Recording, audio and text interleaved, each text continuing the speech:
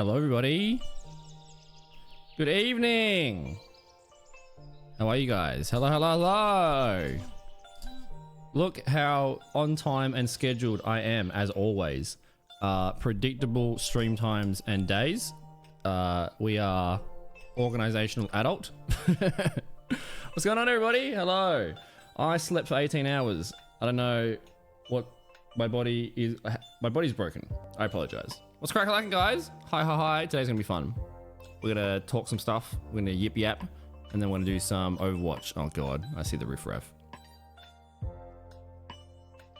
I gotta skull this quickly. Oh, you poor thing. Well, yesterday I woke up at 1 a.m. So like the other day I got 2 hours sleep, and then I got 18. It's just weird. My body refuses to like sleep 6 hours a day. It refuses. It wants to stay awake for 2 days, and then sleep for 20. Brain chemicals are difficult, bro.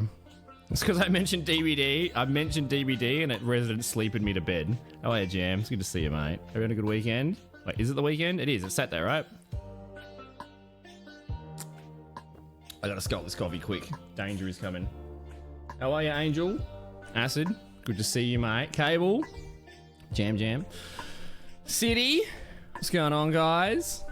Ah, you poor thing. Yeah, I went to bed at 8 p.m. the other day, and then I woke up at 1. It's like, body just refused. Today, I snoozed my half-an-hour alarm like 16 times. Like the last 2 days in South Australia, it's been bucket, like stormy as fuck, doors crashing, like hurricanes, flood. It's been like insane. So sitting in bed in like the warmth and hearing the rain like smashing the window, oh god, it's like, it's a lullaby. It's an adult lullaby. Thank you, you old dog. Mate, speaking of old dogs, that's you, mate. But dog spelt like dog. You know what I'm saying? How are you, Nick? It's good to see you, dude. Were you traveling recently? I reckon I saw some you traveling. Are you back? Yeah, so it is our partner anniversary for another hour. So if you haven't posted the suggested chat command, in 1 hour, Twitch is gonna go turn it off. We have 1 hour left to celebrate our anniversary. And I was like, you know what? It doesn't end till at 9:30 tomorrow. So I can wake up in the morning and do a massive stream. And then I got out of bed at 6 p.m.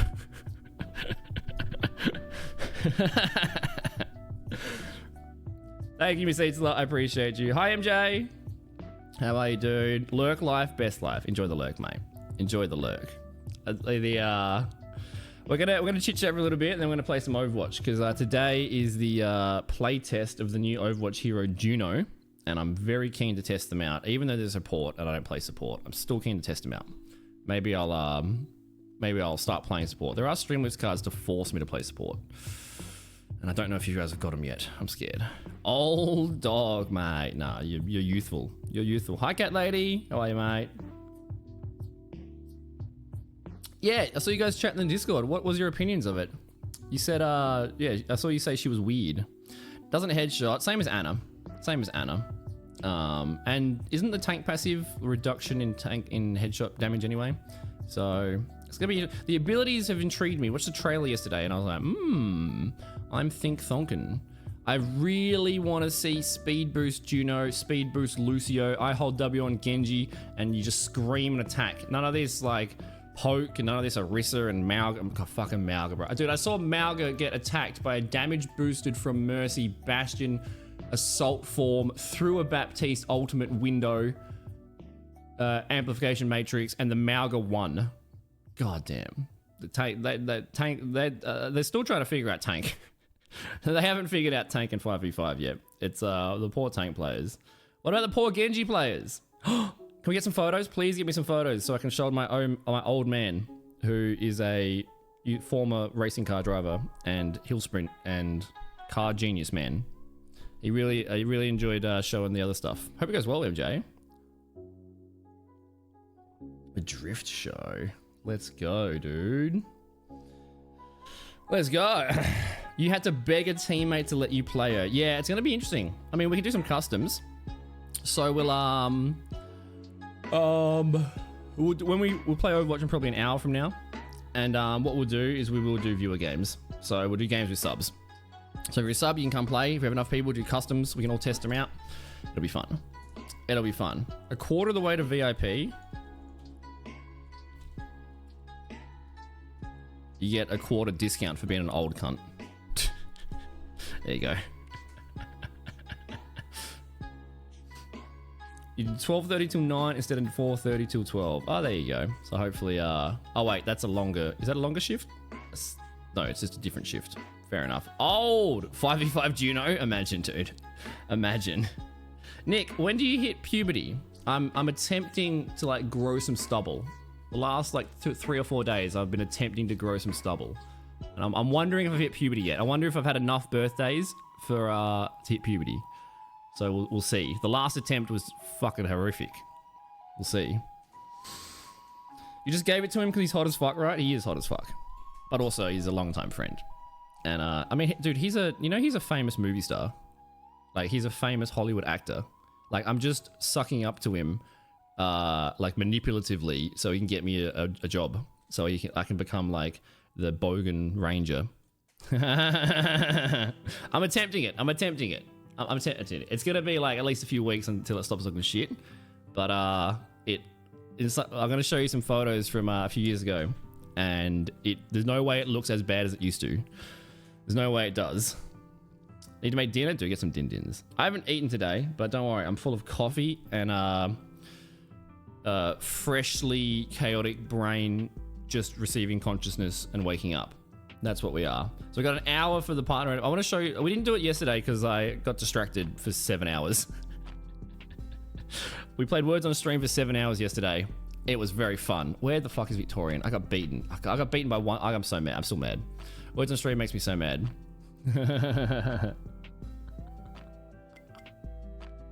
And I don't know how long you're sticking around for, Nick. I know you're a busy boy. But is that Cuz? It's not Cuz. I just assumed that was going to be Cuz. That's funny. That's how did Twitch allow that? That's funny. What was I going to say? I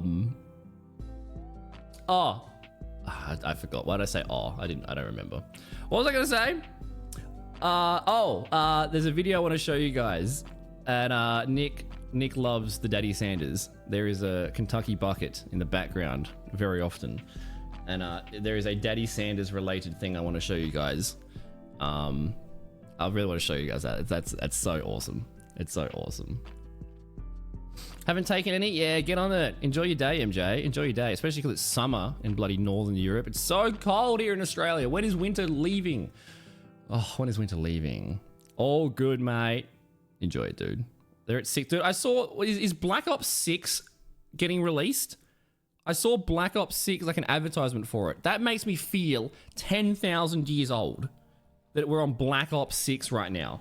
I've got the collector's edition of Modern Warfare behind me.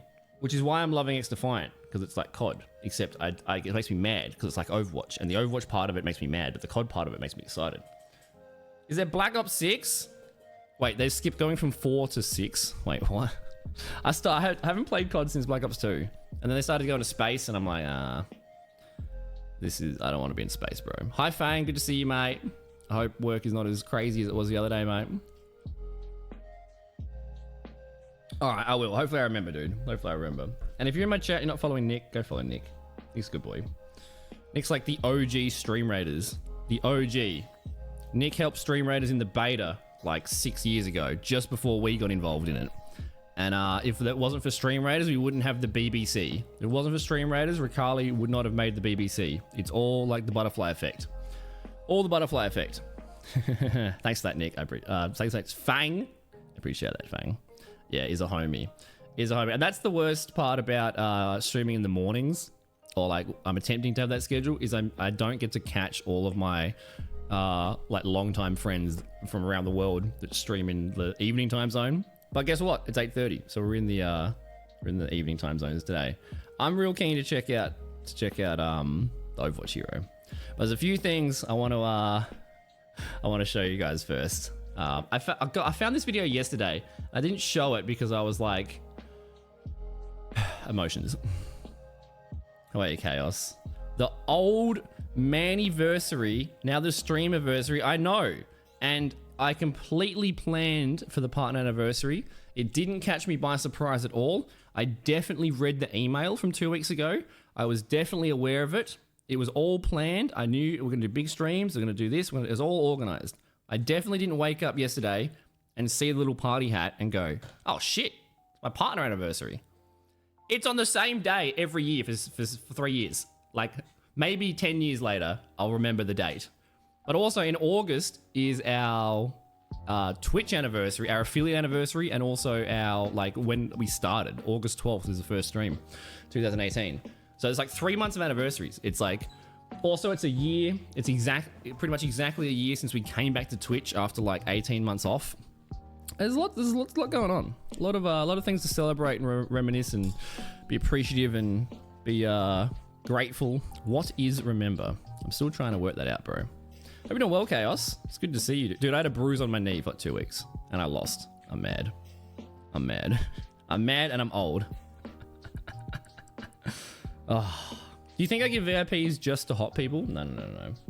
I think I've given out 2 VIPs in a year. I just forget it exists. Everyone's a VIP. You're all VIPs. We never put slow mode or like, you're all VIPs in my heart. We got the channel points thing. You cut your hair off? You cut your hair off, bro? Do you like it, dude? Do you like it? Dude, having short hair in winter is terrible. Like the first shower after short hair, it's so cold. It's so cold. Ready to injure my hand. Oh, bro. So yeah, my and also I think I'm getting my cast off on Monday. I had an appointment on the 22nd of June that I missed because they didn't text me. It's their fault. Not that I didn't check my mail. And I got my appointment moved up from August 5th to Monday. So I only have to be in the... I've been in the cast since May. It's been 3 months. It's been annoying as fuck and I can't... I want to scratch like this side of my body. I can't... I've been itchy on that shoulder blade. Like I need to get like a tree, like a bear, and just go up against it and just... I need like a rag on a stick, like Fat Bart. I'm really excited to scratch this part of my body and like pick things up and like use the keyboard properly. I need a back scratcher, dude. Back scratcher. Oh, what's that from? What's that from? Why do I have back scratcher in my head? What is that from? I need a servant. Can we do a donation goal for a butler? I need Alfred. Someone named their cat Alfred recently. Who was that? Was it City? Someone named their cat Alfred after the butler. I need a servant. All right, I need someone to come around my house and just scratch me. Wait, is that a relationship? Okay, I changed my mind. I don't want one of those. Yeah, I need one of the scratch sticks. It's a lot shorter. Let's go, dude. Hope it looks good. Like I hope. No, I don't hope it looks good. I hope you think it looks good. Doesn't matter what anyone else thinks. I hope you enjoy it. That's the main thing. Be there in 20 minutes. Nah, bro. Locked out, banned. Moving out. I'm moving states. I'm gonna go live on an island. No, stay away. I mean, Fang's been on stream a few times, guys. I don't know if in fact, we didn't end up summoning Fang at AvCon. I had a Japanese summoning ritual. Didn't end up summoning Fang at AvCon, but Fang's been on a few IRL streams here and there, and will be on streams in the future as well, because we're gonna do an IRL pool day, and we're gonna do an ice bath. There's a few IRL stuff coming up. We're gonna do an IRL goal at some point in the near future, I think, because I want to do more IRL streams. Like streams in the grass, in the sunshine, outside of the house. That's crazy, bro. Especially because DreamHack. We did an IRL stream at DreamHack, but the super secret professional cosplay tunnels, we were so underground, the reception cut out. But I'd love to do more IRL stuff. I love the games, but I also like the chit-chatting. And then you guys, maybe do an IRL tennis stream. A few of you guys have requested that. I need someone to scratch me, no homo. Exactly right. Exactly. Oh, so yeah, I got an appointment on the hand guy on Monday. So I think I'm gonna get the cast off. It was it's supposed to be 6 weeks. It's been 3 months. There's no way they're gonna go like, I just keep it on. My wrist is definitely still broken. Like it's gonna be 6 months recovery. It's probably gonna need surgery as well, because I got a dryer for my birthday, and it wasn't too heavy, but just lifting it with 2 hands, immediately my wrist started to kill. So I don't think I'm gonna be lifting much weight in this hand for probably a year. We'll have to see. We'll have to see. But so far, so you got 2 days before 2 days before the cast, before you don't have any chance. Dude, the just chatting category, we get those like spam bots so often in just chatting, so often. And Moobot is, I set Moobot up 6 years ago, and Moobot is just like so powerful. Moobot is always won. Moobot is always beats the bots. Cop that, dickhead. GG easy. Stop lifting shit. No, I have to. I gotta lift, bro. Nah, I do have to lift. I'm unfit, but I'm keen to start exercising. I mean, and also I could exercise with a broken hand. Like it's just a hand. I could do other stuff. I haven't. I haven't. And also, I don't know. I mean, it's too late now. But anyone that's had a cast before, I was worried that if I exercise or go for a run with the cast on, I'm gonna sweat, like sweat in the cast.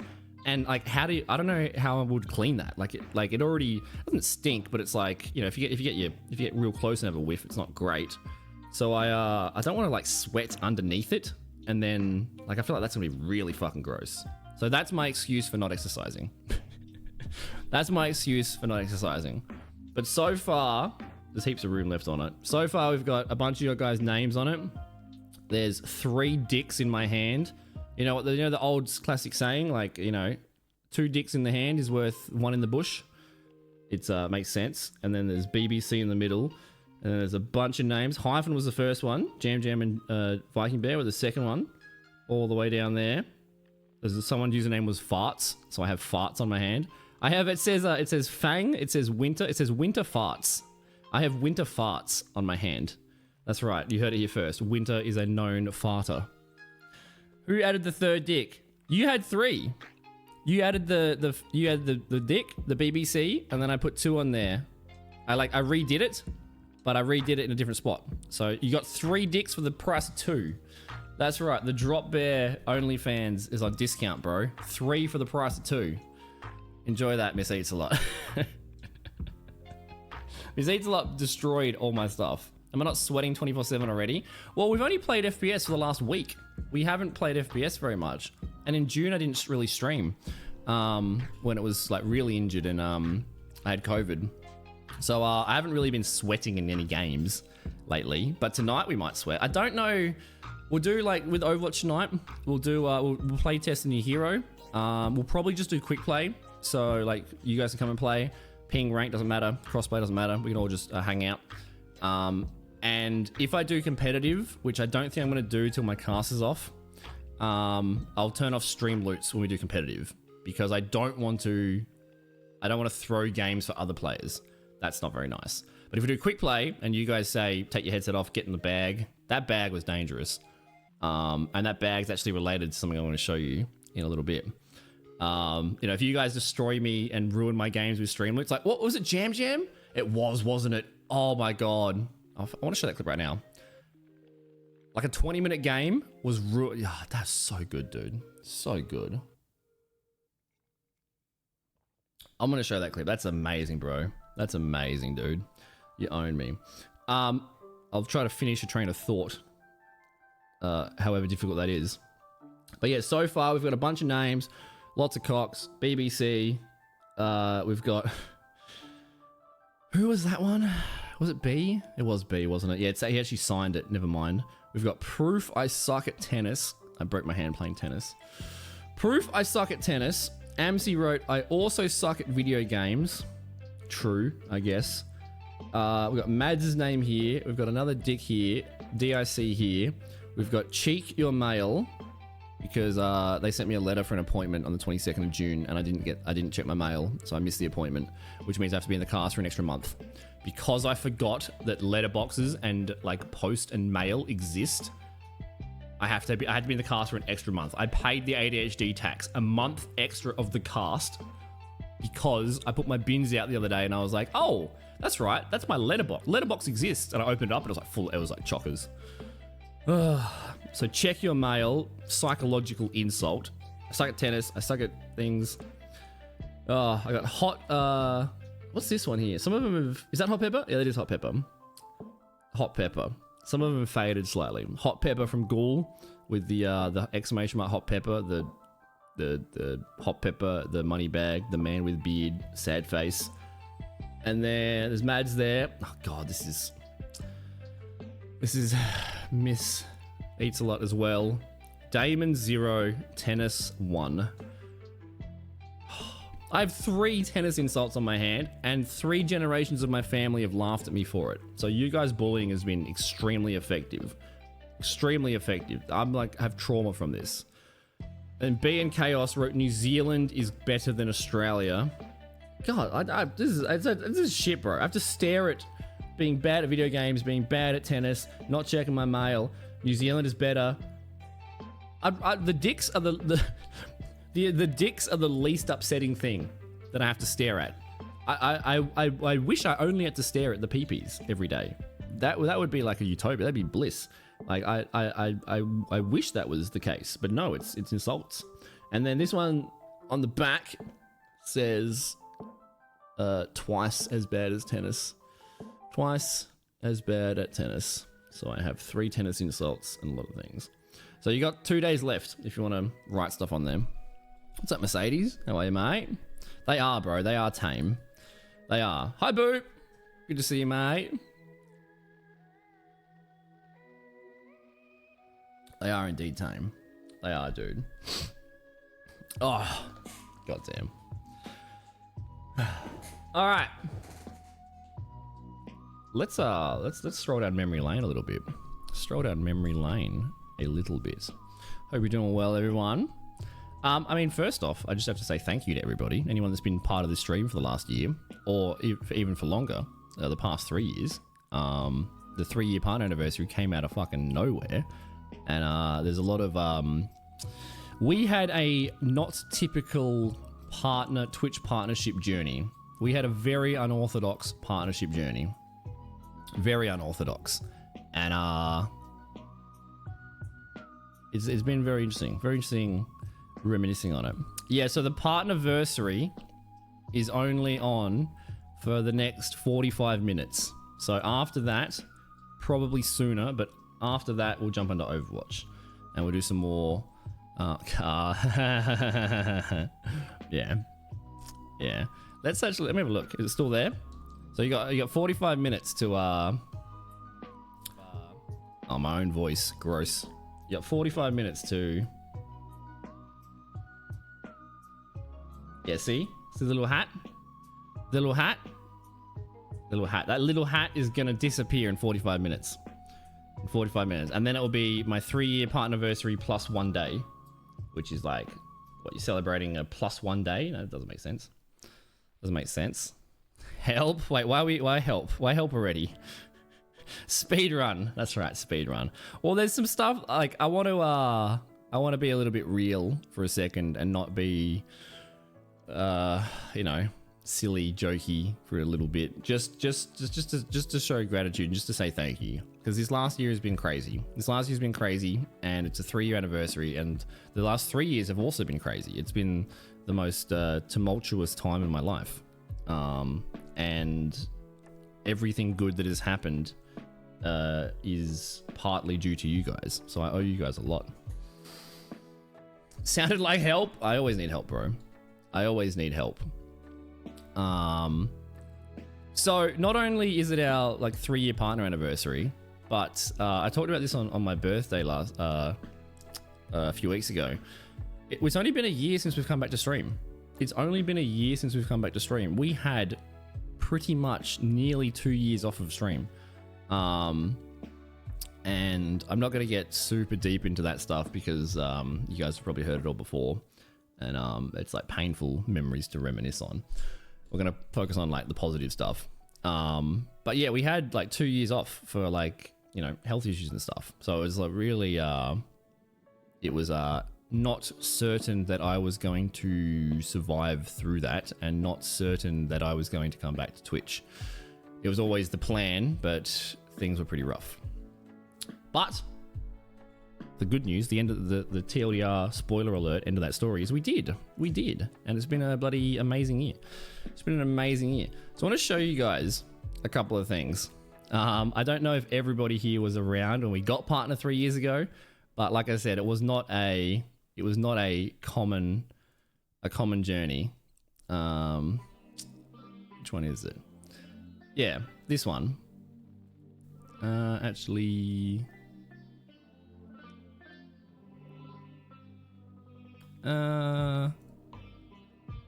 Yeah, this one. I want to show you guys this.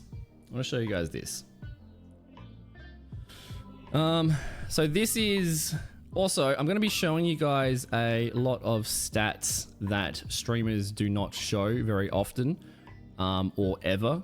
And there's many reasons for that. It's like, it's not a good idea to show these stats. It's better to like keep them hidden, you know. It's not. So yeah, I'm being real here and truthful and deep, and I'm showing you guys some stuff that's not always shown. But I don't care. I don't care. You should not be ashamed of your past. You know, you should use it as a learning opportunity. You shouldn't live in the past. You shouldn't ruminate and be upset. But you shouldn't hide it either. You should look at the past and use it to learn and use it to get better and going forward, and be kind to yourself and not expect yourself to be perfect 24/7 at all times.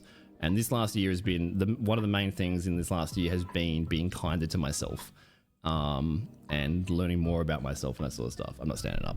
You can have your points back. Good to see you, Sabrinia. Good to see you, mate. Thank you, dude. Thank you. So this is, I'm going to show you some stats from, this is the 3 years of partnership. June 19th, 2021 is when we got Partner. So we would have applied for it in July or the start of July, and it was our second application to get it. We got denied the first time, and the partnership push and stuff is always stressful for every single person. It was much more stressful for me. Not anything to do with Twitch or the partnership push, but purely because of my unknown health issues and my mental state at the time. So there was lots and lots of reasons surrounding it, and I'm not going to touch on all of them. But yeah, this is the 3-year journey. Now, do you notice anything? Do you notice anything about how often we streamed? I wonder, is there something, what sticks out here? I don't know. So, we got Partner on the 19th of June, 2021, and then we left. And then we disappeared. We popped up occasionally, but then we disappeared. Until last year. That's 2 years. That's 2 years we left. That's not common. That is extremely uncommon. That is self-sabotage. That is the worst thing you could do. But it was the best thing in the long term. It was the worst thing in the short term for my dreams and for growth and all the other metric shit, but without taking that time off, there would be no long term. And swapping my mindset to the long term consistency and like and don't yell at me for the word consistency. I know I'm not consistent, but we're better. But like long term health and long term stability is way more important than short term grind set. Hi Alex, miss you, dude. It's good to see you. So we got Partner and we disappeared for 2 years. That is uncommon.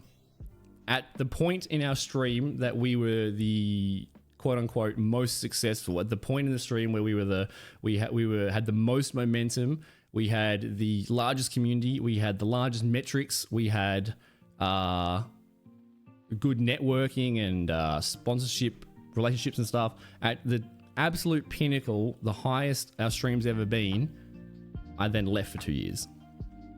And when you get Partner, what most people do is they keep you keep going.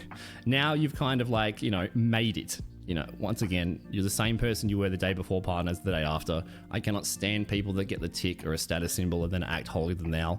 If you ever come across a streamer that's like, I'm partner now, I only talk to VIPs and tier 3, leave the stream immediately. Some people get a very inflated sense of ego with the tick. I turned the tick off for a year. I hated the attention of, oh my God, I'm just a dude. I'm just a fucking dude. I was a dude before partner. I was a dude after partner. You're the same person. But it does,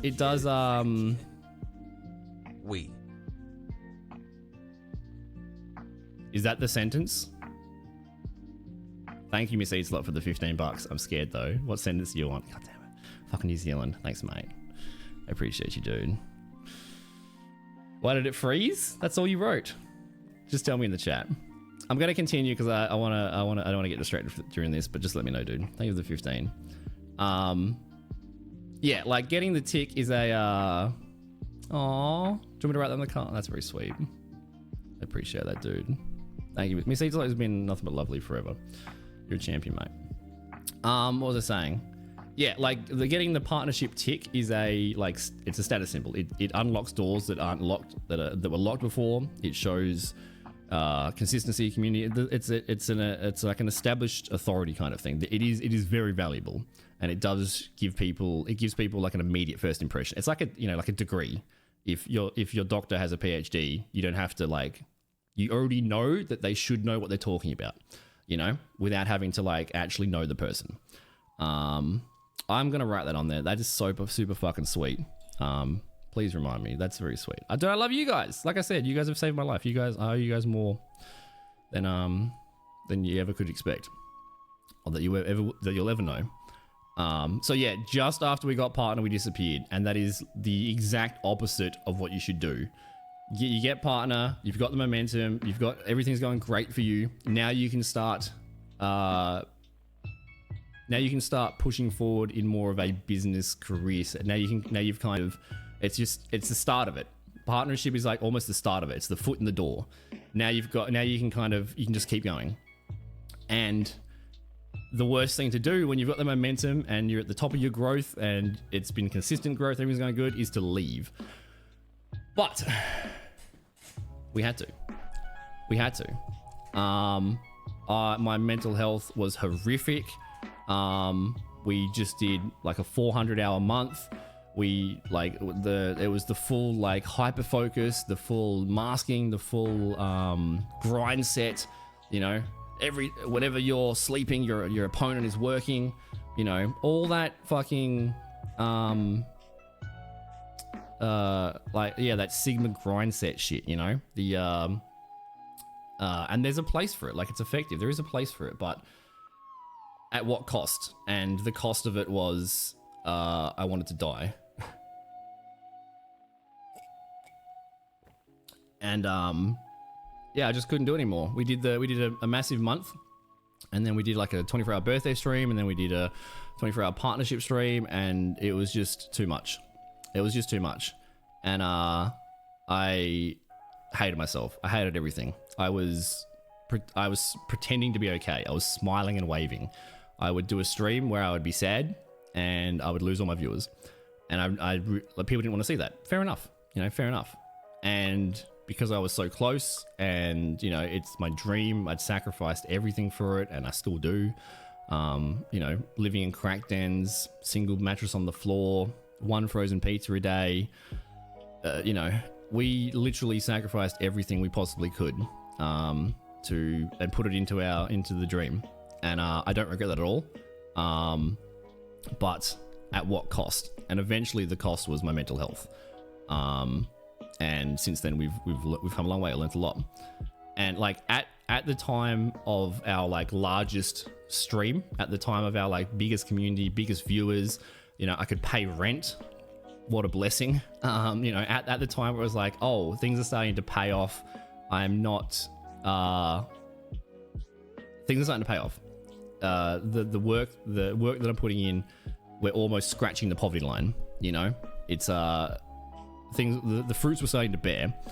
It was good, but at the time where we had the most viewers, the most financial stability, the largest community, the most momentum, the most networking, that was the time when my mental health was the lowest. The highest my numbers were, the more I wanted to kill myself. And they're not unrelated, but they're not completely causated. And then it really just hit me where it was like, what am I doing? What am I doing, and why am I doing it, and what's the future? And after a partnership and I had those thoughts, I was just thinking, and I just do this for 40 years and the rewards are more money and more fame, which are two things I've never fucking cared about. Like that is a bad deal. That's the worst deal to ever. And you get the more subscribers and more fame, which means nothing, but the negative is more stress and everything sucks. That's a terrible deal. That's not a deal that I wanted to do for the next 20 years. So I had to step away. I had to actually seek help, and I had to think about what I actually cared about. I had to think about what I actually wanted. What I actually wanted for the future of the stream. What I actually, there's another thing I want to show you as well. But I had to actually think about what do I actually care about, and like why am I doing this? And the reason why I started streaming, I think it's a Nietzsche quote, a person with a why can bear any how. And that was exactly it. There was no sacrifice too great, because the why was, this is my dream and my passion and I love this, and it doesn't matter what else I have to sacrifice, it's worth it because I love this. And streaming is the first and only hobby I've ever done in my life that I haven't given up on. I've never had a hobby for 6 years. It's the only thing. Everything in my life has been like a 3-year hyper focus, get relatively good, abandon it, start something fresh, get relatively good, abandon it. And it's just been, I've worked in so many different industries. I've had hundreds of jobs, completely different to each other, hobbies and completely different. And I'd always be starting fresh. And I didn't know why. And when I started streaming for the first time, I realized I can be myself. There is nothing that has felt more freeing or more in my control or more impactful and valuable than when I started streaming. And my first, let's do this. I streamed 200 days in a row. There are a few videos of that up on my YouTube channel of the first year of streaming and first year full time. But I'm not going to show those. They're up on the YouTube. This is more specifically about the last 3 years of the partnership anniversary rather than the last 6 years of Twitch. But also, if you're I think there's two reasons why I want to talk about this. One, because when I was struggling and going through this stuff, I didn't have anybody around me that was sharing this stuff. And it made me feel alone. It made me feel like I was the only one struggling. Everybody around me was smiling and waving and doing great. And it seemed like I was the only person that had these struggles. And that's not true. Lots of people have these. But if you don't see other people being honest about them, and you don't see people removing the stigma, then it's easy to feel like you're alone. So that's one of the main reasons why I share this stuff, is because if I had a mentor or someone I looked up to or a friend that shared these things when I was in that position, it would have helped me. It would have helped me admit that there was a problem. It would have helped me admit that I needed help, and it would have helped me. I would have sought out help earlier if I had other people around me that were sharing it. So I think the more you talk about this stuff, oh God, I'm getting a little bit. I think it's very important. I think it's relatable. And if one person decides to get help when they otherwise wouldn't, it's worth the uncomfortable / embarrassingness of sharing these these things. Hey mate, it's been a long time. The reason why I'm a Feng main is from Spider Legs. So I think that's one of the main reasons why I want to talk about this stuff. And the other reason is, I forgot. I had two main reasons. But one of the main reasons is like to remove the stigma. And like I said, if I had people around me that were saying, hey, I know everything, and social media is a big thing there as well. You know, people only share their best selves on social media. All you see is their best self. You see their 400th attempt at a selfie. You don't actually see, you might see someone in a Porsche and go, that guy's crushing it. He wants to die. You have no idea what's going on behind people's heads. Everyone is pretending to be okay. And if it just takes, a conversation can save a life. I have had conversations in my life that have saved me. And it only takes one person to say, hey, are you okay? Ask your mate, hey, are you okay? I'm fine. Are you sure? It's just that there's those moments are so important. And why would you ask someone if they're okay if everything you see from them is amazing? Every single social media, this is doing this. It's just all positive. It's damaging to your growth to share negatives. And that's why people don't. And that needs to change. Because that means that people that are struggling feel alone. They feel like they're the only people. They feel like there's the pressure to mask, to pretend they're okay, because otherwise they're the one person struggling and everyone else is doing amazing. Social media is a big part of it. And especially in like the streaming industry, it's just all sharing the best moments. That's all it is. It's the impression. It's not really about being like sharing the struggles. It's about sharing the positives, because why would someone want to network or sponsor or subscribe to someone that's sad? It's not entertaining, but it's important, and it's worth the sacrifice of like those opportunities or like that impression to be honest, if it's going to help people and save people and help people not feel alone when they're going through stuff, which is what I was feeling. Yeah, Mandy, exactly. And that's why I took the 2 years off, because I was in that exact spot. Time is your ally, Mandy. Time is your ally. You're not the only person that feels alone or that feels lost or that doesn't have a purpose or is like stuck in that limbo. It just takes time.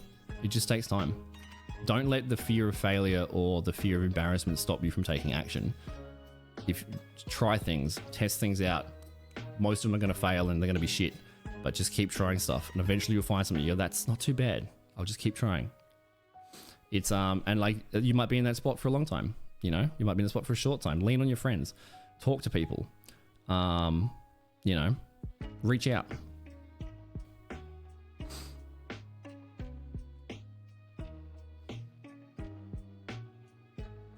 I feel that. Yeah, I feel that, Sabrina. It's like it's reflective. You know, if you see someone else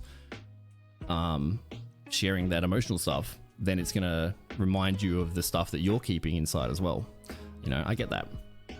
Exactly. And that's the main thing. You have no idea what's going on in people's head, which is why you should be kind to everybody. You have no idea. Someone might seem like an arsehole, super confident, arrogant, super successful. You have no idea what's going on in their head. You have no idea. They might be on the edge, you know? You have no idea. So that's why it's so important to just be kind to everybody, because most of the people you interact with don't know who you are at your core. Only you do. Only you live with your thoughts. You're the only person that knows that. They don't know who you are. So flip that equation and realize that you don't know who they are either. So, you know, do unto others as you want done to yourself. Treat them with the kindness that you wish they treated you with, you know? Yeah, I mean, you're not wrong there, Spider Legs. That's kind of a different topic. You're not wrong there. The best way to avoid that is to just not care what people think. That's literally it. Don't give a shit what people think. And that was one of the difficult things to overcome in terms of streaming, because there is a objective, tangible impact from what people think. If everybody thinks you're shit, it's more of an uphill battle, you know? So if you spend all your time trying to manage everyone's opinion, one, it's impossible, and two, it's gonna just destroy you. It's not worth it. And if you look at, it's been, a few years ago I started catching up with my grandma again, and she's currently 94. And like, it was a phone call from her that like, and she doesn't know this, but it was a phone call from her that saved me, that pulled me out of that hole and then got me back into streaming. That was the moment when things started to improve. That was a moment of perspective and a moment of motivation. Because if you look at old people, they don't give a fuck. They don't give a single fuck. You know why? Because they don't have time. They don't have time to give a fuck. And if we're all going to be old and become based at some point, we may as well do it now. We may as well do it now. Like, don't let other people's opinions impact your decisions, impact your emotions, impact your actions. Be confident and secure in yourself. If you want to do something and you know it's good and you know you care about it and you know you like it, it doesn't matter if everyone disagrees. If you know it's good and you're comfortable with it and it's something that you care about, do it in spite of negative people. Because one, no matter what you do, someone's not going to like it. And if you have 10,000 people give their opinion of what you do, there's going to be a higher amount of people that don't like it. There's always going to be people that misunderstand, always people that don't like it, always people that want to spend time bringing other people down rather than bringing themselves up. It's the human condition. And there is no possible way to avoid it. There is no possible way to manage it. There is no possible way to actually change everyone's opinion. So if you're comfortable with it, do it. And like, before you even do it, realize you're going to get shit for it. People aren't going to like it. Your friends might not like it. You might have to, you can't avoid failure. You can't avoid risk. You can't avoid other people's opinions of you. You can't avoid it. So do it anyway. It's going to happen regardless. The only way for it not to happen is to literally do nothing. Just take no action. Just literally do nothing and just be a background NPC character, which isn't living, it's just existing. Don't let other people's opinions make you become just a background character. Do it in spite of it. Do it because you have to analyze your own actions and thoughts and stuff. So like, what you're doing is important, or what you're doing is something that you're passionate about. Don't just blasé, murder people. But if no one's opinion matters more than yours, if you care about it, why does Billy Bob 3 doors down opinion matter more than your own opinion of yourself? It's self-worth, self-esteem. It's not related to other people. It's only what you think. And if what you think is influenced by other people, it's never going to be good. And also, the quicker you can learn these lessons, and I'm a slow fucking learner. I just turned 31 a few weeks ago. The quicker you learn these lessons, you have such an advantage over everybody. If you can learn from other people's mistakes, instead of having to go through that pain and mistake yourself, you will have such an advantage. This is why reading's so important. This is why, like learning. You shouldn't just stop learning after school. You should always be learning, always be growing, always be thinking. And the quicker you do, the bigger you will have an advantage. And it might be that when you're 20, oh shit, the friends I'm hanging around with are actually bad for me. You're an average of the 5 people you're spending around with. Oh, this job that I'm having is bad for me. Oh, this relationship with the family, that's bad for me. There's going to be moments of, I'm in a different spot than those around me, so I can't hold myself back with those people. There's going to be a points of like loneliness where you're transitioning to like new friend groups, or if you hang around with gym owners and successful people or positive people, that's going to rub off on you. If you hang around with 5 people that just go like, nice tits, you're gay, lol, well, guess what? They drag you down to their level. That's who you are, it's not easy. It's not easy. Also, we're going to play the new OW Hero in a little bit, but there's a few things I want to show. Exactly, Sabrina. Exactly. Like, why if like money and fame was all that mattered, or was like the pinnacle of success, then rich people wouldn't kill themselves. It's obviously not true, you know? Like, you wouldn't. Financial distress, financial like if financial struggles can like make you upset, and they do impact you, I'm not saying there's no value to it, but once you've got your bills paid and your like needs met, anything extra doesn't bring extra happiness. It's been studied forever. It doesn't bring extra happiness, you know?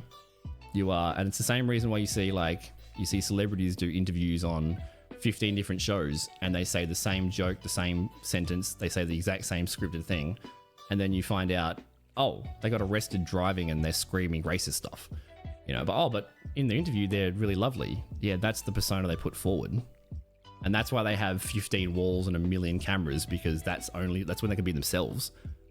That's not the goal. The goal is to be like Keanu Reeves or fucking Jim Carrey, sitting on a subway saying g'day. Mike Tyson. You don't need to have all those layers of insulation, because they're just themselves in all situations. They're not themselves. They're not a different version, which, okay, this crafted personality is going to be more successful in this environment, so I'll be this, and then I'll be myself, which is an asshole in private. You know, that's not the goal. That's not the goal. Exactly, Spylegs. Dude, see? That's the thing. Your goals have changed, and what the things you care about have changed, and you're better for it. And like, quitting isn't always giving up. It's just a change of scenery. You know, change isn't always necessarily bad.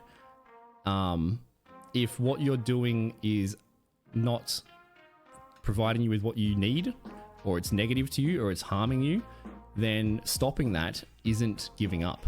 It's putting yourself first ahead of what the world cares about.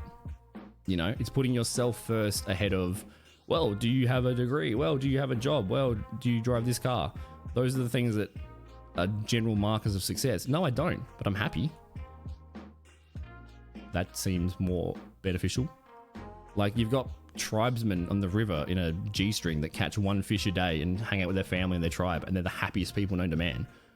And then you've got millionaires that kill themselves.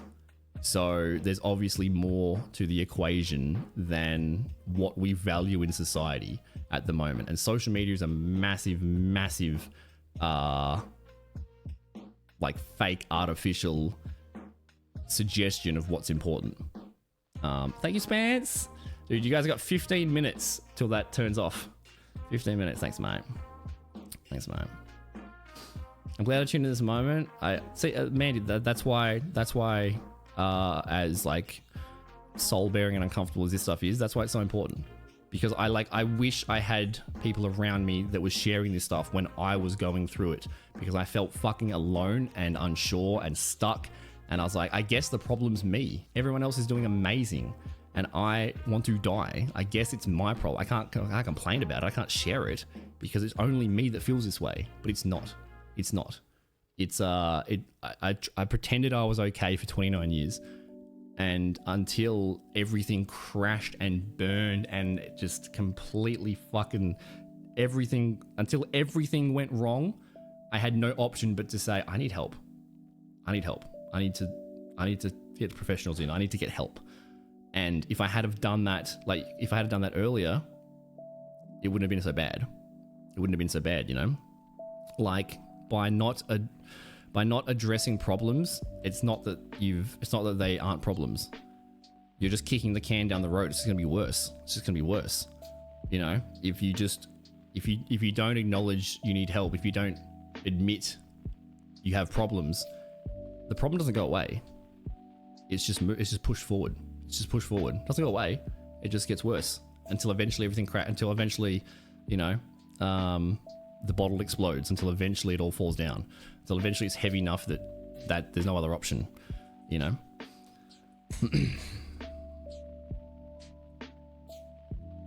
Yeah, exactly, man. Dude, time is finite.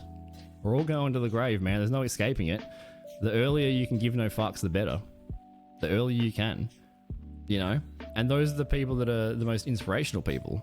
Those are the people that are like, those are my favorite streamers. They're just unapologetically themselves. They're being complete silly, completely embarrassing, completely dickheads, and they're loving it. And someone, you're cringe. I don't give a fuck, bro. I'm having fun. Like, why, you know, doesn't matter. Doesn't matter. So much fun. You can't avoid, you know, you can't avoid it forever.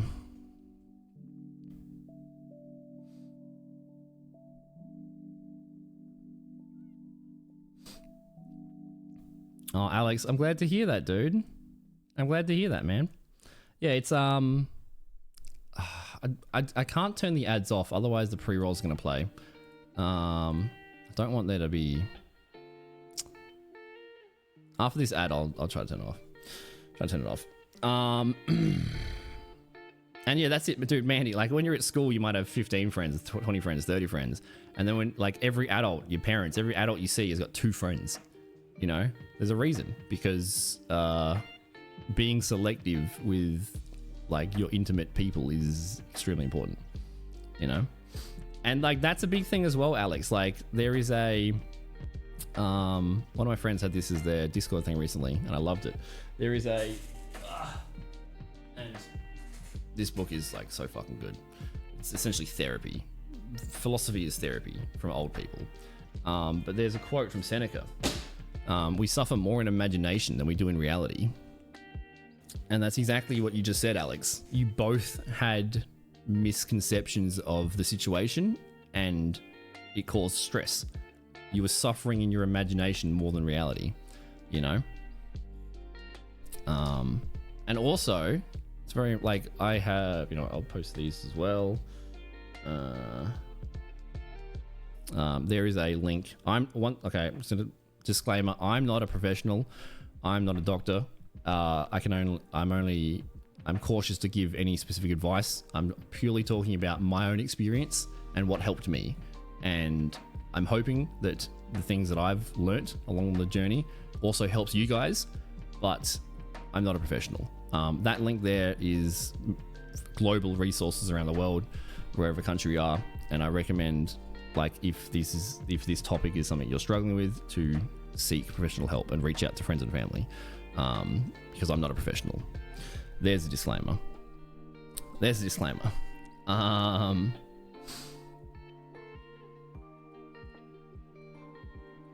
guys are saying so much important stuff. What I was going to show was I was going to show something before I get distracted. And don't worry, Angel, I will write that on there. But I will write that on there. I appreciate that, dude. What was I going to show? Oh, like the first year of streaming. I'll show you the first year of streaming. Because yeah, when I first, like, my first ever stream, immediately I was like, I love this. This is the thing. This is all that matters. This is all I'm doing. Nothing else. This is the dream. And I've never encountered something in my life that I've stuck to this long. Never. It's always been hyper focused and then burned out. And this is the first thing that I've encountered that has lasted that long. Like the passion for it, like, which is why, you know, I was willing to do the grind set, willing to push it as hard as I could, willing to live in crack dens, live in under, like, cupboards under the stairs, live in 2-bedroom houses as the third person, you know, like toss up between, am I getting fuel today or am I buying a pizza? Like, am I eating today? Like, and I don't recommend any of this shit either. This is very extreme. But it was worth it. But eventually it crashed. And the best description I can hear about this, which is why this last year has been so good. And even though I just showed you guys that I had 2 years off after partner, which is like so unbelievably rare. You've just made it and now you're leaving. Like, 1 day off stream is a week off stream. A week off stream is a month off stream. If you have a month off stream, you're irrelevant. You're dead. You don't exist. Which is why when I came back recently, the comment I saw the most in chat was, he's alive. That's what it feels like. You have a month off stream, it takes you 6 months of work to get the momentum back to where you were when you left. There is such a price to pay in terms of growth and exposure and all that other shit for time off. Inconsistency is one of the worst things you can possibly do, and to get back to the stage you were when you left takes so much longer. So the punishment is super high, and that's like unintentionally incentivizes the grind. Even if, hey, I want to die today, well, I got bills to pay, I've done this many years of work and sacrifice, am I going to throw that all away because I'm not willing to smile and wave today? Eventually it crashes, you know. And the best metaphor I've heard for that is and I said this to my dad recently, which is why it's so exciting. Like this is kind of a very very somber conversation here, but it's all leading to it's all leading to a positive thing. It's all leading to a good place.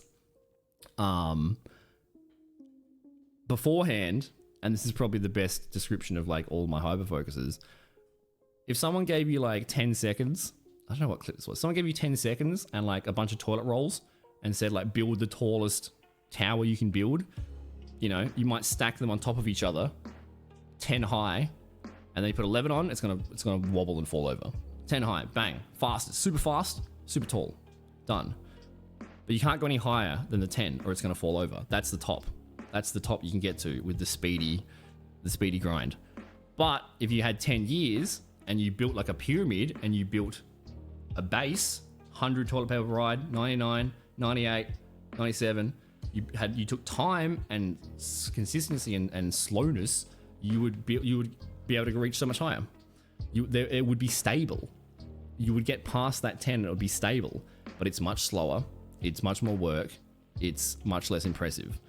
And streaming specifically, especially those first few years, was me just stacking cards, just a tower of cards, a tower of wobbly cards.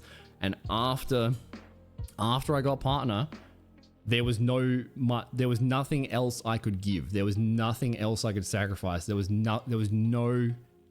couldn't go to higher.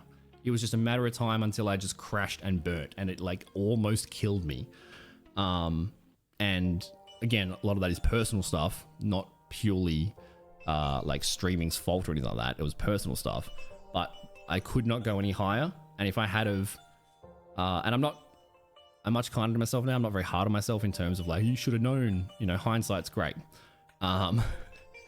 If I had have been aware and sought help and had those support networks and stuff, I would have been going slower and had that stability, which I've never had. Now I do, kind of. Now I do, kind of.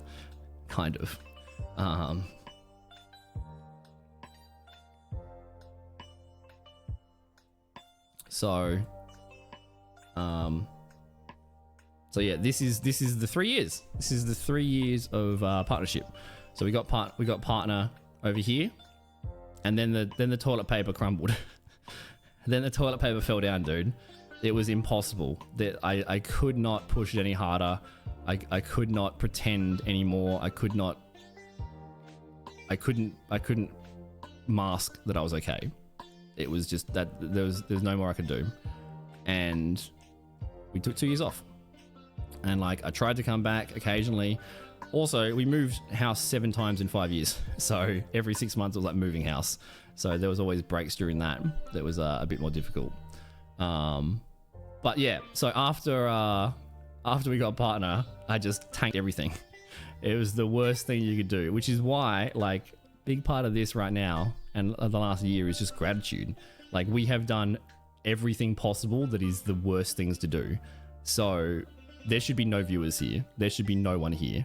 There should be no one watching. There should be no channel. There should be no community. There shouldn't be a Discord full of people from around the world helping each other and being kind. That shouldn't happen. It is an unbelievable blessing and like completely unexpected and undeserved, the fact that you guys are still hanging out. And that's something that I'm grateful for every fucking day. So like big thank you to every one of you. If you lurk for a second, if you've watched, if you subbed, if you've been here for 6 years, for 1 year, for 1 month, doesn't matter. It is the biggest compliment a streamer could get, and it is what gets me out of bed every day. It's you guys. So quick little fucking thank you to you guys. And yeah, I feel that, Alex. Yeah, the longer the time goes on. But there you go, dude. You took a risk, you took a step, and it worked out well. You know? There you go, dude. There you go.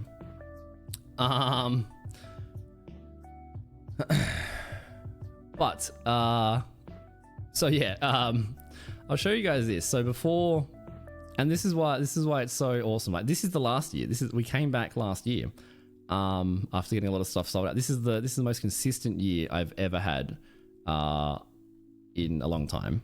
The first few years were more consistent, but they were unhealthy.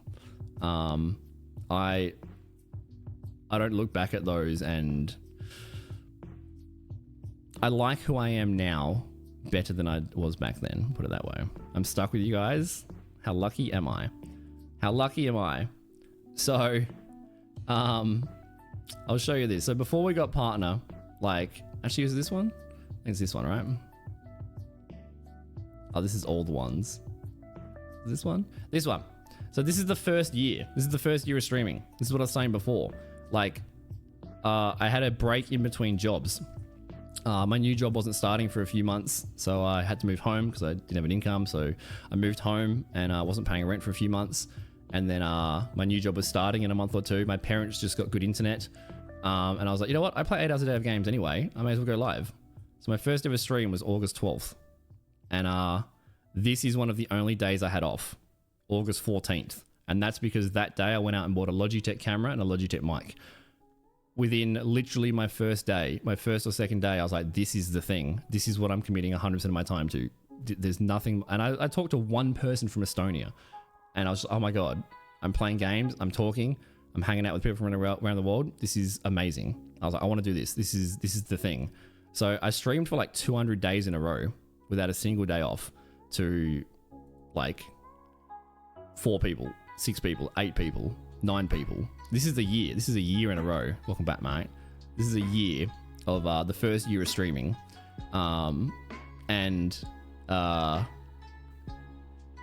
Important thing to note, comparison is the thief of joy. Winston Churchill. You should only compare yourself to yourself. Some people have incredibly fast success, and some people take an extremely long time. There is a misconception of the community in terms of how you should rate yourself, because you only see the successful minority. You only see 30 viewers, 100 viewers, 1,000 viewers. You don't see the other 99,000 that are on 0 at the bottom. You only see the top, and if that's all you see, you think everybody is successful, and you on 6 viewers is somehow a failure. Every new streamer goes through this, where they have 6 viewers and they see someone 15 and they go, I must be shit. No, it's 10 viewers is top 10%. You know, there's a massive like, this is where the imposter syndrome builds from. This is where you compare yourself to others and stuff. It's a really inaccurate way to get negative thoughts into your brain. Hey Kazan, what's up, dude? So immediately after my first ever stream, I was like, this is the thing. I love this. This is all I'm doing. All I'm doing, which is why I was so willing to like grind and so willing to sleep on a mattress on the floor and live in share houses with criminals. lots of sacrifices, lots of stuff, and eventually all that stuff wore down the health and all those sort of things. But this was the first year. And it was incredible. And this is the last year. We streamed a third of it, and we didn't stream every day, and it wasn't consistent, but it was so much better. It's long-term consistency. That's all of them, isn't it? What was the other one? If I just go back, so this is the last 3 years. This is the last 3 years since Partner. We got Partner and then we disappeared. So the first 3 years, there's a big difference in terms of how often we were streaming, how long we were streaming. 24-hour stream, 18 hours. Like the month of June, we did 400 hours or whatever. Not very healthy. Not very healthy. Where is it? Oh no, we go this way. This is the last 3 years, yeah. So, I don't want to touch on this too much. A lot of you guys have heard this stuff before, but there's a point to this that's important, I think, and I hope you guys will get some value out of it, especially if you're feeling stuck and lost, which I think a lot of my generation, or just a lot of people in general are, especially with social media and that. So I pretty much killed the channel. So if you're watching this right now, you are the odd crazy person that stuck around. Pretty much killed the channel.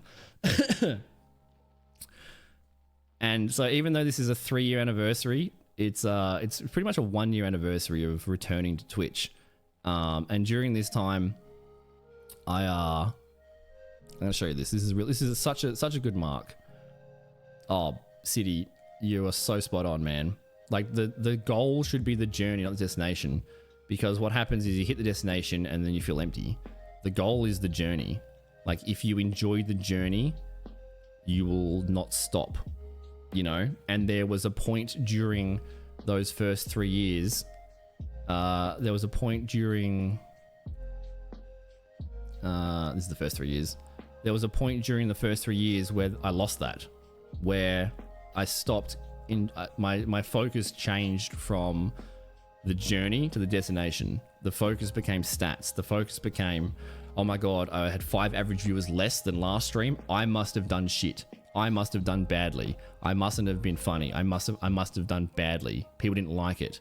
Oh, I had 5 extra viewers. Okay, I must have done good. It became, and that's just the fucking like black hole that sucks you in of the social media. Of you watch people grow fast, you watch people grow fast. It's all about the comparison. It's all about your value is your metrics, which means your emotional stability and mental health is tied to external factors that you can never control. It is a trap that felt impossible to fall into, and only with time and maturity and reflection and learning have I noticed this retrospectively, you know. So it just became, you know, all about that. And then there was I went full time at the end of my first year, which is pretty uncommon. And I was smart about it. I saved up some cash, so when I quit my job, I had some security and stuff. But then there was the pressure of, oh shit, it's 2 years of sacrifice, and I can't pay my bills. I better do a subathon. Oh, I just my car broke. I need to pay for tires, or I gotta go to the doctors, or something unexpected has happened. Oh shit, I guess I better do 7 days a week, 18 hours, because if I don't, I can't. I have to stop being full-time and go back to work, and that means that 2 or 3 years of sacrifice have meant nothing. I've wasted it. I turned down a massive job in an industry I worked in for 10 years with a degree, the best job I've ever been offered, and I turned it down. Does that mean that was a mistake? Does that mean, do I regret it now? Have I like spent 3 years wasting my time and failing? Like, has this hardship been for nothing? So there's all those pressures of like, the pressure to succeed was more than the pressure of enjoyment. Or like there was no carrot. There was no, I'm going towards a goal. It was, I'm running from I'm a stick. I'm running from the failure. I'm not running towards a goal. I'm running away from failure.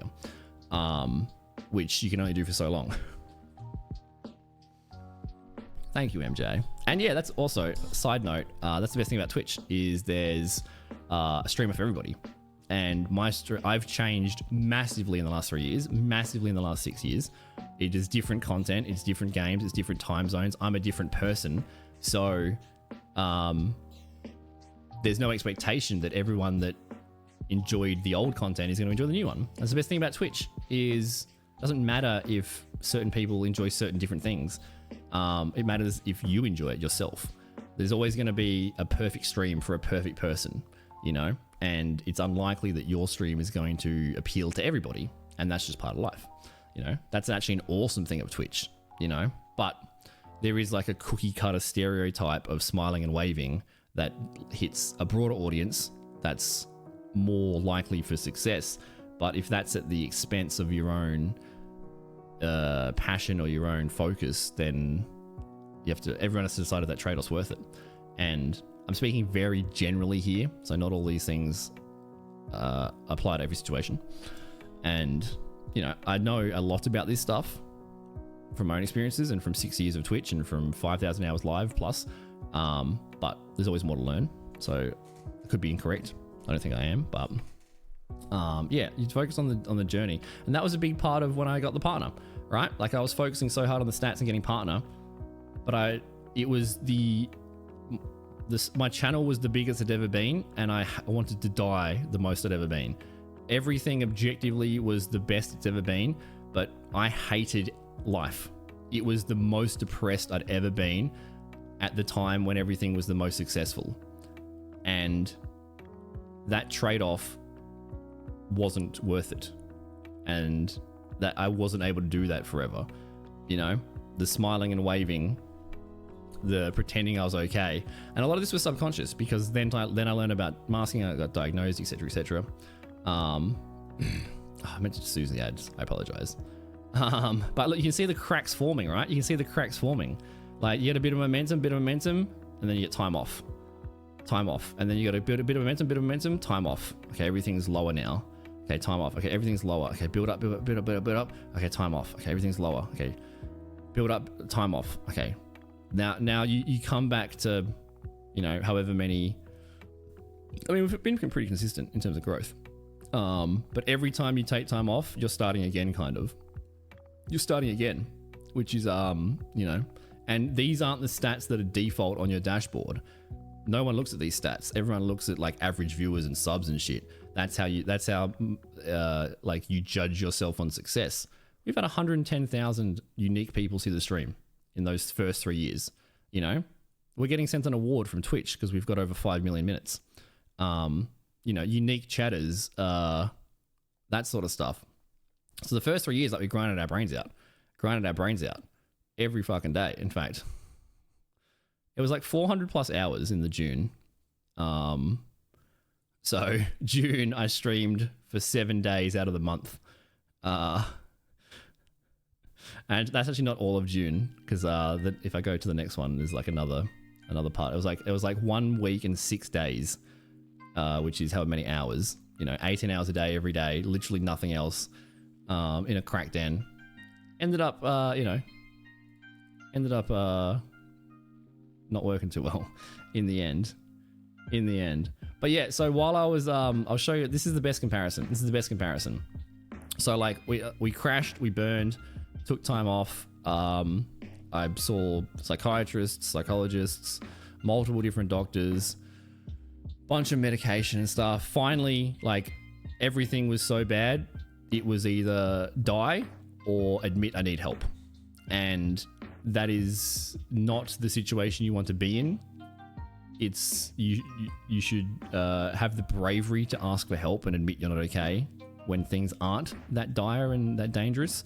And you know, I learnt some things through the mistakes, but I don't consider them mistakes because I was unaware.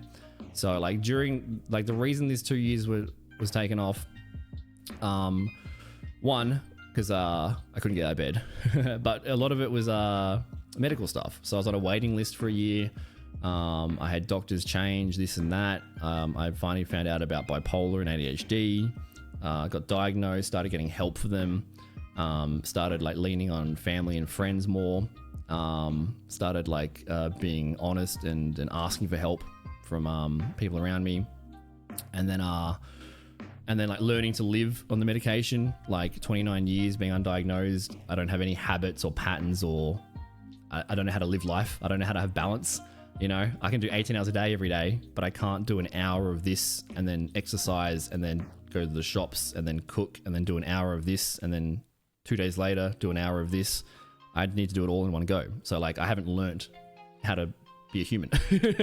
So, you know, this was a period of extreme difficulty. But then we came back last year. We came back around my birthday last year.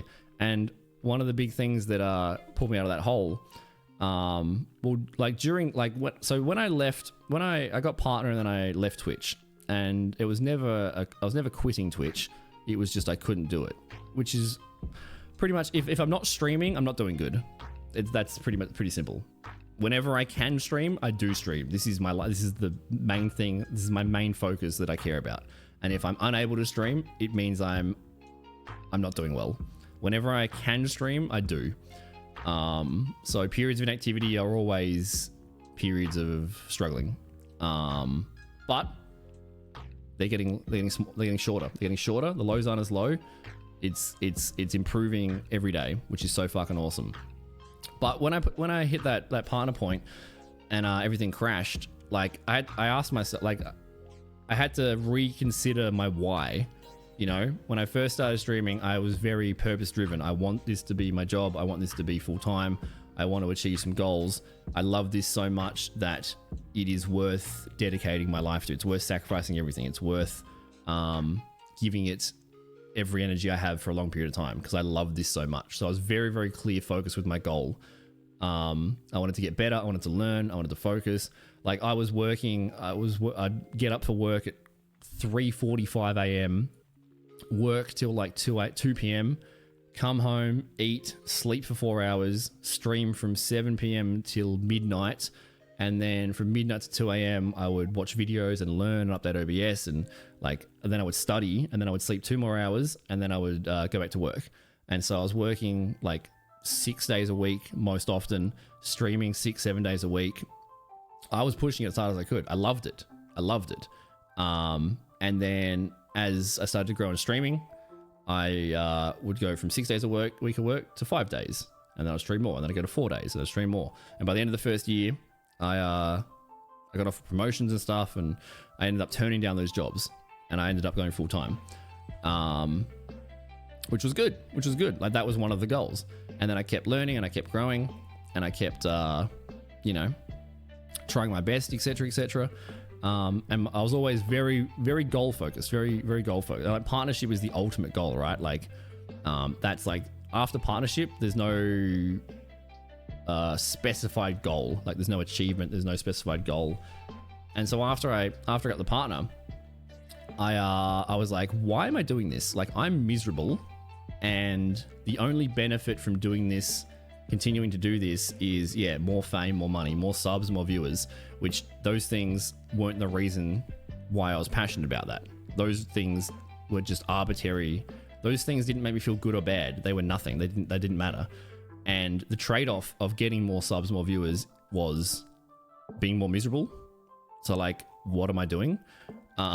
So I had to step back and ask myself those things during this time off. And also I looked at the people in the game category, like the top. I looked at the best people in the category, and like that is the best case scenario, right? Like who's the top streamer in this? What are the top streamers with the millions of views, whatever? That's the best case scenario. Unlikely, but the best case scenario.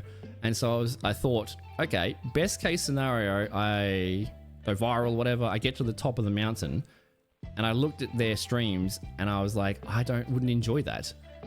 I wouldn't enjoy being stream sniped on 3 different platforms, and the trade-off is more subs. That the subs mean, not that they mean nothing, but they don't make me feel good or bad. It's just a thing. It's just a metric. But the journey is now miserable. You're at the destination, but the journey, you hate the journey. So no, thank you. So I had to step back and actually think about what I actually care about, what I actually focus on, what I actually care about. And one of the things that helped me with that was my grandmother. My grandma called me during this time when I was on the waiting list, and I was like, struggling. And if you get a phone call from your fucking 90-year-old grandma, she never calls me. That was like, I was fearful. I was like, oh my God, does she need help? Like, she never calls me. And I was freaking out, like, because I wasn't in a spot to help anybody. I hadn't slept for 3 days. I had no clean clothes. I hadn't showered in a month. I had a fucking horrific beard. I was like depressed, like tears, like it was miserable. And when I saw the phone ringing, if she needed help in that moment, I couldn't help her. I couldn't help her. And when I answered, she, it wasn't anything bad. She just said, oh, hey, I'm in the area. Do you want to catch up? I was like, no, I can't today. Sorry, I can't. Excuses. Rah, rah. Yeah, all good. No worries. So it wasn't anything bad, fortunately. But that was a big thing that made me put things into perspective. Into perspective, dude. What do I care about? What do I value? Hey, I want to be there for the people that care about me. I want to be strong enough that I can help others. I don't want to be in such a poor position that I need help. I don't want to be a burden to other people. I want to be in a spot where I can help other people, not someone that needs help. And that moment was one of those big moments. And when I would think about the 3 years of streaming previously, before I got partner, before I had a hiatus from Twitch, before I had that time off, when I would think about that, I realized I would never think about the metrics. When I would talk to friends or family about streaming, I would never bring up, hey, I had a stream where I had 800 subs. Hey, I had a subathon and this. Hey, I got sponsored by this. Hey, I got this many viewers yesterday. Those memories don't really exist. Those were never things that I would think of to feel proud about, but those were the objective metrics. And when I started to realize that, all of the things that I would reminisce about Twitch in the first years when I had that time off, they were all people focused. They were all, hey, do you remember when that person's parent passed away and they messaged you and said, hey dude, thanks for the stream, it's the first time I've smiled in a week? Or I don't want to mention all these things because it's such a fucking, it sounds such like an arrogant fucking list, but those are the things that I would remember when that person was in the hospital and they would message you and say, hey, thanks for the laugh, you know, things are going rough, you know, whatever. Hey, when someone's son came in and said, hey, my dad passed away, the only time I saw them smile in the hospital was when you were being a dickhead on stream, you know, or you got me through a rough, like, it was people focused. It was, hey, we did this much things for charity. Hey, we had this impact on this person. Hey, it was all people focused. And none of those things are, well, how many subs did you get in that day? Those weren't the memories. those weren't the impactful things that I cared about. And when I started to realize that, like, and change that perspective, then it spurred me into getting help for myself and then coming back to stream. And that's been my focus over the last year. I've checked my stats almost never. In fact, I probably should check them more often. Like, I think I've gone too far in the way of not giving a shit.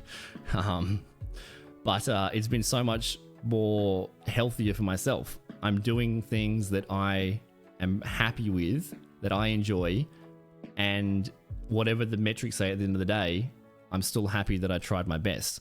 Beforehand, it started swapping to, even if I had a good stream and I felt good and I was happy, but if the number was one average viewer less, I guess I was shit. And it was in control of my mental state. And coming back in this last year with a new focus and a new mindset, a new direction, has improved the consistency of everything. I'm exercising, I'm seeing friends and family, there is balance to my life, I'm having regular doctor's appointments, there's balance. It's not just massive all or nothing, there's actually balance now. And the metrics don't exist in my brain in terms of, they don't control whether or not I feel like I had a good moment or a bad moment. Those are just things, you know? And that's the whole thing what City said about the destination, not the journey. Like last year for my birthday, we did stand-up comedy. And the whole point of that was to do something scary that's going to fail and to be okay with it, because even if it fails, you tried your best. And if you try your best, no one can expect anything more from you. You can't expect more than your best effort. If you try your best and it fails, you can still be proud. You can walk away with your head held high because you tried your best. And the result didn't matter. You tried, it didn't work, you learnt, you move on. But if you focus on the destination, and most of my life has been winging it with the fucking ADHD, so I wouldn't try and I would succeed, and people would say, I'm proud of you, and I would dismiss it. I don't care. I don't feel proud because I know I didn't try my best. And if you don't try your best and then you fail, if you don't try and fail, the failure isn't real. I didn't really fail. Look at that. Because I didn't really try. Val, we're talking about so goddamn emotional, fucking deep. This is not a cheese fucking, this is a crying, teary, reminiscing, boo-hoo. This is not a cheese stream. This is a deep reminiscing of the last 3 years, of the time, of the mental health. This is a serious, somber, gratitude, reflection, appreciation stream, talking about metrics and journeys and destinations and seeking help and being okay with struggling and chasing failure and not letting the world affect your own opinions of yourself and being strong and brave, admitting help when you need it and reaching out to friends. This is a serious mental health stream. It's actually fine. It's fine because Val is one of the most positive little beings in the world. So I'm sure Val helps everyone else's mental health in their chat. What's up, dickhead? This is a serious stream, dude. I'm like showing off like super private Twitch stats that like you shouldn't share with people. Like I'm self-sabotaging with serious shit. We're talking about today is my 3-year partner anniversary. I got partner 3 years ago. Val beat me to it because she's way better at streaming, a little prick. After I got partner, I disappeared for 2 years. I disappeared for 2 fucking years. Health issues, suicidality, all this serious shit. So we're reminiscing on the 2 years. I came back to streaming a year ago. It's been a year since we've come back to streaming. It's been my most consistent year. It's been my most healthy year. We've done so much cool shit. So I'm like, this is a fucking pseudo motivational, philosophical, you can do it stream, little shit. Thank you for the partner-versary. In fact, it might have ended. The partner-versary like share thingy, the little hat, it ended 23 minutes ago. Hope the cheese was good. If you got a raid and run, get out of here. I know you're probably doing things. All right, now we have like a much bigger audience to like boohoo and like complain about. Thanks for the follows, guys. If you're not following Val, sort your life out. Thank you, dude. What's up, Shay? Good to see you. CJ, good to see you, mate. Who else is here? If I miss a chat, just yell at me. But thank you for coming over the raid. I appreciate it. Saying hi to a stranger is very kind. I've known this little bean for a long time. It's good to see you streaming, dude. I usually stream in the mornings, so I'm not on the night schedule anymore. The mornings have been much better for the mental health. So I don't get to catch up with all my friends anymore. But I hope it's good to see you today. Thank you for the raid, mate. Thank you for the happy partner-versary. Yeah, 3 years, dude. 3 years. You bring torches? Oh shit. Oh, sorry. Hang on. Most important announcement. I'm so sorry, Val. Happy birthday! Guys, it's Val's birthday today. How could I forget? I'm so sorry. Guys, can we get a big happy birthday for Valaris in chat? Happy birthday, mate. I'm sorry I forgot. I'm sorry I forgot, dude. The Billy Main.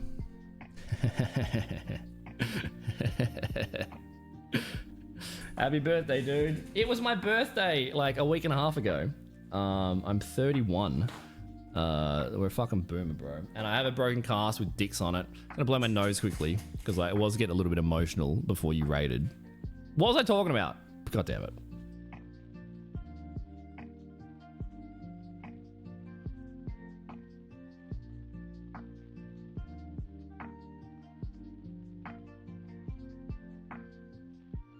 And yeah, I broke my hand playing tennis. I fell over. I've had this cast on for 3 months. My hand is fucked. I get my cast off in 2 days. So far in my cast, it says proof I suck playing tennis. That fucking hurts. A birthday dinner, 3 generations of my family laughed at this. Like, these insults from chat have like affected me every single day. I see this when I put a shirt on. Proof I suck at tennis.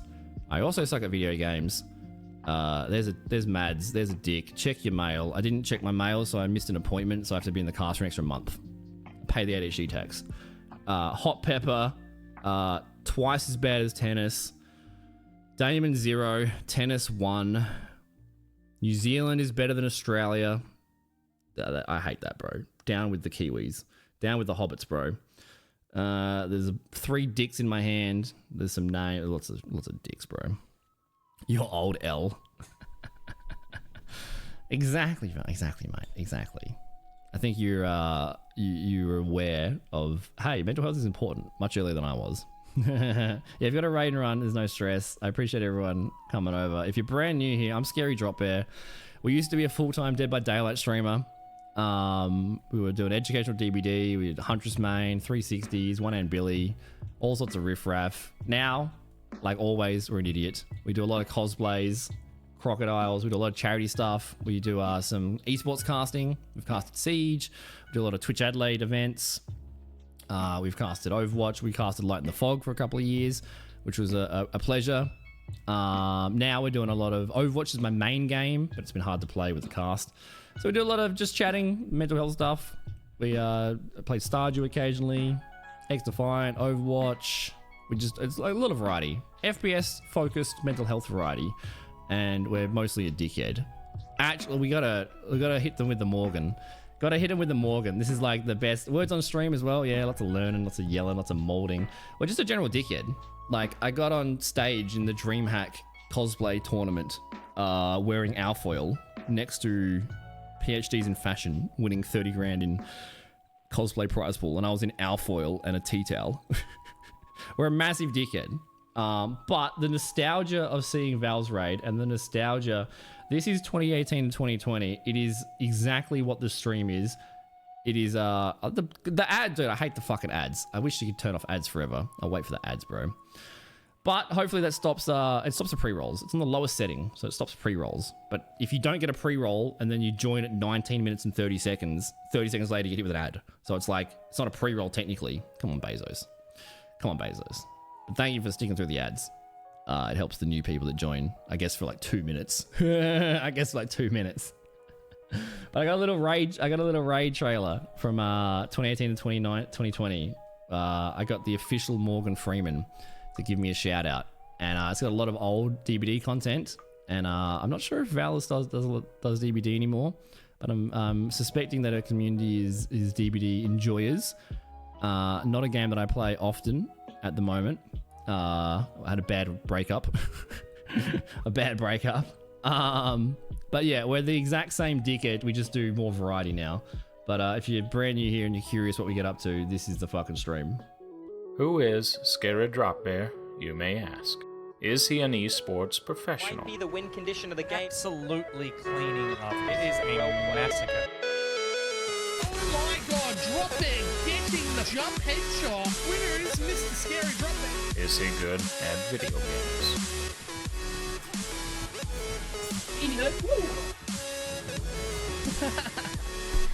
I just hit a great skill check by hitting the space bar with the bottom of the beer. Or is he simply a meme lord?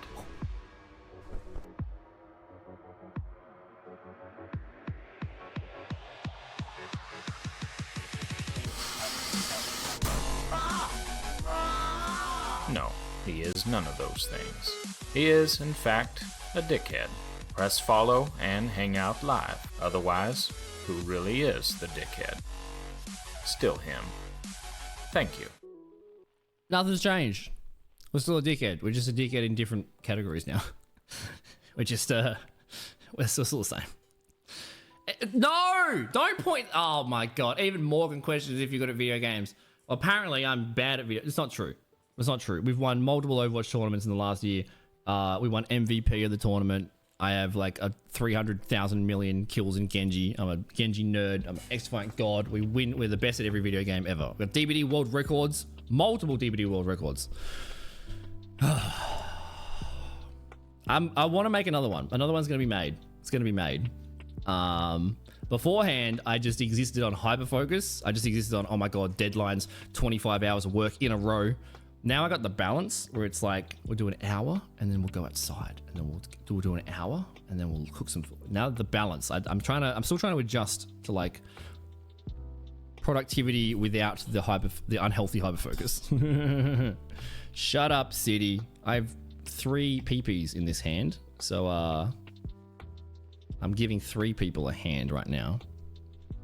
Look, it's not perfect, Acid. Look, it's not perfect, but it's goddamn better than it used to be. And that's one of the main points of this stream. It's goddamn better than it used to be. That's what we're going through. This last year has been incredible. This last year has been it's been like objectively horrific, but personally amazing.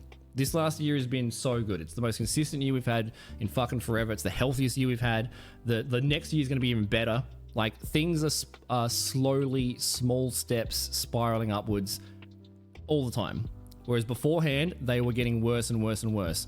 Growth was going up, but mental health was going down. And eventually it crashed. Now, the growth is going up slowly, but mental health is going up as well.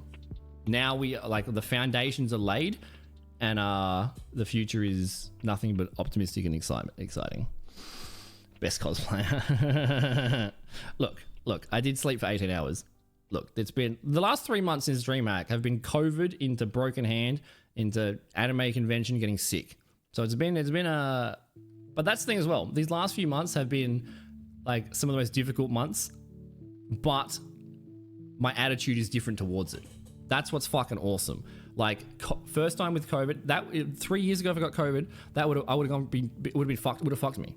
Like any small speed bump would have been a car crash. Now it's just a speed bump. It's still going forward. Broken hand would have fucking destroyed. I can't do anything. I can't play the games that I want to play. I can't lift things. It's miserable. I gotta wear a bag in the shower. Like it's miserable. But it's not upsetting me. It's just a thing. It's just a opportunity to. It's an opportunity to grow. It's an opportunity to learn how to do things with one hand. It's an opportunity to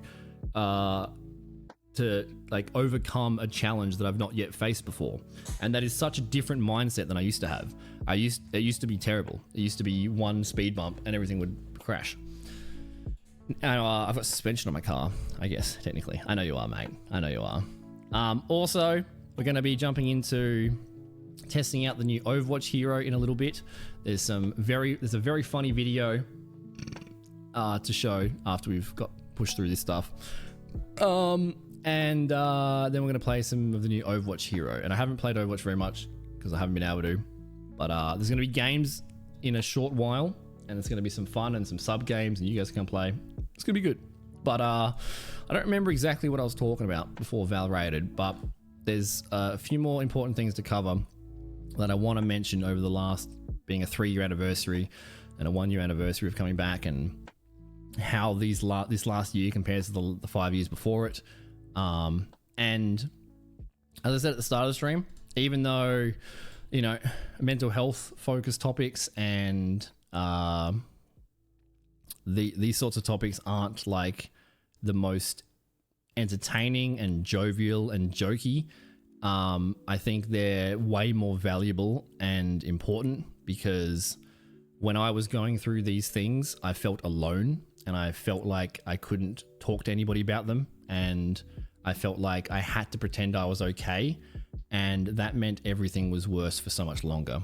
And if I had people around me that were sharing these things and that I could relate to, and that told me it was okay to ask for help and told me that it was okay to not be doing amazing, then I would have had the courage to reach out for help earlier.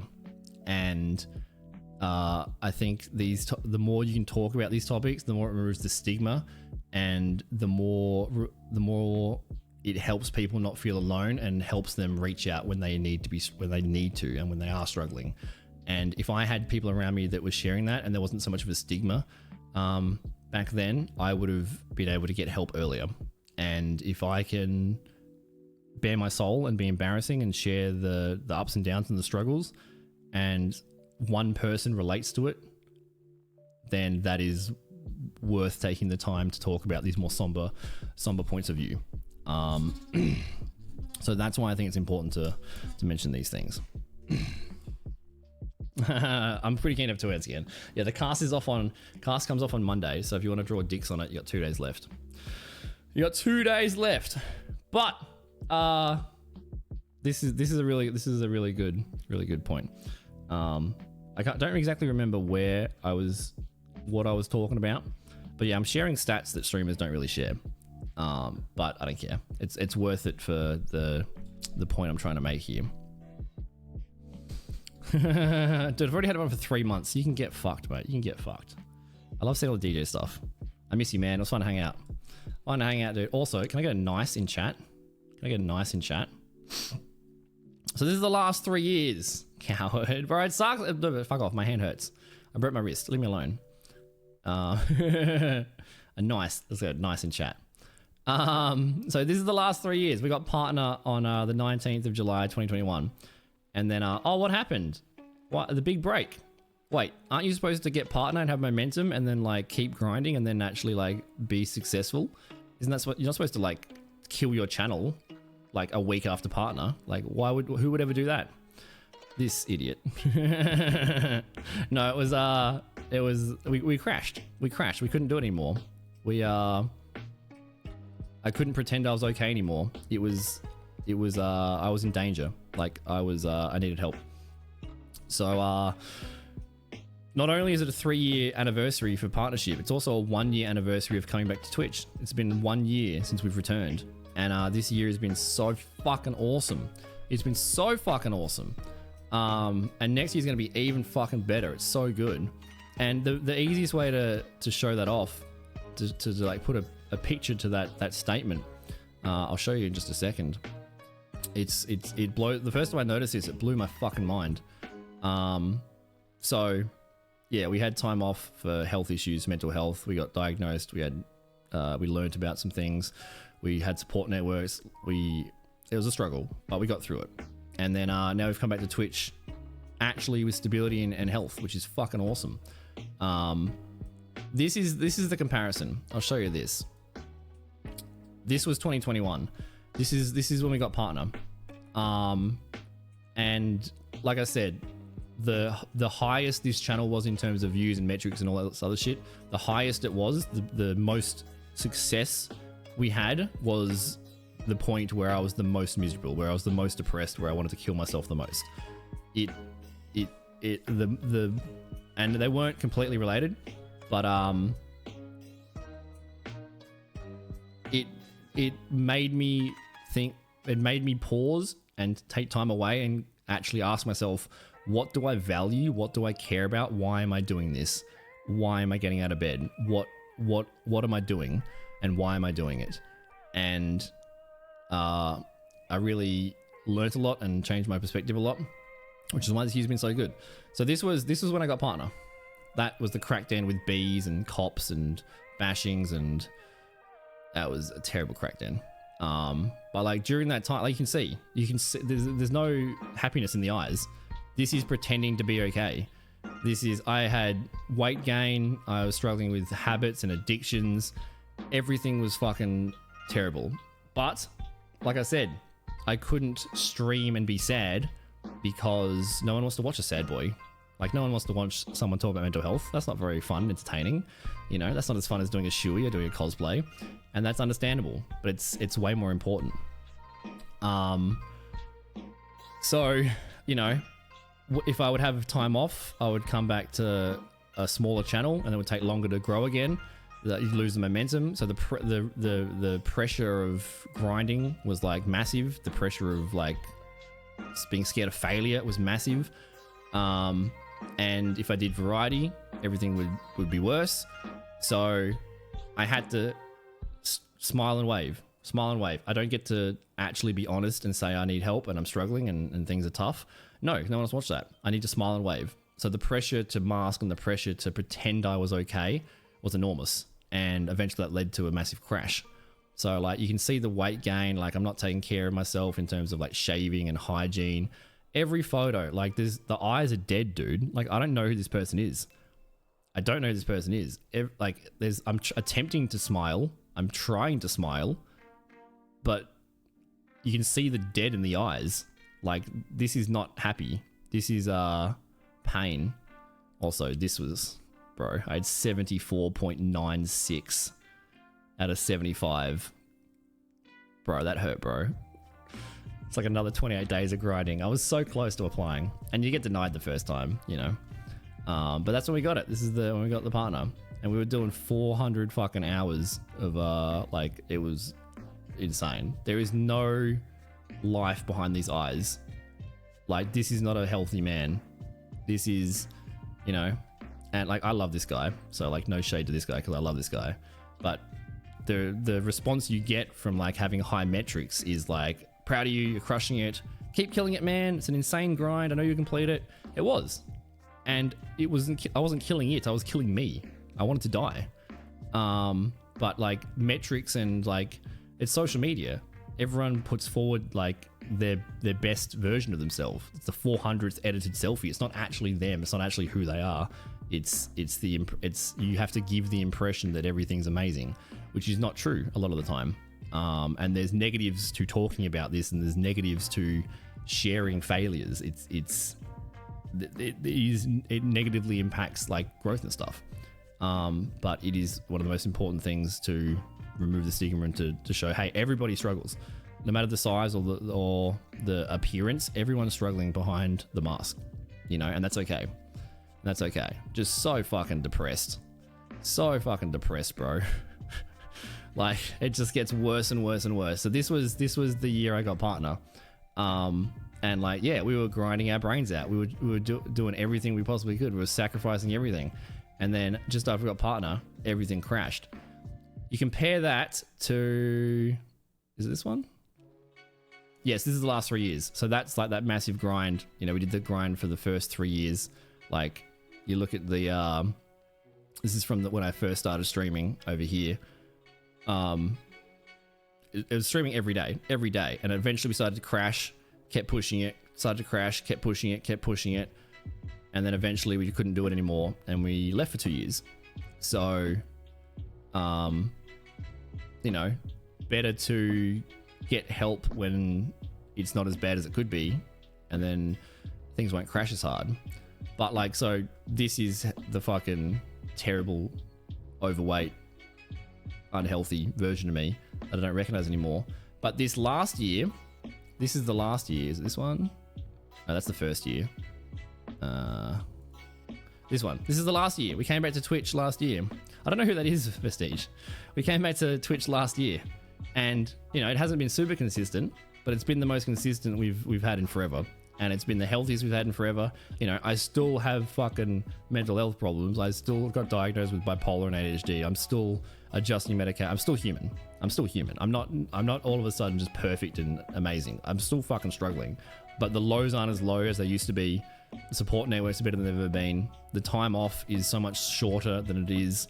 Like, I've learned so much about my own scheduling and what is better for long-term health and long-term consistency than that short-term grind, because you know, we suffered the consequences of that short-term hyper-focused grind, and we've learned a lot.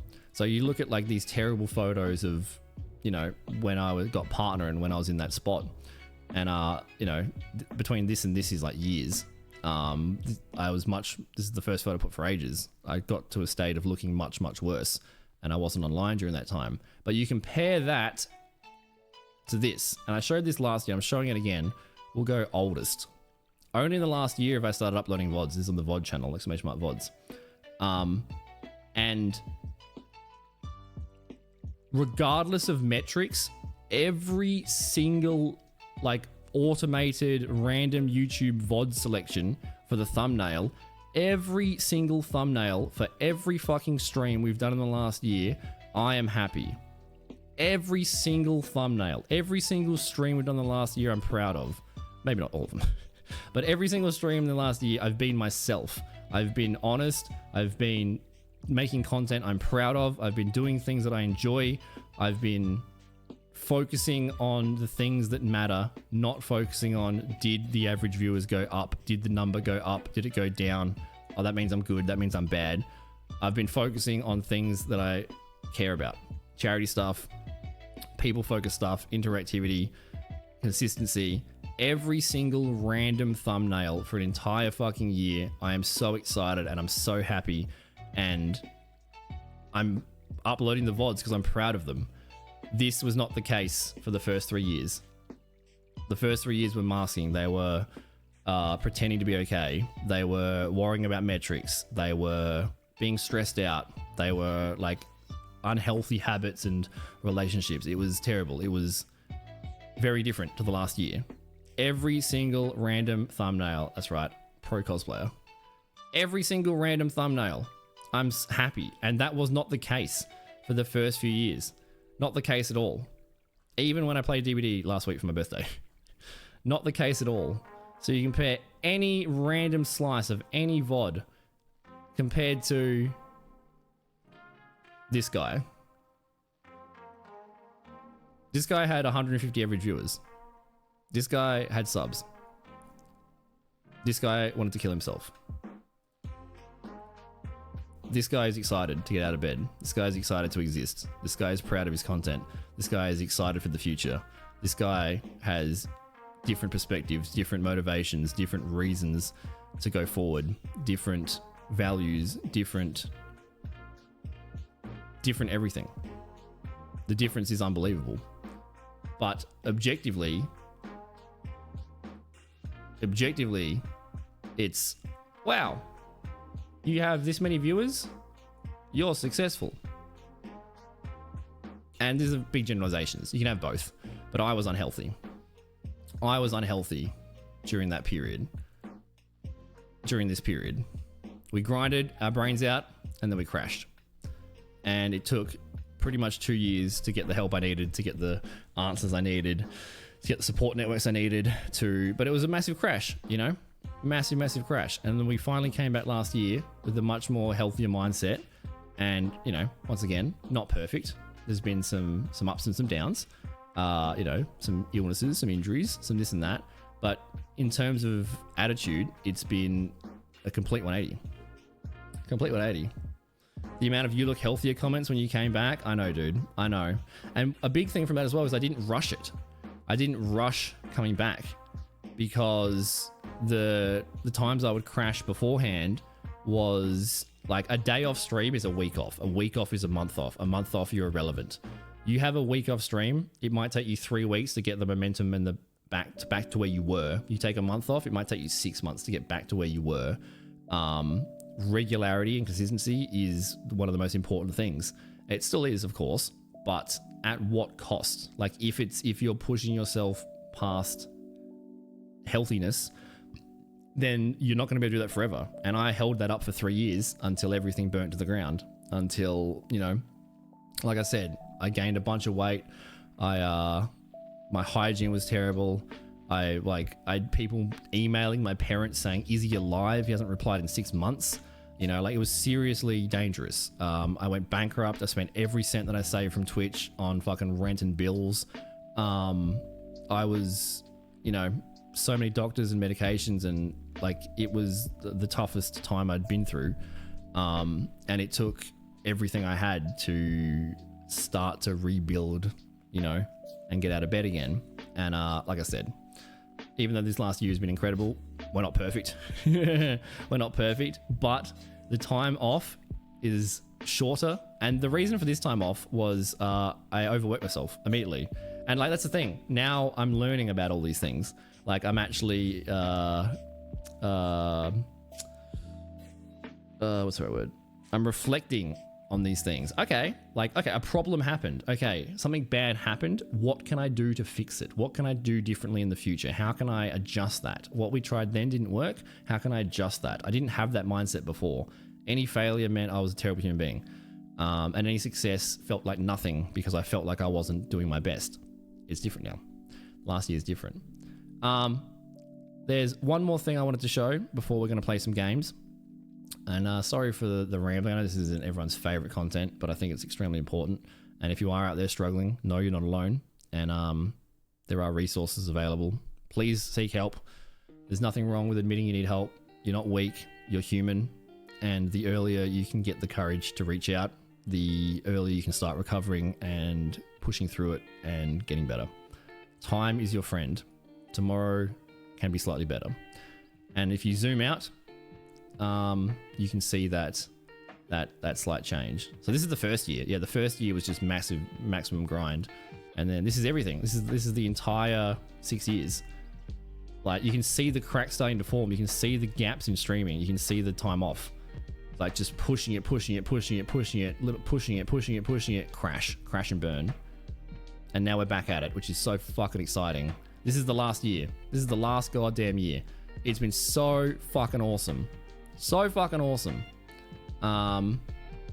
There's one more thing I wanted to show.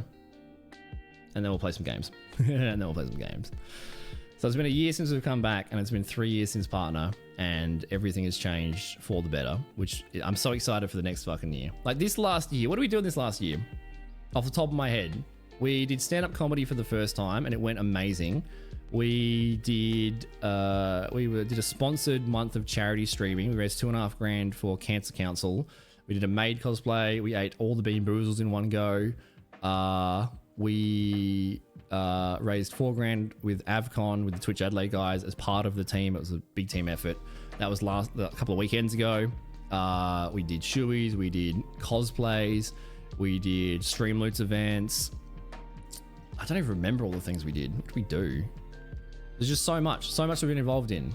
Generosity stuff, cosplay stuff, charity stuff, casting. Casting's a big thing. We tried casting for the first time last year, and since then we've done heaps of casting. We did the Light in the Fog back in the day. It's not really casting because that game's not really a game. But we've done Siege, done a lot of Overwatch stuff, which has been like a passion that I didn't even expect. Came out of nowhere. I fucking love it. It's so much fun, and it's so much fun to practice. Like my casting ability and skill has come so far from when it started, and like I started with no experience, so fair enough. But there's so much more to do. Like I've come a long way, but there's so much more to learn. There's so much more to practice. So it's so much fucking. Shout out to Harry as well, my co-caster. He's awesome. So we casted Siege, like TBD, a lot of Overwatch focused stuff. I want to do more other stuff. We got involved in like the Overwatch community, which has been fucking awesome. More involved in the Twitch Adelaide community, which is also awesome. We went to DreamHack. We cosplayed Genji on the main stage in our foil in front of everybody. We've made like a bunch of genuine friendships. Everything this year has been awesome. Everything this year has been awesome. It's all been fucking awesome, and it's all been stable and consistent, and the next year is going to be even better. Even better. Thanks, Abe. Hey, I'm trying. Thank you, Otwan. Yeah, the partner, the share the partner emote thingy, the hat, it turned off an hour ago. Just turned off an hour ago. We're about to get into some games.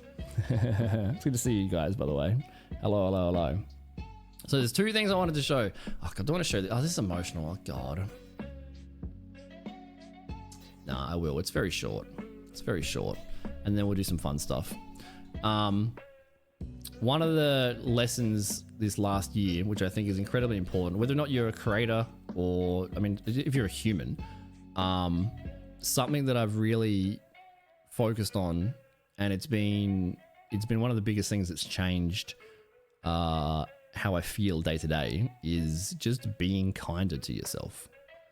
And I don't think I'm alone in this, where you have a voice in your head that's just negative, where every mistake is the world crashing, and every time things go wrong, it means you're a bad person. It means you're an arsehole, you're lazy, you're a waste of space, you're not valuable, no one cares about you, there's no reason to live. Like, I had those negative thought spirals for 29 fucking years in a row. The way I thought about myself was suicidal, man. Like, I don't want to get too much into that because it's like a very serious topic, but like, it was and one of the main reasons was everything I tried, I'd always end up failing, and I didn't know why. And learning about ADHD and bipolar, now I have a scapegoat. Now I have some things are more difficult for me, some things are more easy for me, and everyone's like that. Everyone's individual, everyone's different. You're going to have things that you have an advantage in, and you're going to have things that you'll have a disadvantage in. It's just being human. But when you make mistakes or when things go wrong, don't let it completely destroy you. Don't let it completely take over you and go, I made this mistake, therefore I'm terrible, therefore I should die. Like, it's very easy to go down those trains of thought and turn a molehill into a mountain, you know? So this last year, I've been way more focused on not doing that and more focused on being kind to myself. So if I don't end up crushing a month, or if I don't end up doing a 40-hour subathon with all the million things, and if I don't end up editing 100 videos a day, and if I don't make 15 tweets a day, and if the metrics aren't this, that's okay. There's lessons in that. You just go forward slightly differently. It doesn't mean that everything's crashing. It doesn't mean you don't have to. If you only do things that you're going to succeed at, you're never really living. If you don't do things that have a risk of failure, you're never going to grow. If you only stay in your comfort zone, you're always going to be the same person. If you never try things that are scary, or try things that I might embarrass myself, I might fail, I might not do well, guess what? That's okay. have better expectations of yourself. Be kinder to yourself. If you try something and you fail, that's good. It means you learned something. It means you tried something out of your skill set. Now you can learn and improve. If you only do what you already know how to do, you're not changing or growing. You're just existing. And there are so many things that each and every one of us wish we could do. So many things that we wish we had the courage or the skill to do. You know, I wish I could sing. I wish I could go do this. I wish I achieved this. I wish I had the promotion. I wish I could have this relationship. We all have things in our head that we wish we could do. We look at someone that inspires us. We look at someone that, wow, that person is like busking and like that person's being so, aren't they embarrassed? Aren't they feeling cringe? I wish I had this. I wish I could do that. Guess what? You can. Guess what? You can. You just have to accept, like, failure is the entry price. You have to accept the risk and be okay with it, and know that even if it goes wrong, which it likely will because you're brand new at whatever you want to do, that's okay. That's human. And that just means you have something to learn from it. Failure is just an opportunity to learn. It's not, oh, I tried this once and I was bad and it was embarrassing, so I'm never going to try it again because I was too embarrassed. No, you learn something from that. Try it again. Might take 100 tries, 1,000 tries, 1,000,000 tries. Don't let the fear of failure stop you from taking action on things you want to do. Because the worst thing we can do as humans is get to like 85 years old and go, I wish I tried that. I wish I tried that. What if I had have tried it? You don't want to get to that stage. And that's why I quit my job for streaming back in 2019. Because even though it was incredibly risky, and even though it was like a massive sacrifice, like turning down like a good employment opportunity, even though all those things were true, I would have hated myself if now in 2024, if I was in that job, you know, I would have always thought, what if I tried? What if I took the chance? What if I had a crack? You know, and I didn't want to in the future have those feelings of regret of not knowing. I'd rather try and fail than not try at all. And that plays into this. I found this randomly. It's not even titled. I don't even know if I've showed it. This is from last year. And City, your face is on the wall. This is from last year. I don't even know if... Yeah, I don't even know if I showed it. I don't remember this. I don't remember this at all. So I must have filmed this last year. I came back to streaming in June and my birthday's in July. So last year I came back and I originally had like massive expectations of myself. And look at that. CD, you little potato. What's going on, mate? Dude, we're doing. Oh, all right, it's good that you rated them not in 30 seconds. It's good. It's good. Good timing. Good timing. How are you, CD? Thanks for the raid, mate. Thanks for the raid. Welcome in, everybody. Guys, I'm like half an hour or less away from trying Overwatch, playing the new hero and doing some funky stuff. Like half an hour away. Half an hour away. Hey, quite's good, dude. I hope you had fun though, man. What were you playing? Playing Overwatch? Guys, CD's lovely. Go check them out. They're good peoples. Their streams are riffraff. Their streams are chaos. I'm Scary Drop Bear, guys. Hello, hello, hello. It's my 3-year partner anniversary today, and it's been a year since I've come back to Twitch after lots of time off. So I'm just kind of reminiscing and saying thank you and being appreciative and being grateful. And we're going through some of the stuff over the last year, which has been awesome, and some of the stuff over the last 3 years since we got a partner. We're so close, Fang. We're so close. Look, you distracted me. It's your fault. I blame you. Thank you for the shout out. Thank you, dude. I hope you had a good one, man. If you got a raid and run, put the kids to bed, I understand. But thank you for coming over, man.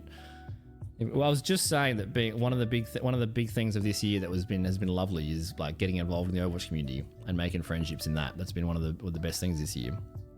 But yeah, we're just going through some old stats. After I got partner 3 years ago, we took 2 years off and we just came back last year. So I'm just covering a little bit of like why there was the time off and the differences in health and stability and mindset and some mental health stuff. In terms of it's okay to ask for help, it's okay to reach out. Some of the lessons I've learned from my own experiences that I wish I'd have learned earlier and that I think would be helpful, and removing the stigma around some of that stuff, and showing off some Twitch stats, some ye oldie stuff, which I think is very beneficial. Hey B, what's up, dude? I fucking hate everything on here. Fuck you, B. I got to write Angel's nice thing on there as well. Cast off in 2 days. So, switching back to serious stuff. Overwatch is soon, don't worry. Don't worry. I guess I should, okay, a little spiel. If you're brand new here from Seeds Community, I'm Scary Drop Bear, or a dickhead, or a Genji main. We've been streaming for 6 years. We're celebrating a 3-year anniversary. We're absolute muppet. We do casting, we do cosplays, we do charity, we do a lot of dumb shit. We do a lot of mental health chatting, just chatting, variety, words on stream, Stardew, X-Defiant, Overwatch, casting. We do a lot of shit. It's always a silly time here. And occasionally, like right now, we do a little bit more serious stuff, a little bit more mental health stuff. But mostly we're a dickhead. Mostly we're a dickhead. Hope you're doing well, B. So, what I'm just about to show you, we came back to Twitch a year ago, just before my birthday. And as I was just saying, one of the main things that's helped me this year is being kinder to myself. And I think we can all benefit from that because we're our own worst enemy in our head. We're our own worst critic in our head. And we're much harder on ourselves than other people are. So if you can come to the acceptance that you are going to make mistakes and that things are going to be struggling, then it's much easier to use those mistakes or failures or disappointments as opportunities to learn and as opportunities to grow and as motivation to change and adapt and do better next time and keep pushing forward rather than letting those moments of mistakes or not living up to expectations let you convince yourself to give up. Instead, use them to push forward and be kinder for yourself because we're all human. We're all human. Yeah, exactly right, B. Exactly right, mate. So I found this yesterday. I don't know if I've ever shown it. I don't remember recording it. But it's very circular because it's very related to like right now. Felt like my birthday this year. We did a subathon. I'm in the middle of doing a month of cold showers is one of the punishments, and there's lots of other punishments and emotes and lots of other pain. But I was considering making a big video again this year because on the YouTube channel there's my first year recap, there's a first year full-time recap, there's the journey, and so I was going to edit 5 years of content into a recap for 10 minutes and go through what's been going on and the cool shit we've done. I was going to do that last year as well for the birthday. Hi, MC, you big bully. You big bully. It's good to see you, mate. So I was going to make a big video last year, and I got like 15 hours into like editing it and stuff, and it just overwhelmed me, and I just sat there on the computer feeling like an asshole, feeling like shit. Like I got really emotional that like I hadn't done the video that I wanted to do, and it was like kind of a first moment of me like accept, you know what, we're not gonna be able to do everything all the time. You know, we're not gonna be like, all of my ideas are incredibly complex and time investing, and it's very rare that I actually can complete an idea that I had because the effort of the like process is way more than I ever expect. So I always have these grand ideas, and then when I don't achieve perfection, I hate myself for it. And that's something that we haven't done this year and something that's changed. And it means when things don't go well and, oh, I got distracted. Oh, I didn't read chat. Oh, I missed that comment. Oh, that alert didn't work. Oh, I didn't set that up. Oh, I forgot to do that. Oh, that's not perfect. Oh no, that's okay. It's just slow progress. Beforehand, any tiny mistake, and I make mistakes all the time. My brain doesn't work. That would make me feel like worthless and that I wanted to die. Now, I still make the same mistakes. I just have a different perspective towards them. I try to use them as opportunities to learn, to go forward, not as reasons to give up, which is something I've been battling with for most of the years I've been on Twitch, which is why this year has been particularly different. I'm going to show this video. God damn, bro. I watched it yesterday and I cried. Right. Thanks, MC. Oh, actually, I will. How do I stop the ads? Okay, the ads are a snooze. Thank you, MC. You're just a Chad, dude. You're just a Chad. Didn't get that welcome for Fang? Cop that, dude. Cop that. I'm going to be probably silent during this. showing this off.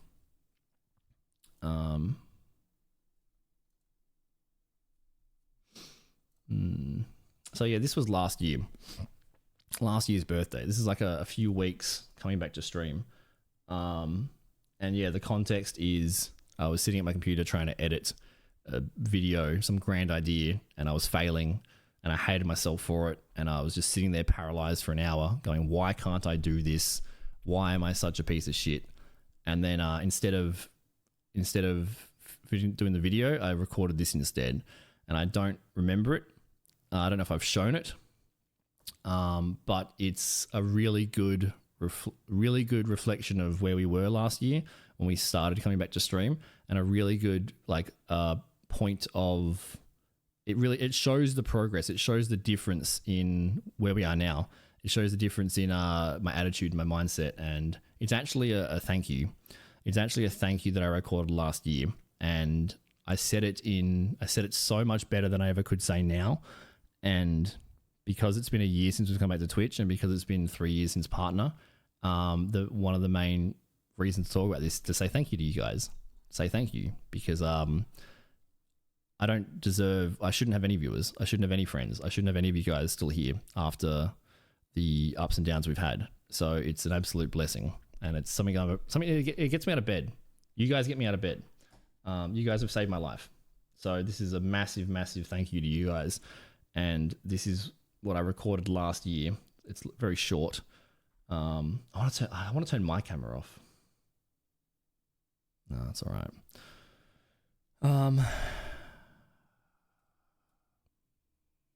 Yeah.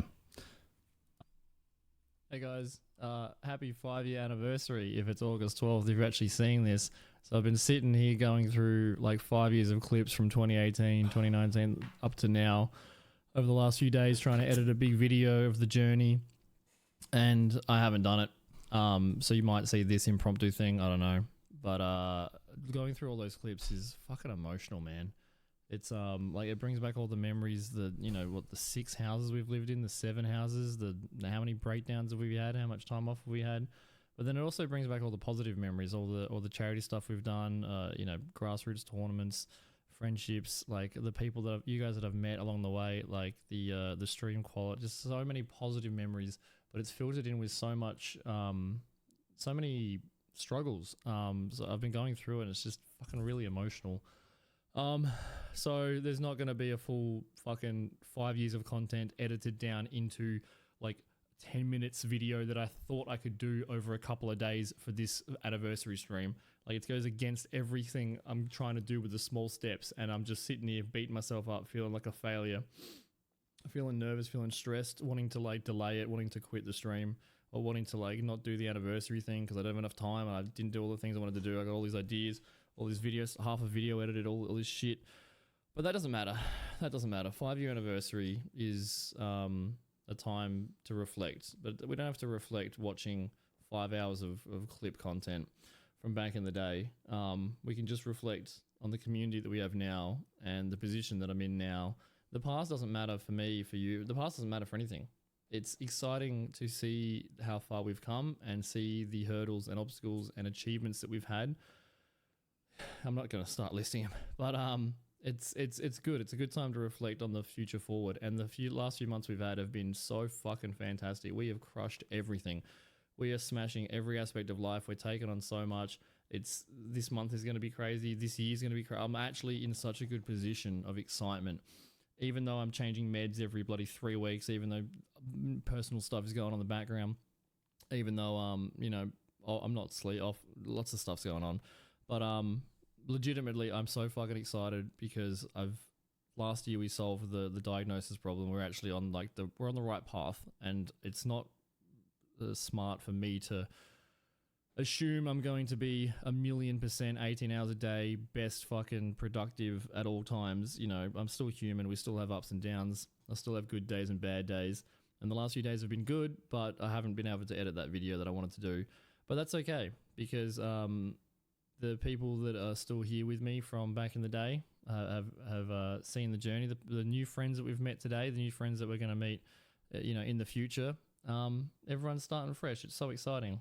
It's so exciting. There's so many cool. I mean, I literally, I feel. Oh my god, I've cried a couple of times today already looking at some old stuff.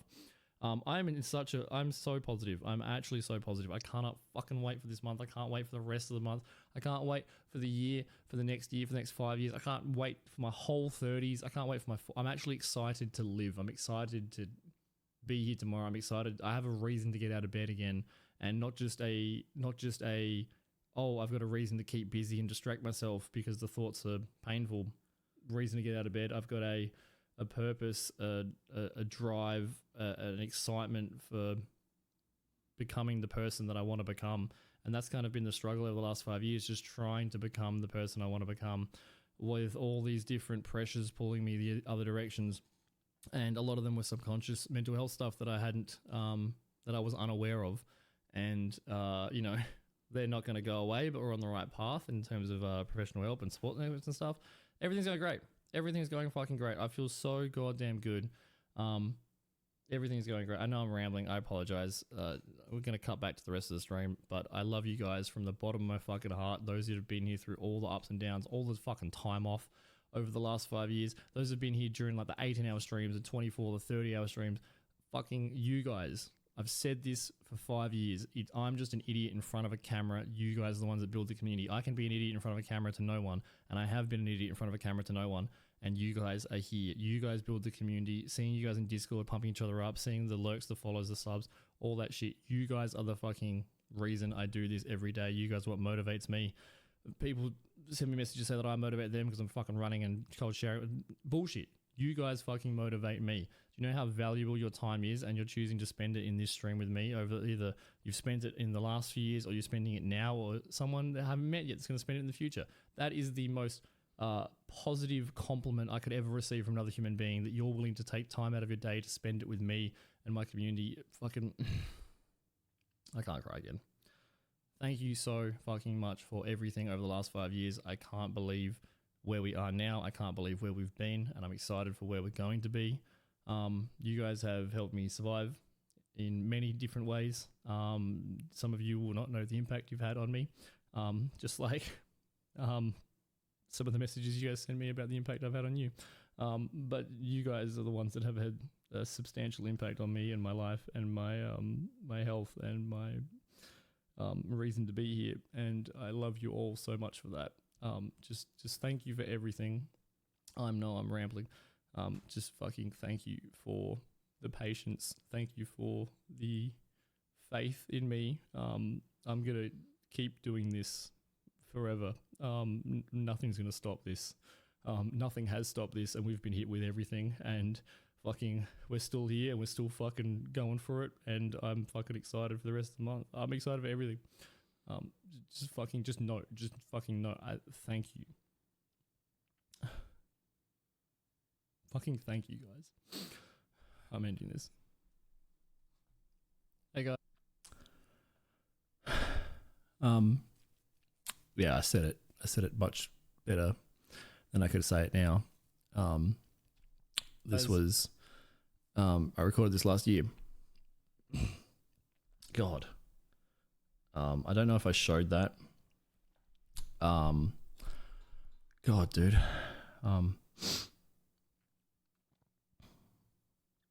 I recorded that last year when I came back to Twitch after the 2 years. And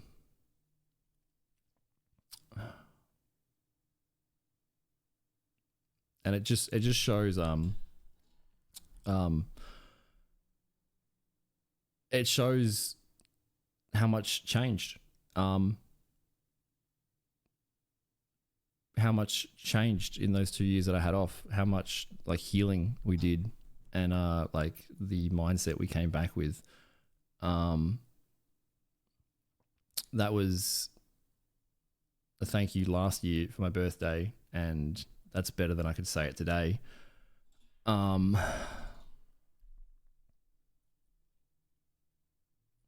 dude. God.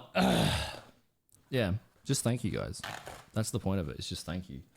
It's just thank you.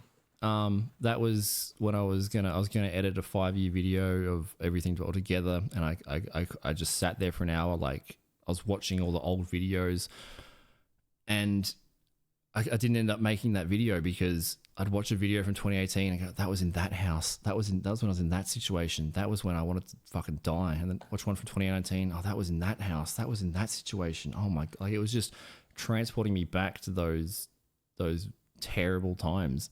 And it's good to reflect on them because it shows the contrast of where we were and where we are now. Oh God.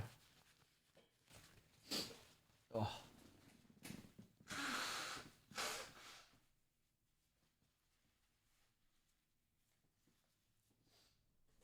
So just thank you. The point of that is just thank you. The point of that is just thank you. And even though I didn't end up doing that video that I wanted to do last year, that was the point when I recorded that, when I realized, you know what? I shouldn't expect myself to be able to achieve every single amazing perfection thing that I want to. I was going to cancel the stream. I was going to cancel the birthday stream because I didn't have the video done that I wanted to do, that I told people I was going to do. Wasn't able to get it done. I was going to cancel it because I was like, I have to just cancel. Otherwise, people are going to see that I failed. And just before, when I recorded that video, I realized, hey, you know what? It's okay if you make mistakes. It's okay if you don't do everything you want to do. It's not the end of the world. It's not the end of the world. You're human, you know? You don't have to always put forward the face of everything's good. Everything's good. So yeah, that video is just a thank you. I don't know if I showed that. I don't remember recording it. But you see in that video, that's last year when I came back. Even though everything was emotional and even though I just survived like the worst 2 years, like not streaming, even though things weren't great, you can see the excitement, how excited I was for the coming year. We're at the end of that year now, and I'm so fucking proud of what we did over the last year. I'm so fucking proud. I'm so fucking proud. The thumbnails of the VODs, every single fucking stream, I'm happy. We've had time off. We've had ups and downs. I've had periods of depression and not being able to stream and not being as active as I'd like, but those periods are shorter than they have ever been. And the lows aren't as low as they used to be. The consistency is increasing. The health and the stability and the support networks, they're working and they're only getting better. And I was saying in that video that month was amazing and we did a lot of stuff that first couple of months, and we did. And then I left for a month because I took on too much. And when I came back, I actively learnt, hey, I took on more than I was able to there. I thought everything was good, but I did too much. And then when I came back, I started doing smaller.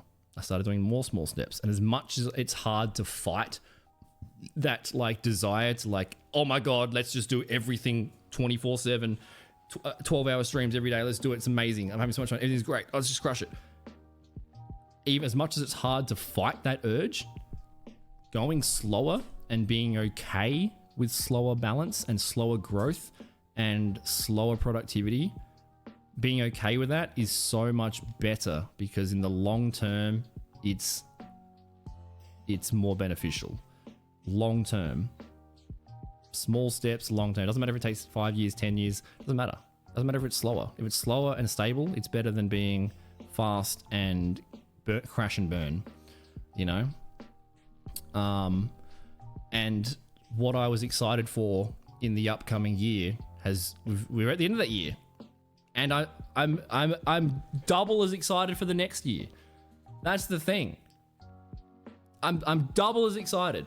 Double as excited. I'm so much happier and stabler and stronger and positive and forward thinking and passionate than I was when I had double the viewers, because I wasn't healthy then.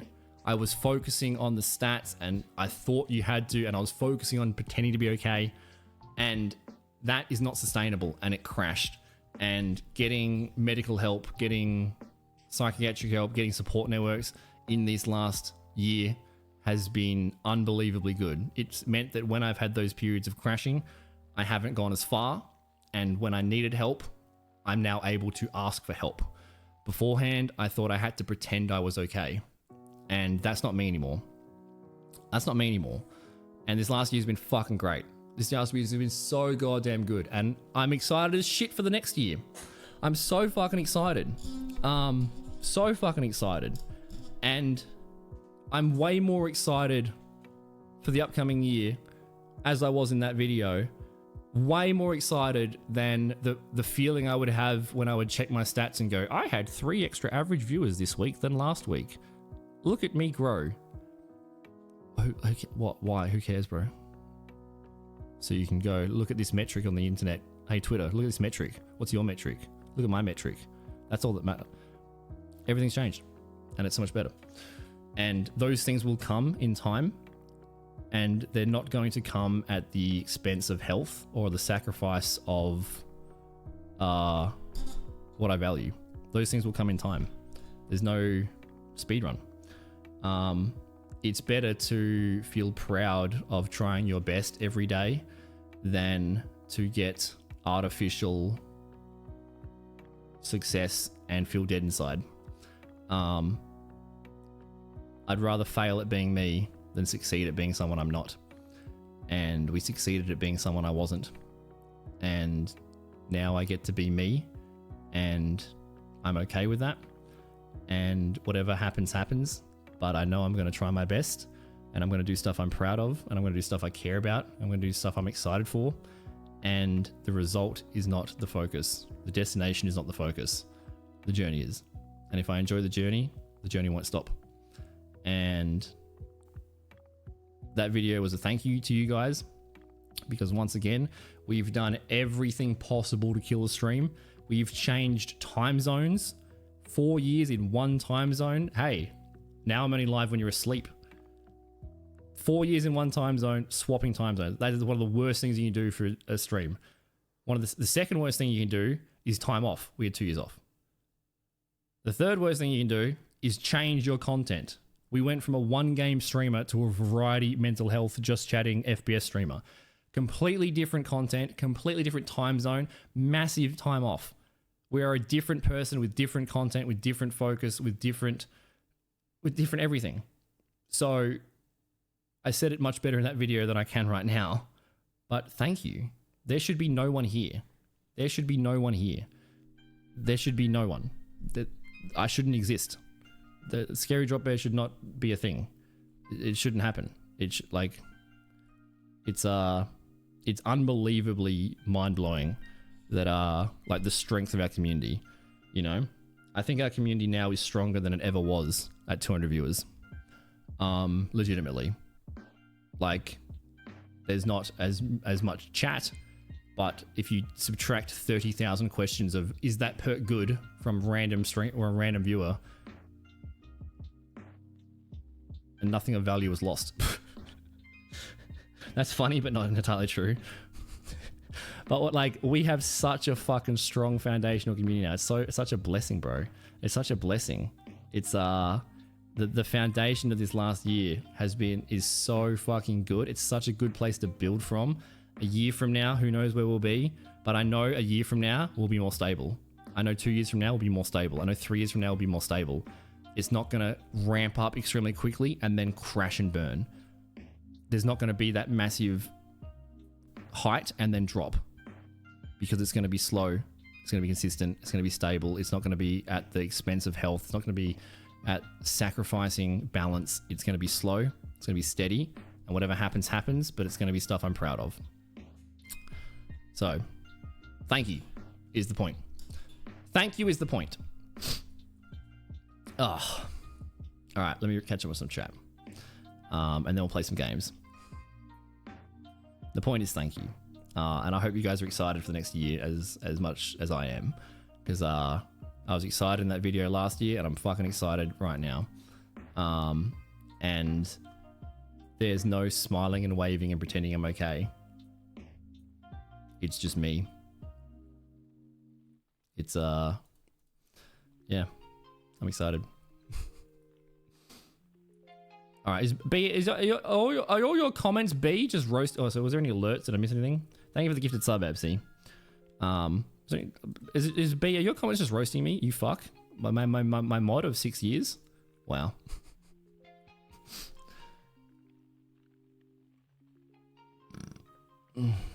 I appreciate that, MC. Don't say we wouldn't be here if you didn't deserve it. Look, I appreciate that. But what I meant was the amount of things that we've done, like all those, the time zone swapping, game swapping, time off, etc. Like those things are the worst things you can do for having a community and having people hanging around and stuff. So what I meant by that was not that I didn't deserve it, but that even having one viewer is above expectations. So the fact that you guys are hanging out with such a strong community is unbelievable to me. There is definitely a component there of imposter syndrome, but the imposter syndrome is a motivating factor now, not a depressing factor. It's not a, I'm not worth it, I should give up. It's a, I'm going to focus my energy on giving back so I can get to the point where I'm proud enough of the consistency and proud enough of the content that I feel like I've lived up to your guys' belief. Now it's a positive thing. Now it's a reason to improve rather than a reason to give up. Mentally stronger. That wrist is looking pretty weak. Yeah, not as strong as your wrist, you fucking 5-knuckle shuffle genius. It still hurts, bro. I cast it off in 2 days. Miss Eats a Lot wants me to write a nice thing on them. I gotta do that. Hey Badger, what's up, dude? Yeah, I fell over playing tennis. 6 fractures, probably surgery. It's all fucked. Cast is off on Monday though, hopefully. I think they're gonna scan it first, and if they scan it and they are like, they're probably gonna scan it, and if they go it's fucked, you gotta keep it on. Or surgery, I don't know, we'll see. What's up, dude? Welcome on in, mate. Hope work's going well. We just chit-chatting. We're about to jump some games. We're about to test out the new OW Hero. We're just chit-chatting. It's my 3-year anniversary, so we're kind of reflecting and looking forward, and it's exciting. Are we ghosts proceeds to haunt apartment building? I'm so confused. Most of the comments are roasting me. Yeah, good, dude. Good. Keep me humble, bro. Nah, there's no humbleness. I'm the best. You're all shit. I'm the best at everything ever, and I've never lost anything ever.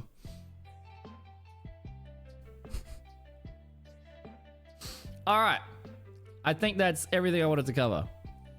There's yeah, that's everything I wanted to cover.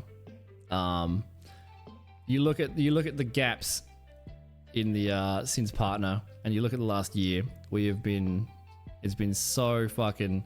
Also, I'll show you this one more time. Can I get a nice? I didn't lose the concrete. I defeated gravity. Cop that.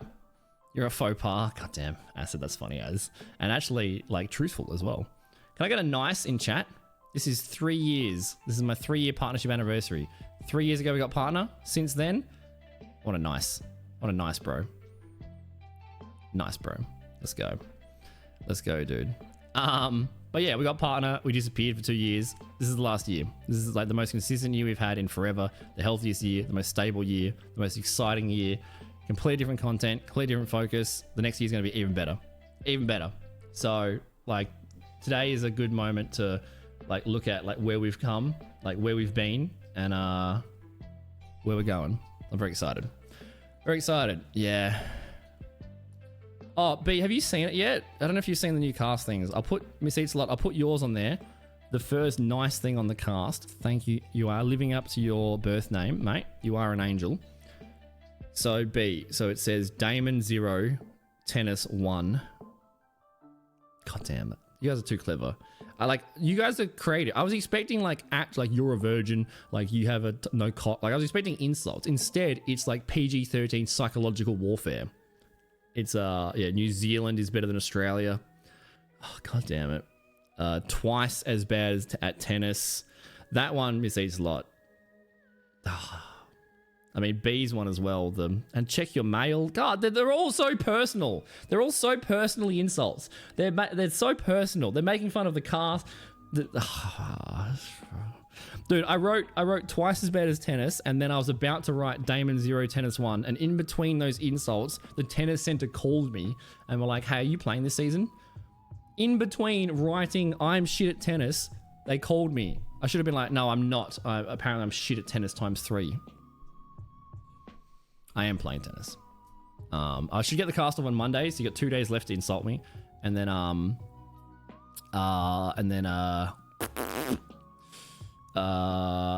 yeah, when I get the cast off, hopefully I can play tennis. Hopefully I can. We'll see. We'll see. Watch me fall over again. All right, I'm gonna write Miss Eats a Lot on the cast. Does green work? Have I tried green? Oh no, I did try green. It didn't show up. Red, blue, what color? Silver? Let's do silver. Let's do silver. Do I want to turn on the cock cam? Sure. So I'm gonna go, so there might be a stream tomorrow. If it doesn't rain, I'm gonna go play tennis tomorrow. Because I am so unfit. I've done no exercise. I'm so out of form. So I'm gonna go play tennis with the cast tomorrow. I'm gonna go play it tomorrow with the cast on. I am. I'm not gonna run it out while I'm drawing this cable. But I will do that in a sec. Thank you for that.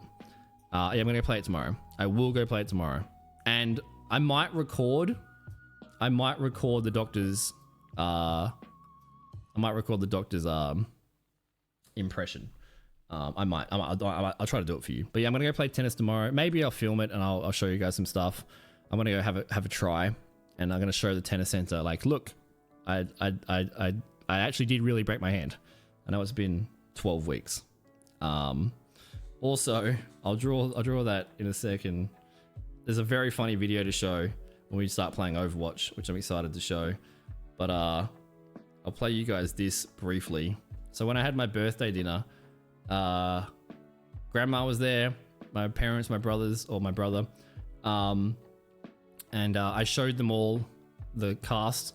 So I had 3 generations of my family laugh at my insults. So you guys did really, like, you guys are, like, my ancestors are bullying me. That's how good your insults are.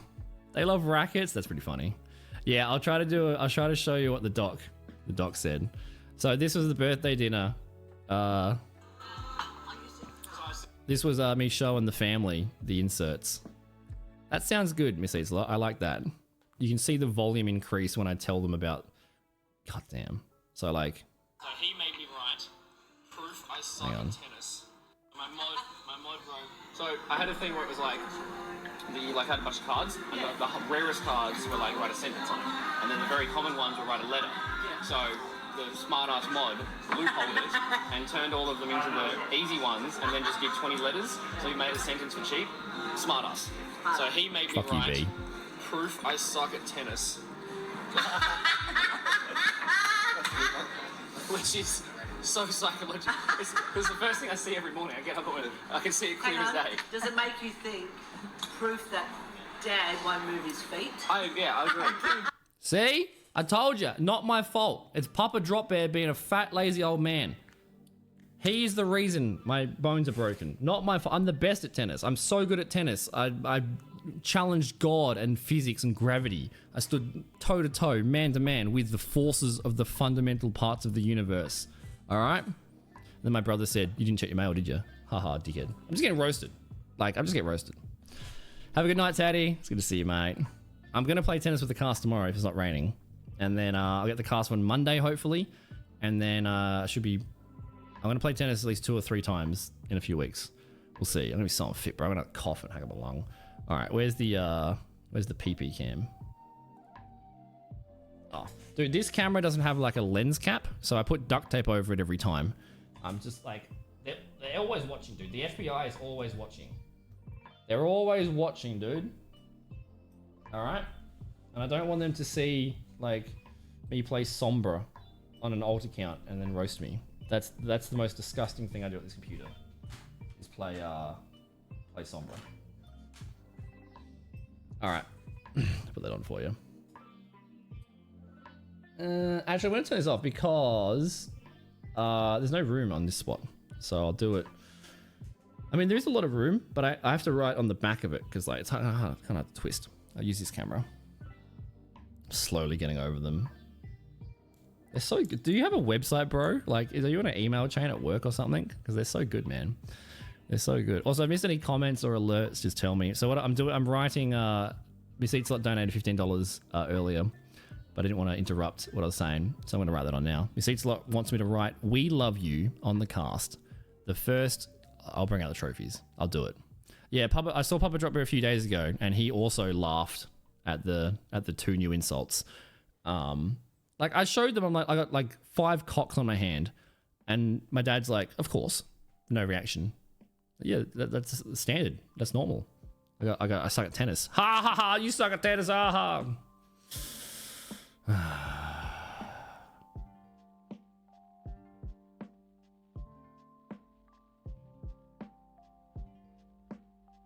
There's definitely a cum joke.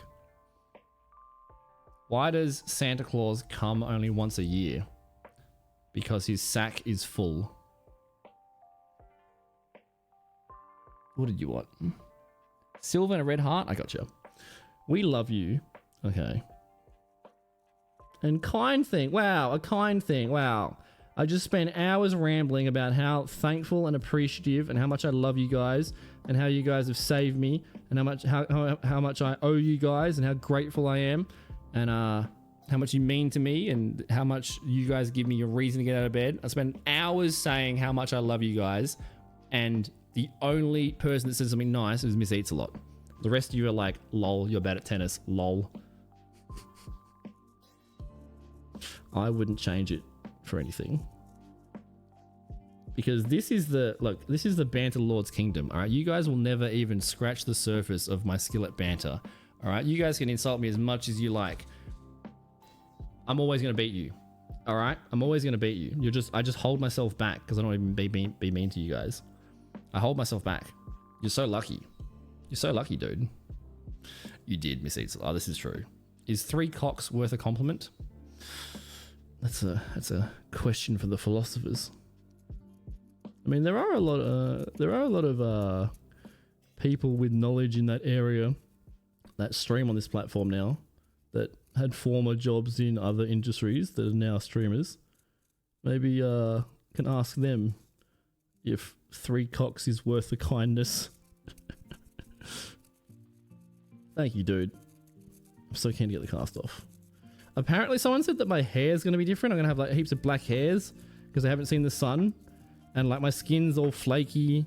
Like, and it's going to be like pale, like more pale than the other one. It's going to be really interesting. It's going to probably look gross.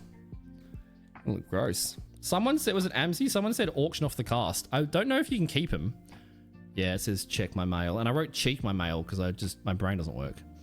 What if I can keep the cast? I don't think I want to keep the cast. Like, it's going to be fucking gross. I don't know, maybe do an auction? Anybody want to win the cast? No, because someone's going to probably like get my DNA from it and clone me or something. Thank you, Miss Eats a Lot. That is very kind. Thank you for everything, friend. You've been such a champion. You've been so lovely for so many years. And the rest of these idiots, the rest of these riffraff, these stinky, stinky people.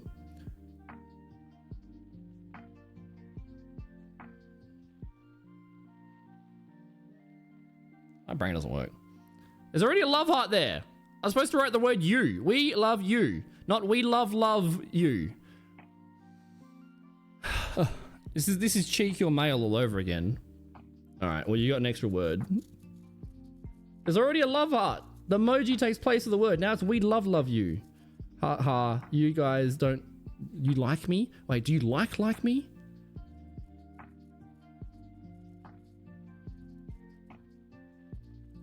All right, there's still heaps of space, but that one's the biggest one.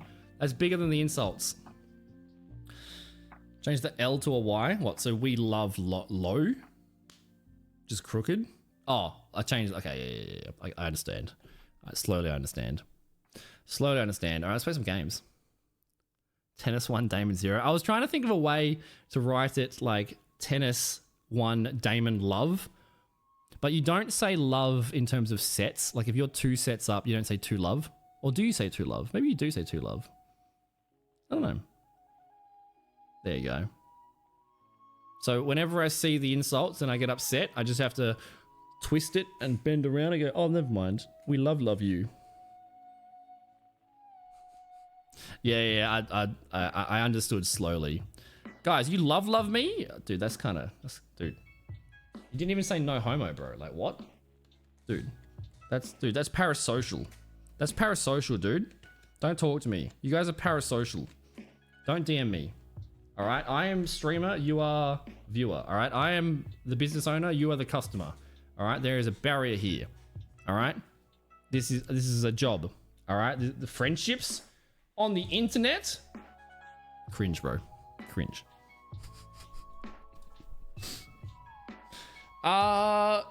You are all of the berries of the blue and the straw. I don't know, Alex. I've always wanted to turn the compliment me off because I always feel weird. I always feel like I don't know how to compliment people without getting like weird. Dude, how long have you been here for? You're a champion, mate. I love you, man. You've been a supporter, a friend. I love it, dude. I always like tell friends and family like, I have a friend in Sweden. I have a friend in New Zealand. I have a friend in Poland. Look at this cool photo. Look at Mozart. Look at this. Look at this. You're a champion, mate. You're a champion, dude. Ain Jack, yeah, Ain Jack. All right, let's do some Overwatch. Let's do some Overwatch. One of you is more than enough. True, dude. True. Can you imagine, like, baby me? Dude, my parents, like, it's unbelievable that I'm alive. Like, if you imagine me now, imagine me when I was, like, a teenager. I caused so much shit, bro. I've always thought about that in terms of having kids. Like, if I had a mini Damon, I can't handle myself. How am I going to handle like a 4-year-old version of me? Like that's unbelievable. That's too much, too crazy. All right, let's play some Overwatch. Also, guys, we'll do sub games. So if you're a sub and you want to come play, you can come play.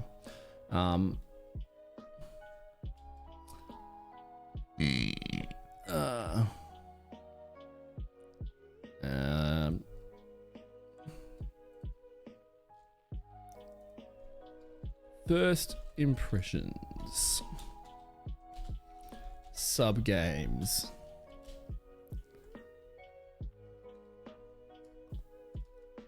Alright, there we go.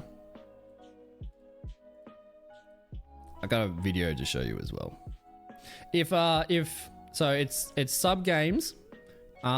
If we have space and it's a regular person that wants to play that's not a sub, then you can jump in. But subs get priority because I can't let a non-sub ahead of a sub. Otherwise, that seems like they'll be upset, you know. They'll be upset. But also, sub only, aka encourage and incentivize subscriptions for rent payments. Nah, subs keep going up in prices and they're fucking expensive. And never let anyone make you feel less worthy have hanging out because you're not a financial supporter. Subs are fucking expensive, man. Don't hang out in any stream where people treat you differently because of you're a sub or you're not sub. Don't do that.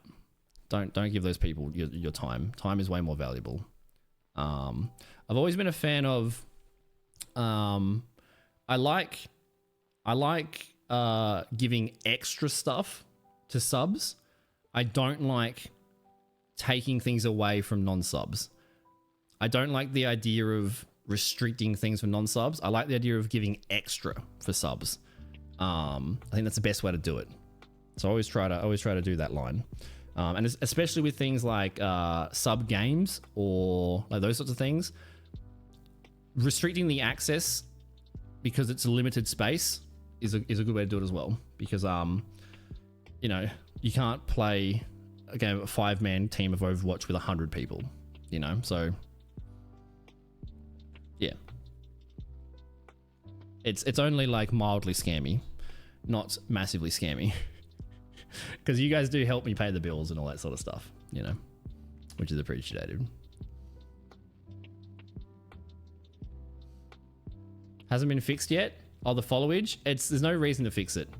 It hasn't been fixed, but there's no reason to. It's not broken. They've changed the API. I don't even know if there is a fix for it. You just click on your name and it tells you, like Fang did. But if you're on mobile, it's hard to see. If you're on mobile, it's hard to see. But yeah, if anyone clicks on your name, it'll tell you. Yo, endorsement level 4? Crazy, bro.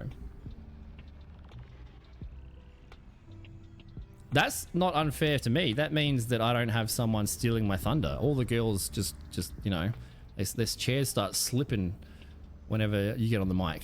Yeah, see? There we go. No, Fang beat me at bowling. He beat me at bowling. You're a dickhead, Sabrina. There you go, mate. There you go. I don't think I've ever been endorsement 5. I've never been endorsement 5. Do you know how hard getting endorsement 5 is as a Genji main? Oh, the trailer's there now. I gotta take a piss because I was yapping for too long. So I'm gonna play this trailer.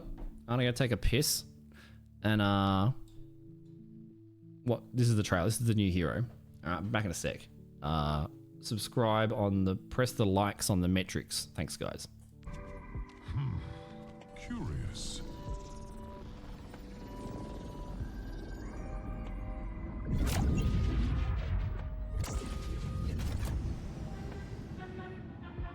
One small step at a time. I am prepared to cause trouble. Administering aid. Yes, I got one! We will kick up a dust storm.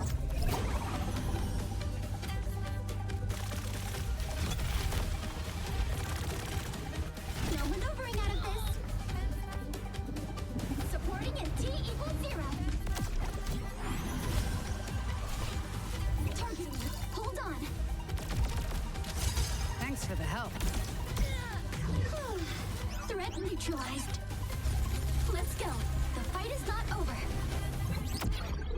Hyper ring out. Maximum velocity.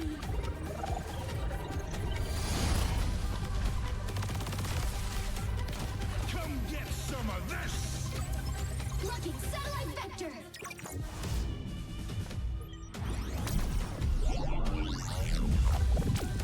I described the orbital ray as a slow Kitsune rush when I watched this trailer the other day, but I talked to Zaz today and she said it's not. Keen to test it out. No signs of enemy life detected. I mean, we could write drop bear fan fiction and then get Acid to read it. That'd be funny. That'd be funny. All right, those of you that are lurking, thank you for lurking. Those of you that are leaving, thank you for leaving. Cable, have a good one, mate. Alex, enjoy the doggo walk. I want to see Mozart in the Discord. That is a cute pupper. Enjoy, mate. We'll probably be live for a couple more hours. I got to be awake during the daytime. My schedule's fucked. I slept 18 hours. Yeah, when I made the Morgan Freeman trailer and mentioned I needed voice actors, Acid DM me. I was like, hey, dude, I could voice act it for you. And I was like, I don't want New Zealand voice acting it. Like, oh yeah, cheers, bro. Chili bin, bro. 69, bro. Fish and chips, bro. Charles, bro. And then he sent me a voice clip, and I'm like, God damn. God damn, bro. That man's got more testosterone in his voice than I've ever experienced. So put me in my place. Put my casual racism towards New Zealand in my place.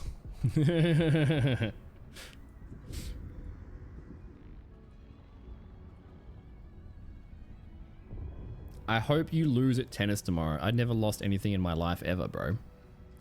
Ever. All right.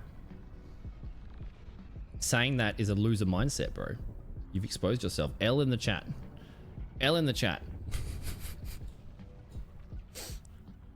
Legit going for the thirst trap, yeah. Like, there's gonna be so many cosplays out of this. I'm gonna jump into the. This is what I do. If you want to play, this is only open to subs. And if we've got space, then I can let regulars in that aren't subbed. Exclamation mark join if you want to play. In the quick play games, the Streamloots cards are on as well. So if you got some game related cards from the Streamloots packs, you can use them. We got in a bag.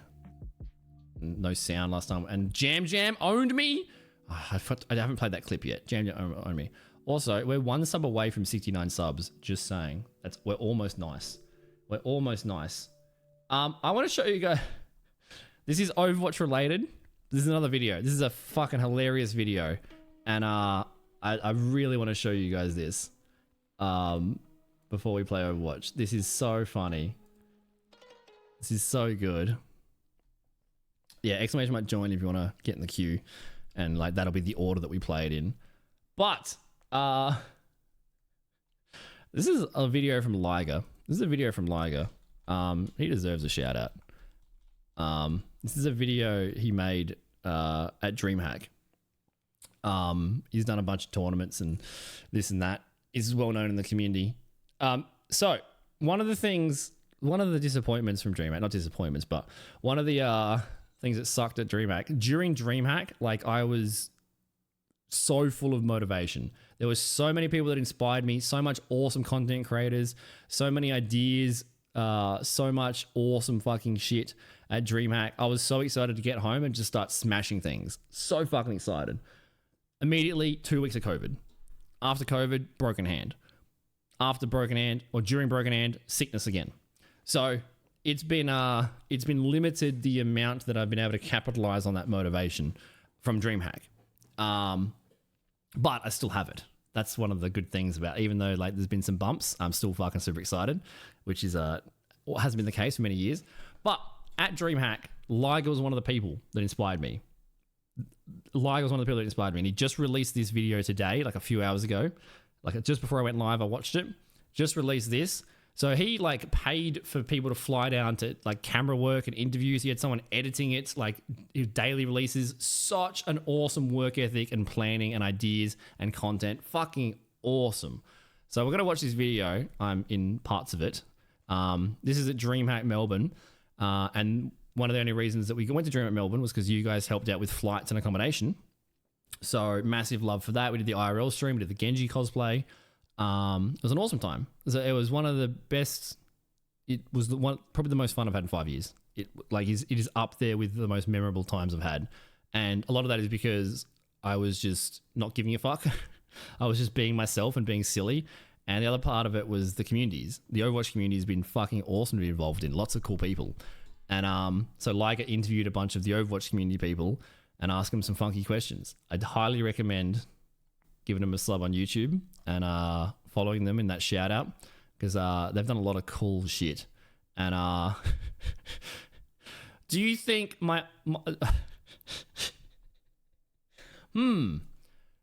interviewing Drop Bear, will his answers be normal human being safe for work answers, or will they be vastly different than everybody else's and completely stupid?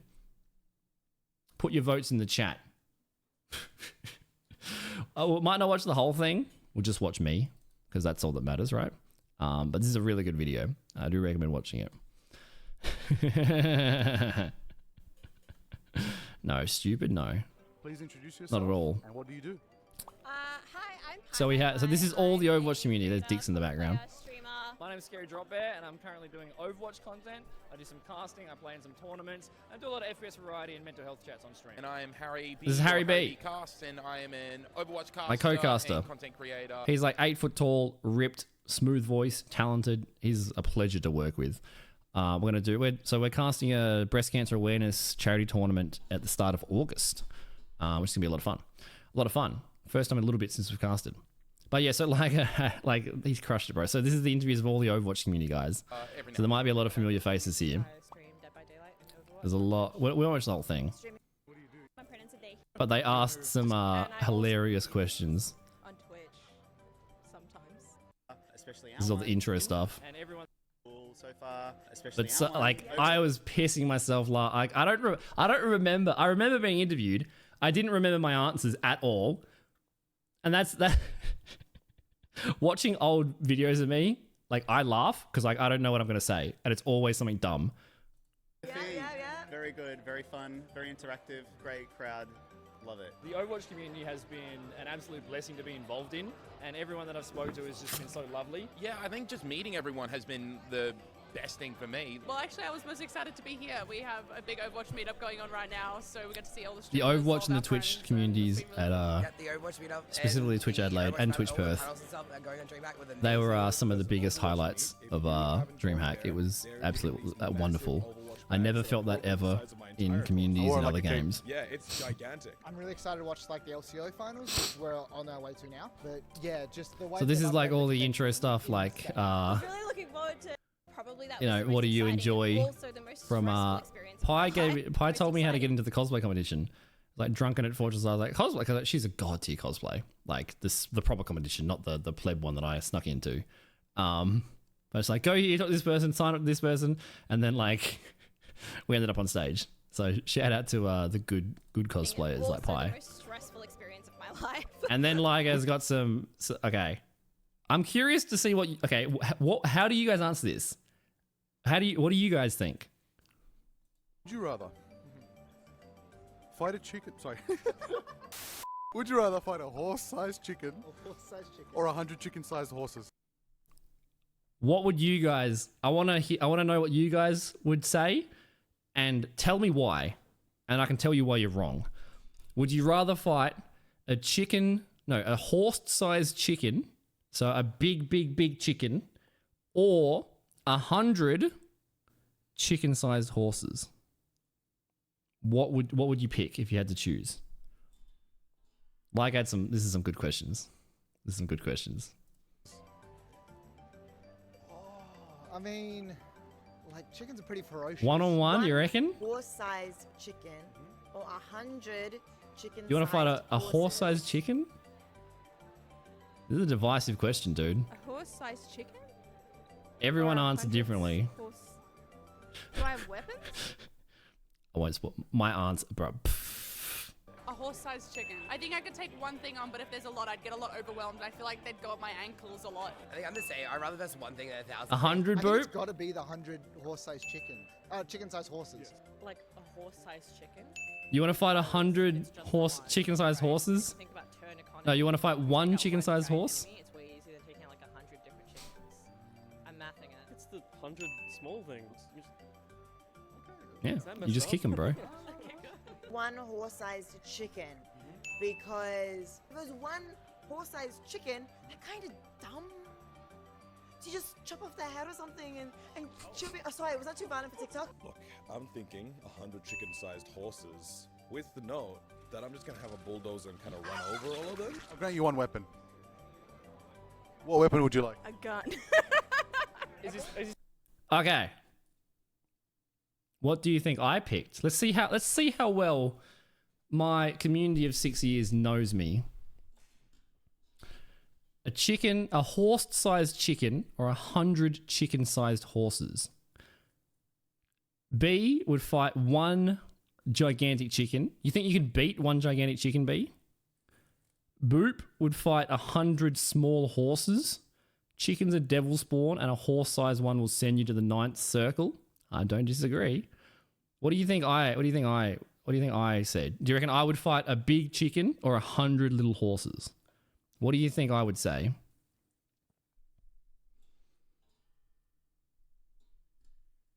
Imagine how hard it pecks. You're taking 100 small horses. Okay, I get that. That's good logic. You probably said a horse-sized horse. I feel like a horse-sized horse would be harder than a horse-sized chicken. They're pretty big, bro. All right. Let's see if you guys were correct. I forgot about this, bro. I'll grant you one weapon. What weapon would you Get like? your answers in. Is this PG-13, this interview? We can edit everything, don't worry. I got both of them. I like his confidence. I'm not taking on both. Have you seen those things are vicious? Have you seen the size of you? You could soccer kick 100 of them. Put the foot on the side. It's size 15. Get rid of them all. I mean, you got horses in the eye. I stand by it. How high you are, bro. I was thinking like I'm really I forgot about it. I completely forgot about this, bro. I stand by it. Yeah, Boop knew. See? Boop knew. Yeah. No one else said both. The option was A or B, not C, all of the above. What weapon would you like? A gun. Is this PG-13, this interview? We can edit everything, don't worry. I got both of them. I like his confidence. I'm not taking on both. Have you seen? I love the editors. Like I did this. This is such a good video, bro. Of like all the Overwatch community. I love the edit, bro. I would fuck them both up. I could stand by this. I stand by this. All right. Anyone that just picked an option, they're pussies, bro. There's no. I would just destroy all of them. They're all fucked, bro. You imagine how tasty the big chicken would be. They're all fucked. In the shower today, I was talking in the shower and I was talking out my reasons. I watched the video, I showered, I set up stream. I was talking out my reasons. I know exactly how I would defeat the 100 chicken-sized horses. I know exactly how I would defeat the large chicken. I have plans upon plans. They're all fucked. The whole animal kingdom is fucked. Humans number one. All right? Everyone else is wrong. That's why my arm's fucked. I mean, I would lose to gravity, but not to a chicken. All right? I know, dude. You could feed a whole family on one chicken nugget. Yeah, you nailed it, Boop. Is this PG-13, this interview? We can edit everything, don't worry.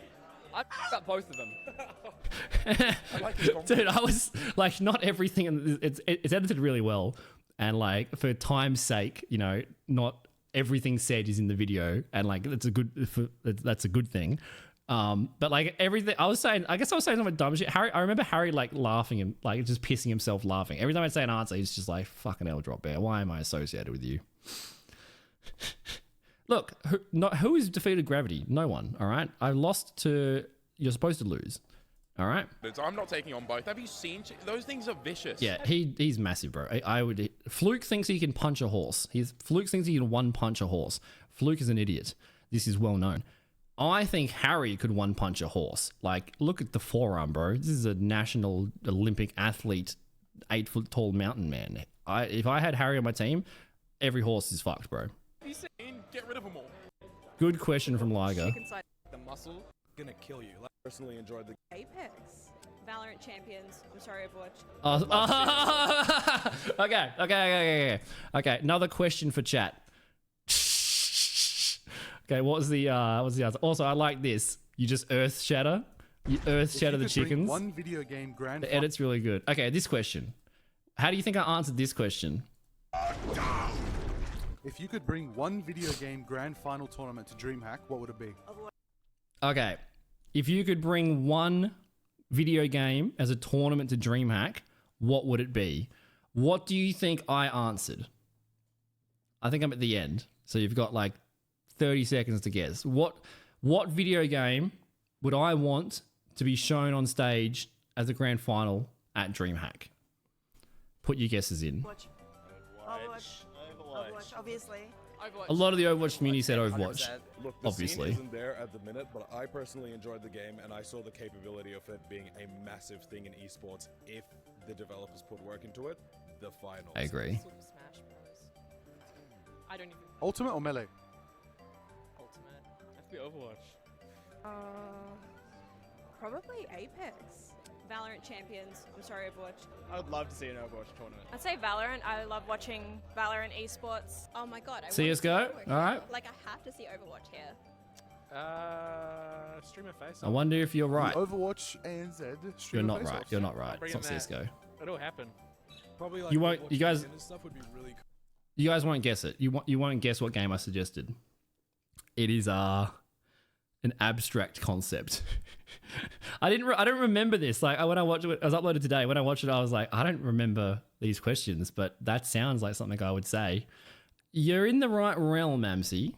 Cool. I think it's got to be like the Tekken World Tour finals. Like the Tekken World Tour.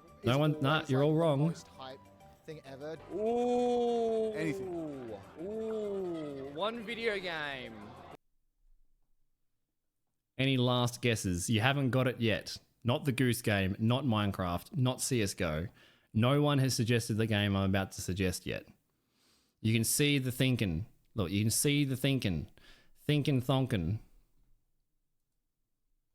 Hype. Let's see. Ooh. Anything. Ooh. One video game. Not safe for work. Speedrun. I love you, Colonel Sanders. I don't have anything like that. I'd like Valorant.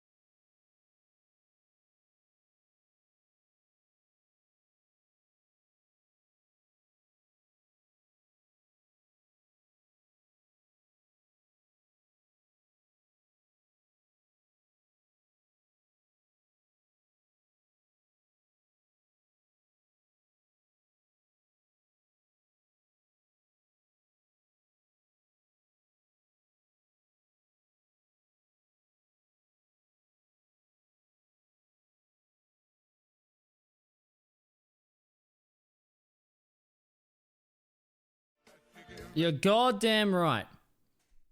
If there was any game to be brought to a grand final esports tournament at DreamHack Melbourne, it should be not safe for work, any percent speedrun. I love you, Daddy Sanders. Prove me wrong. They're all wrong. All of them are incorrect. Overwatch. Wow. Lame answer. Wow. I don't know how it would work, but I want to see it. We should do it, It's dude. always like the most hype. We should. thing ever. Ooh. Sponsored by Pornhub. Ooh. One video Naked game. Daddy Sanders One game. video game. Center stage. Not safe for work. Speedrun. I love you, Colonel Sanders.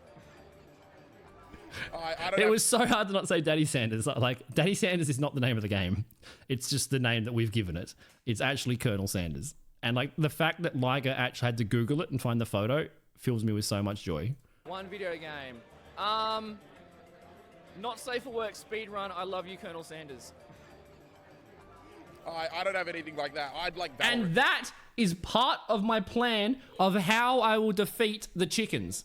Whether it be 100 small chickens or one large chicken, they're all turning into drumsticks. The drumsticks in the Daddy Sanders video are accurate to life size. That big horse chicken is turning into a big bucket of deliciousness of greasy thighs, all right? That is step one of my plan of defeating the animals, all right? These other people, they cannot defeat the chicken. We have defeated the chicken. If it's not Overwatch, it's got to be Valorant. I want to cast Valorant. Is water wet? With Harry. Oh. Next question.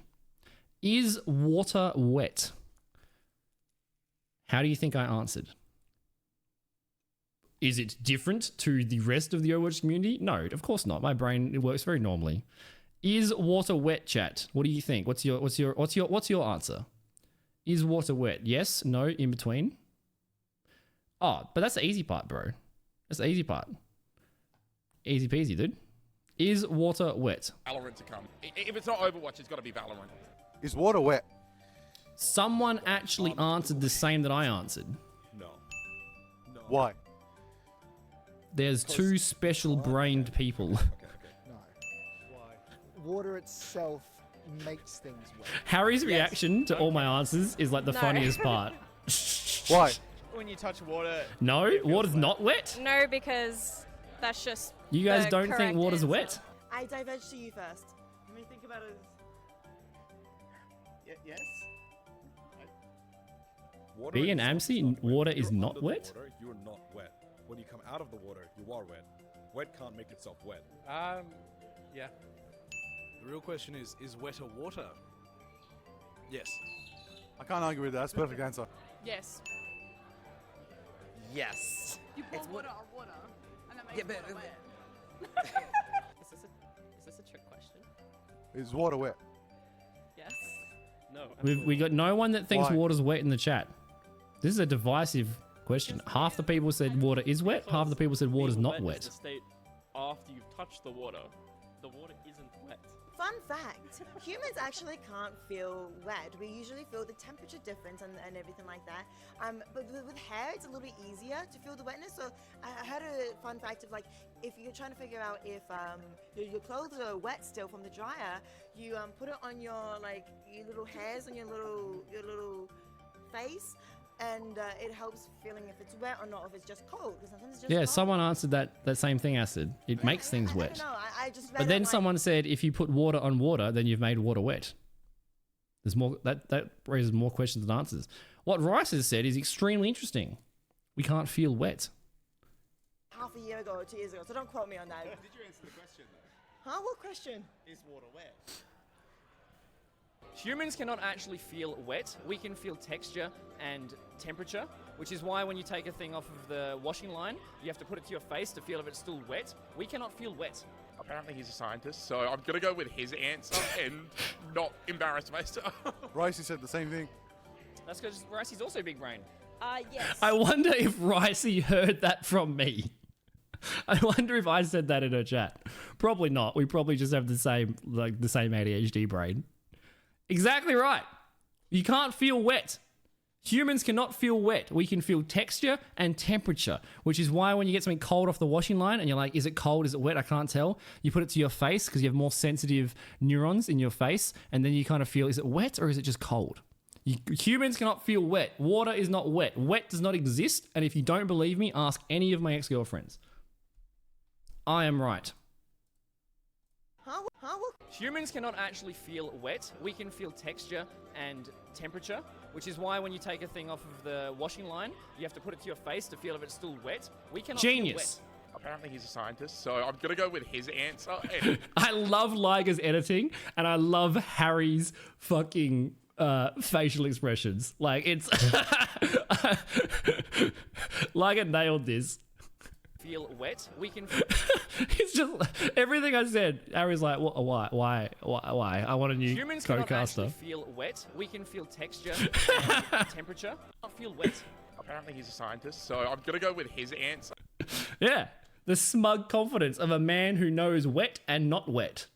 That's right. That's right. All right. Spot on. Good job to Rice for remembering that random fact as well. Everyone else, yes, no, water wet. Oh, it makes things wet. Oh, I don't know. Maybe, yes, no. Wrong. Wet doesn't exist. There's your information. You're welcome. It's like saying, is fire burnt? It is. It is, dude. And not embarrass myself. Ricey said the same thing. That's because Ricey's also big brain. Yes. What know what wet is? If we can't sense or feel wetness. Okay, next question. Another final big There break. was so much that to edit out for sure. Exactly. Poop. See, you agree. We're both smart. I don't know what's this question. I forget. Like, I'm still smugly confident in my previous answer. I don't know what this one is. What's this question? Very complicated question. Palmy or Palmer? Oh, easy. It's a Palmy or Palmer? Is this just an Australian thing? Is this New Zealand thing as well? Someone told me they had an eggplant Palmer the other day, or a pumpkin Palmer. Is that just an Australian thing? Is Parmigiana, is it Italian? It's got to be a different language. It's just Aussie? Is it Palmy or Palmer? This is a decisive... There were some fence sitters in these answers, and they are cowards. I'm saying that publicly. I stand by that. I think you're right, Bert. Yeah. It's Palmy. It's Palmy. But it is a regional dialect difference. Eastern states say Palmer. They also have the wrong beers. Their pints are small and their schooners are big, and then they've got a pot or something. It's all different. There's all different. South Australia is the correct Australia. This is true. It's Palmy. There was a whole thing like Palmer for a farmer. Wrong. It's Palmy for a farmy. All right. So I said Palmy because I'm South Australian. You would say Palmy. It's not New Zealand. It's not a New Zealand thing. You guys don't have Palmies? Do you have them? Are they just called like, what are they called? Do you have them? Exactly, MJ. Exactly. All right. You guys all say Palmy. Let's go. Yeah, I think Eastern states say Palmer. Parmigiana. It's not Parmigiana. It is Parmigiana, but you say Palmy. All right. You guys don't have Palmies in New Zealand? Is that why you left? Is that why? It's a Parmigiana. So it's a schnitzel. So like you get a chicken schnitzel and then it's got like marinara sauce, like spaghetti sauce. So it's a schnitzel with like tomato sauce, ham and cheese. Those are the toppings on a schnitzel. So chicken schnitzel with tomato sauce, ham and cheese. Parmigiana. Very fucking good. Very good. They also like, my brother gets like Hawaiian ones with like different toppings. They're really good. They're really like the saltiness of like the like tomato paste. Yeah, chicken Parmigiana. I'll just Google it, bro. I'll show you. It's a pub staple. Chicken Palmy. Dude, if I'm lucky I turned off that thing because it comes up with all my like Uber Eats like URL history. I've ordered many chicken Palmies. This is a chicken Parmigiana. Chicken schnitzel, then you got the sauce, and then you got the ham and the cheese. So, Liger had a suggestion to solve the debate. Instead of just calling it a palm, Liger calls it a palmo because he's special. I don't like palmo. I think I'd rather a fight with someone that says palmer. And they're from the eastern states, so you know you'd win that fight because they're soft. So, easy peasy, bro.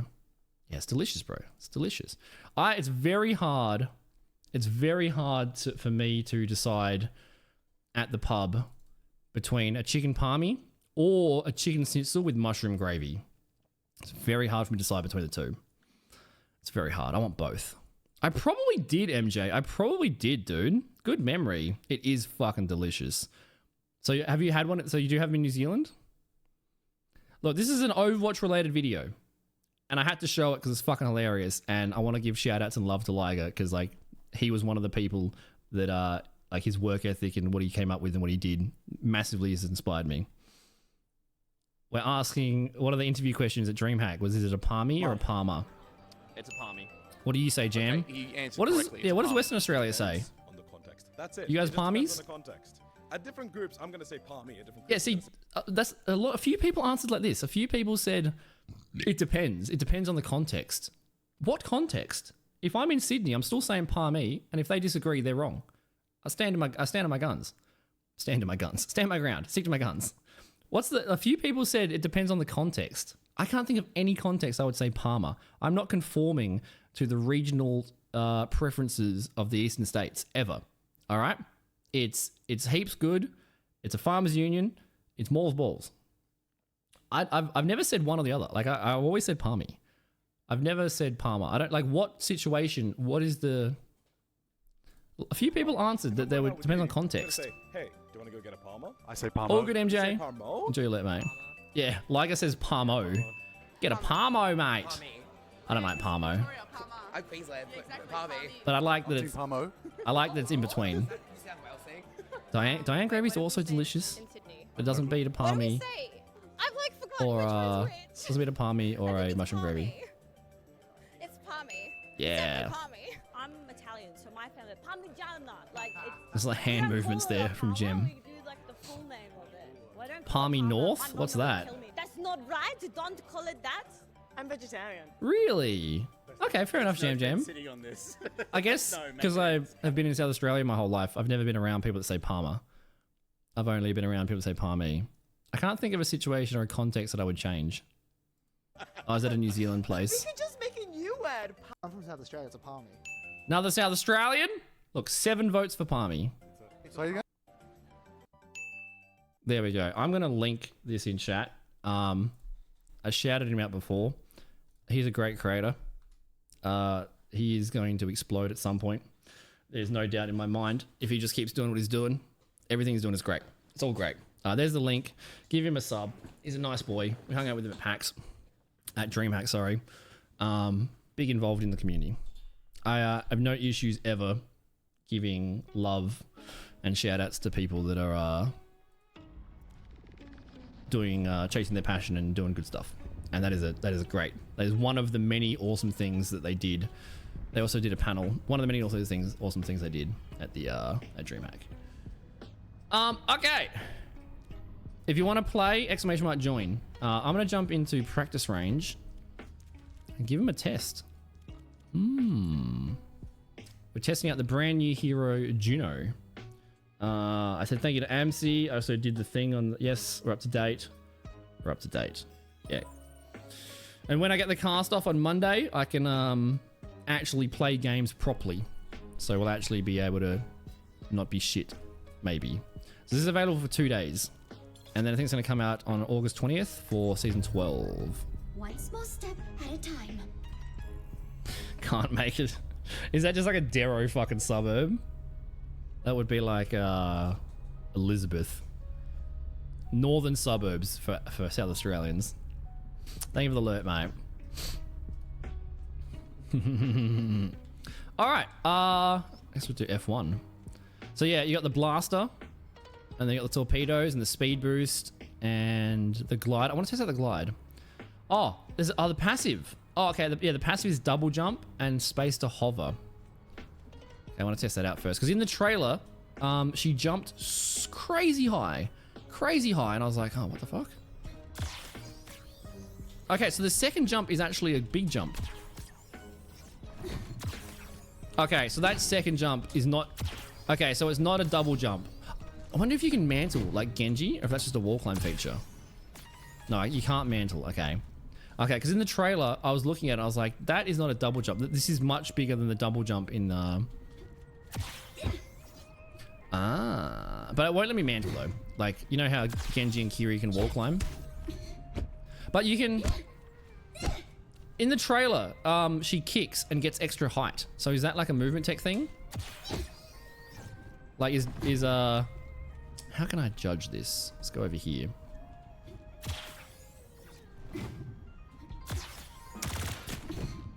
So how high are we getting? Okay, we can jump to that line with just a double jump. We can jump to about this line. It does seem like if you kick, you jump higher. Jump, kick, jump. Maybe. Like if I wasn't going to make this jump, instead of falling, I could kick. Yeah, it's something's there. Something's there. She does like a spinning kick in third person. Okay. I don't think it has knockback like Zen. No, I mean it has. That's just the regular knockback, I think. But they do move a little bit. Okay, so the second jump, this is Baptiste. This is Baptiste but cuter. It's a reworked Bap, dude. It's like Bap's charge jump. It doesn't give me full momentum if I'm moving, but if I'm moving... It's almost a little hop.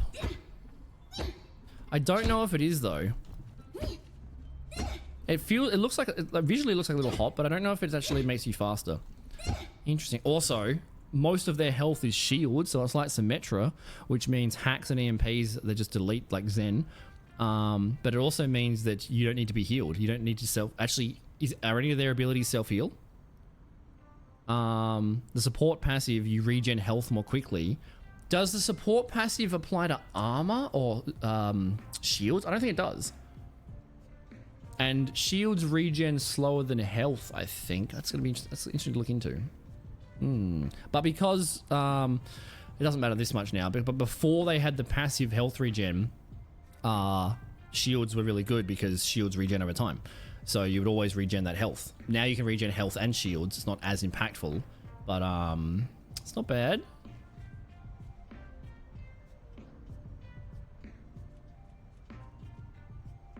Yeah, so she doesn't have a self-heal.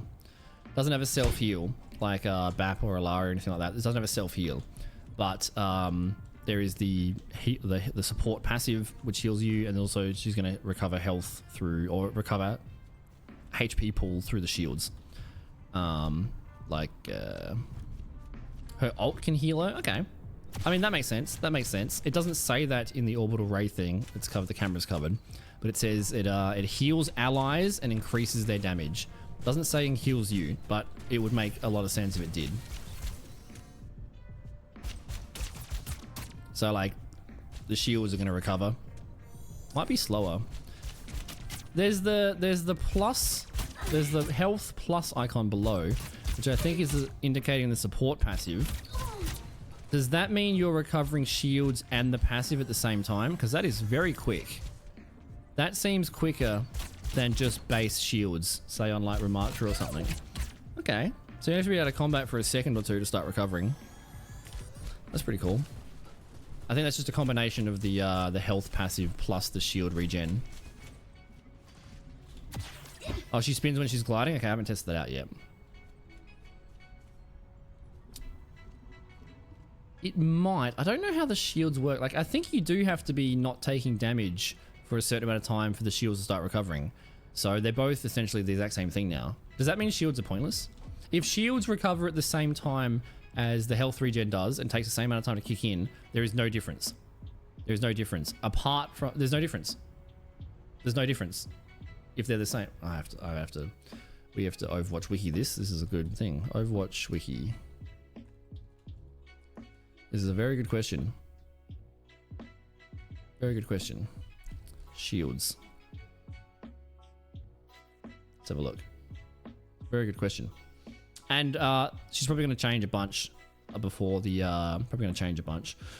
release. Shields. They automatically regenerate when not taking damage. It's topmost form. It's above armor. Shields. After not taking damage for 3 seconds, shield starts regenerating at 30 per second. 3 seconds, 30 per second. It's treated as a form of healing, so it can be amplified by healing effects.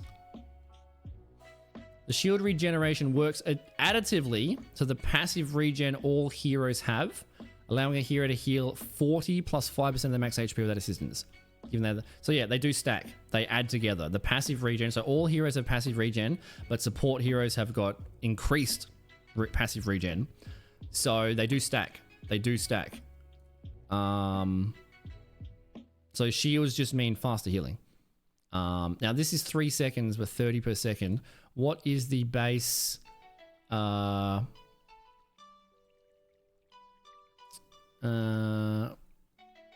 go support. Support? Support a streamer. Yes, support a streamer. Not all streamers, just a streamer. How are you, DK? Check your cast message. Yeah, twice as bad as tennis. There's 3 tennis insults now. I showed Papa Drop Bear and he roasted me, laughed at me. So well played, DK. Good question. I don't know if they let me keep it. We can auction it off. It's gonna stink. It's gonna be gross. I don't know. Maybe I'll keep it and bring it home and then throw it out like the next day. I don't know. Good question. How'd you sleep, man? I know you're up for ages after the holiday. Hopefully you've recovered. Support. Okay, so everyone passively regens at 5 seconds. The support passive means it's 2.5 seconds. Okay, so but how much is it? Passive health. Does that actually say? It's 5% of your max health, right? Is that how it works? Where's the global passive? Where's the global passive? Damage, support.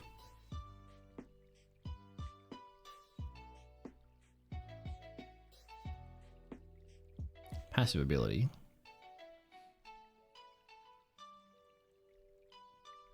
That's tank, damage, support. Where's the information on everyone's? On everyone's. Good question.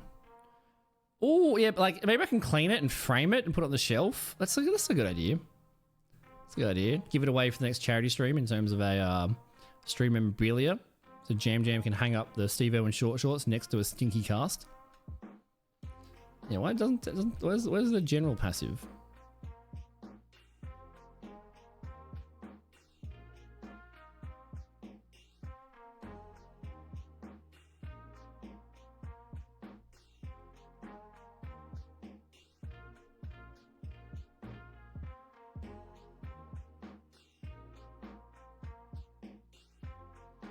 Yeah, like it says it reduces the roll from passive regeneration from 5 to 2.5, but it doesn't tell me how long, like how it works in terms of 2.5.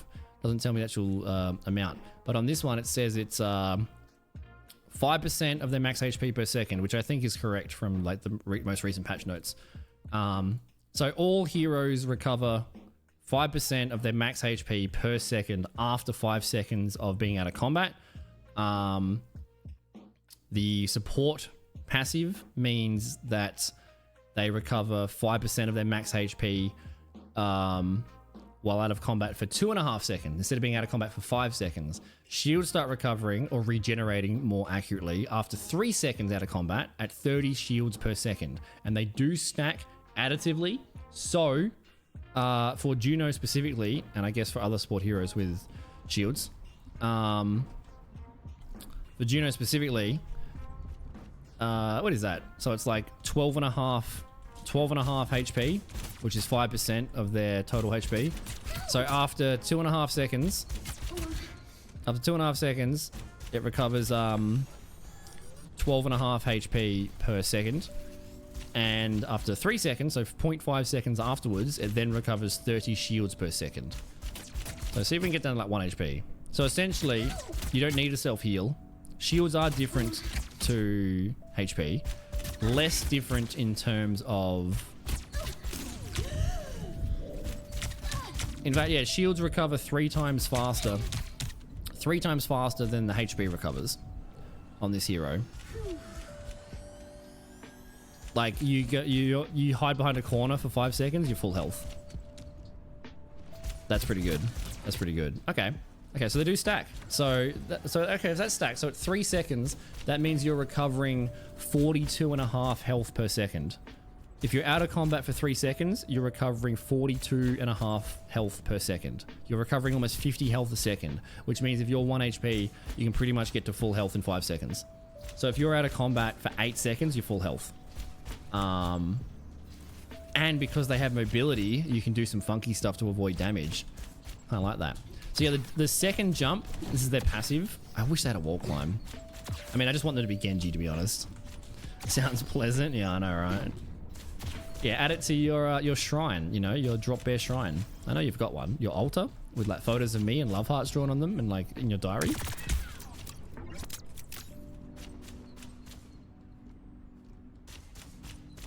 Bath water. I've yet to sell bath water.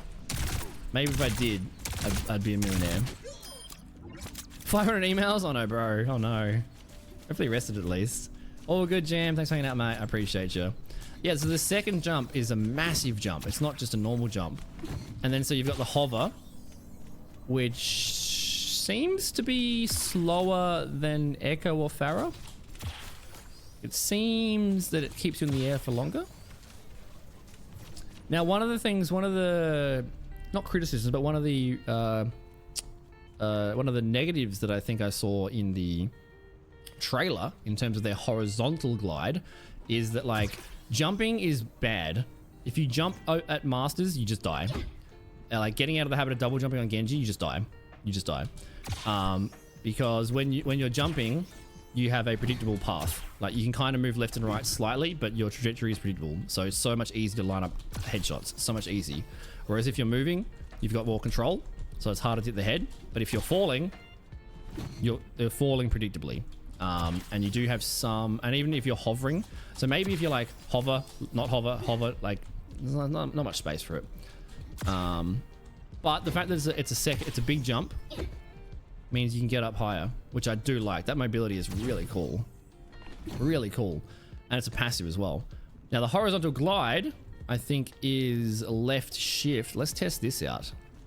Actually, let's get up here. Let's test this out. So again with that same criticism applies to this in terms of the horizontal glide in the trailer looked very, very predictable. Like it's just a straight line. It's left to right. So like if you're just holding left and someone's shooting at you, it's very easy to shoot in the head. You're moving predictably. So if you just glide in the open, you're probably going to probably easy to hit you. So let's have a look. Double jump, glide.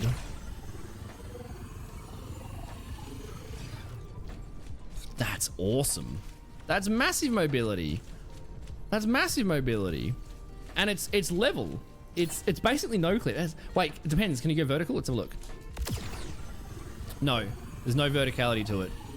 It's just horizontal. That's kind of cool. You are moving in a predictable pathway, but like you could go up here and then just like you could like jiggle peek and ADS like towers. That is kind of cool. So like if I was running on the floor,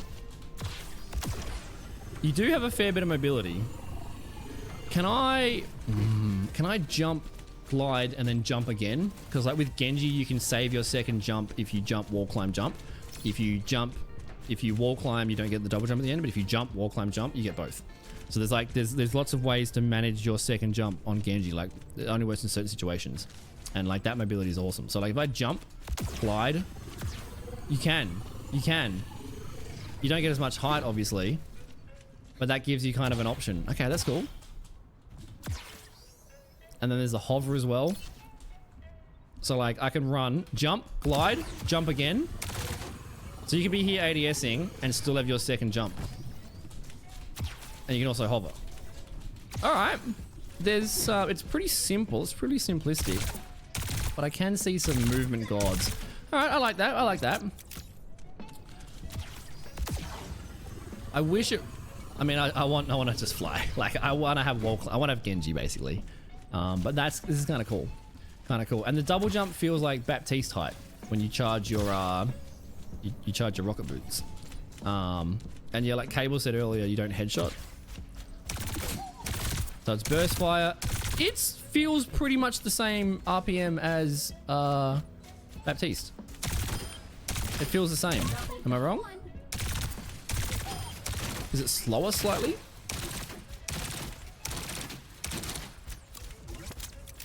Is it faster?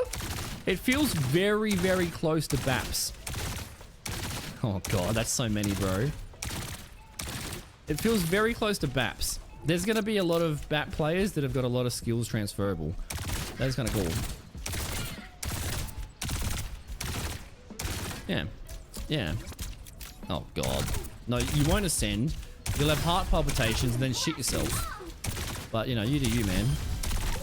Yeah. And also, you don't have to be flying for it. So, like, I'll do that again. You can use it on the ground and then just save your double jump. So, like, you could speed boost, and this gives you a speed boost too. And then you can jump at the end. Okay. All right, let's try the speed boost. Let's take off.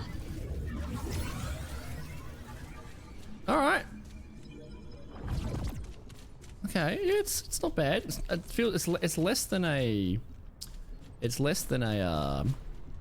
Lucio's for sure. For sure. Okay, okay. So it lasts for a specific amount of time. And you can go through it. Oh god, can you like Sonic the Hedgehog and just like go through it like 100 times and just like increase speed? Oh, wrong button. Speed. I don't think I'm going any faster. I think it just refreshes it. So like it lasts for a certain duration. And then you can go in any direction for it. So how long does it last for? 1, 2, 3, 4. So it lasts for 4 seconds, but this thing lasts for like 6, it seems like. So you can refresh it. It doesn't stack. Oh yeah, but it would. I think it's got to stack with Lucio, which means Genji's gonna be fun to play again. So you go through it, and then the speed boost runs out, and then you can go through it one more time, and the speed boost will last that 4 seconds even while it's gone. So you can refresh it once. You can refresh it once. Now, it seems to give me the speed boost before I go through it. I have the speed boost already. Does it increase? It just refreshes it.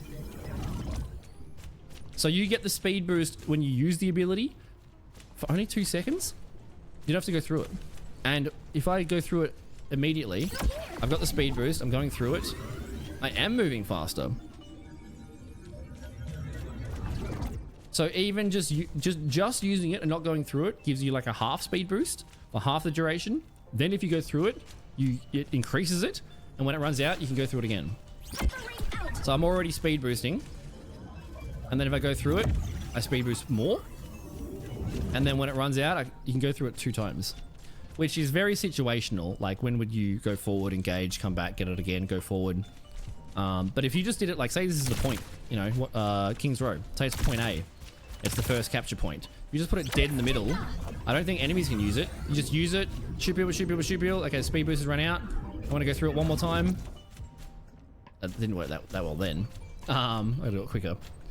And then you just refresh it. If you do it in the middle of the point rather than like behind the wall when you're pushing forward and engaging, you just do it on the point. You just keep using it. You get 2 uses out of it. So like it's effective. It's going to run out in a second. I can use it one more time. I still have the effect for that 4 seconds, even though it's gone. Which means you only have 6 seconds of cooldown. You can have 8 seconds of speed. And then you wait 6 seconds and you do it again. So you just keep running through it on the point.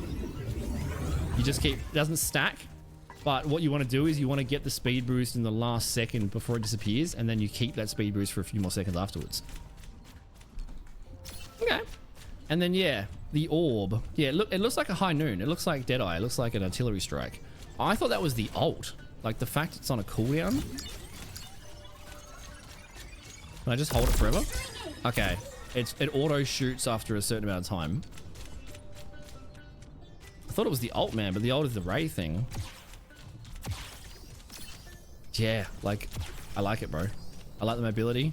Oh no, I'm getting chased. I'm gone, bitch. Oh shit. Oh no. Wait, I'm gonna hover. I'm gonna hover. I'm gonna hover. I'm gonna hover. There's gonna be some funky stuff you can do, dude. Wonder if on the first point of Eichenwald, if you can sneak around the side of it. Jump, boost, sneak around, kick, jump. I wonder, bro. I wonder. And there's gonna be like Juno parkour maps where people are going crazy. Yeah, the fire seems pretty good. You can't headshot. Like Anna can't headshot either. I like the fact that it's the same. It's the same button for healing as it is for. Like I hate right click, left click, right click, left click. That's annoying. You just click the button. Shoot your teammates. So I'm like, I'm back here. I'm doing damage. I'm doing damage. Oh, he's dying. Hit him. Or you can like, you get both. The healing seems pretty good. Healing seems pretty good.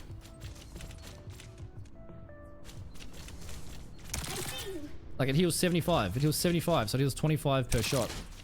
It seems to. Maybe it stacks up. Maybe it's like 10, 30, 40. That's pretty quick. That's a pretty quick burst heal. You got, and also, so what? You got 60 bullets? You have so many fucking bullets. Wait, how many bullets does it shoot? Is it 3? It's not 3. Is it 4? Is it 10? Wait. It's 12? There's not 12. Wait, is it like shooting 4 chambers at a time or something? That's not 12 bullets, game. You shit game. That's not 12. Look, the ammo goes down by 12. That ain't 12, bro. I guess it uses 4 charge per... It uses 4 charge per 1 shot. So it ends up being 12. That's not actually ammunition. It's like charges. So it uses up 12 charges to shoot 4. Yeah. Build it. I hear 4. But it reduces by 12. Just make it 4, bro. Like, why have 180 and then, oh, it's 12? So what? You have, what's that? You have 15? You have 15 shots. 15 shots of 4. Just give it, just do it 1 bullet. Just have, every time you click the button, it's 1 and you have 15 bullets. Don't have 180 and you press the button, it uses 12. Like, well, it's not 12, it's 4. It seems unnecessarily annoying. So you have 15 shots, which is more than BAP. Does BAP have 30 bullets and he fires 3, which is 10? And you don't headshot like BAP, which is one of BAP's big advantages. Yeah, that's kind of cool. Yeah. And you don't have to aim. Like, you don't have to hit headshots. It doesn't matter. Headshots don't matter. So you don't have to aim. You just shoot Roadhog in his big fat belly, or Malga in his nipples. Okay, fair enough. And then yeah, the ultimate is like a very fast. Oh, can I fire it prematurely? Or do I have to wait for the full lock on there? Let's have a look. Yeah, projectile not hit scan. I don't know. I mean, is Anna the only support that has hit scan? No supports have hit scan. Anna is hit scan when zoomed in, but projectile when not zoomed in. I don't think, is there a support that's hit scan? I don't think there is. I think there is. Oh yeah, I can fire prematurely. Okay. Consider yourself cratered. Consider yourself crated. Lame. Consider yourself crated.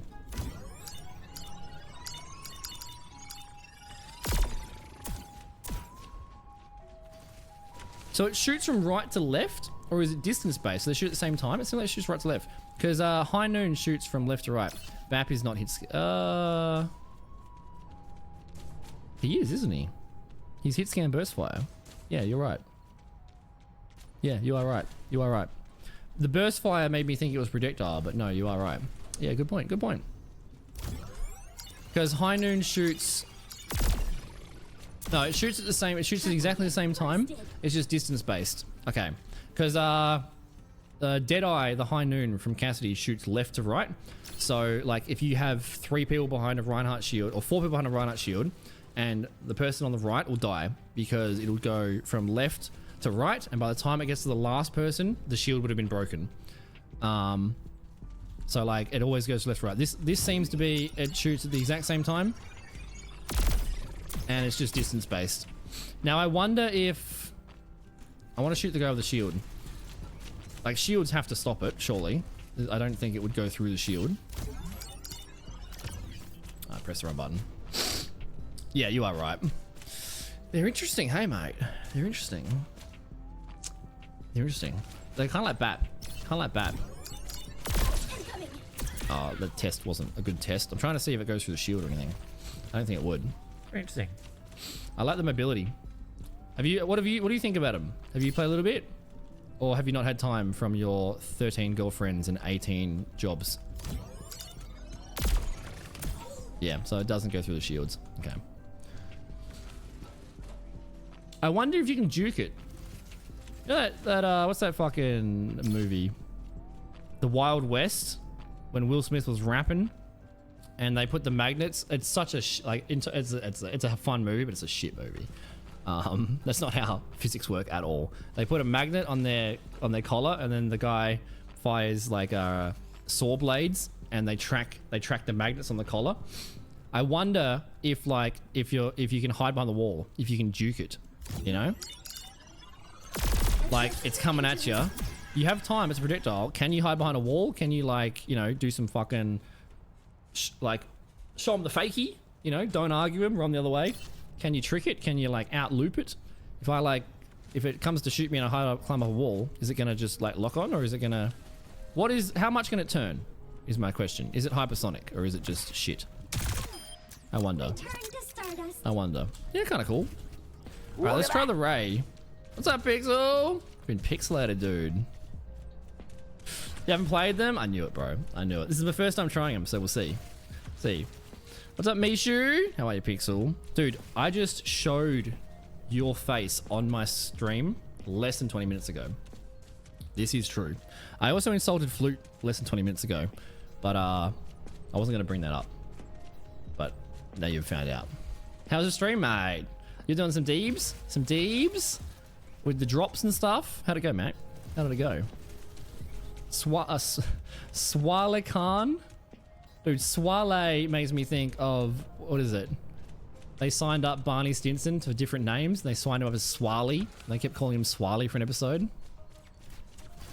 Not Liger's VOD. No. But I was showing, I was literally just showing the video, which is amazing. And if you're not subscribed to Liger or have seen the video, it's awesome. Came out today.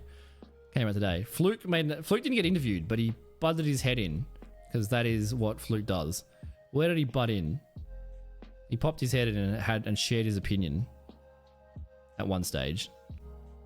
The interview is sick, dude. Fucking Liger's a champion.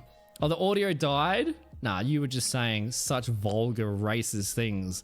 Liger's like, I want to protect my friend and not air his disgusting comments. Like, I don't want to know where you put that yogurt, bro. I forgot this happened. The answers were hilarious, bro. I forgot it happened. So I just... Is this PG-13, this interview?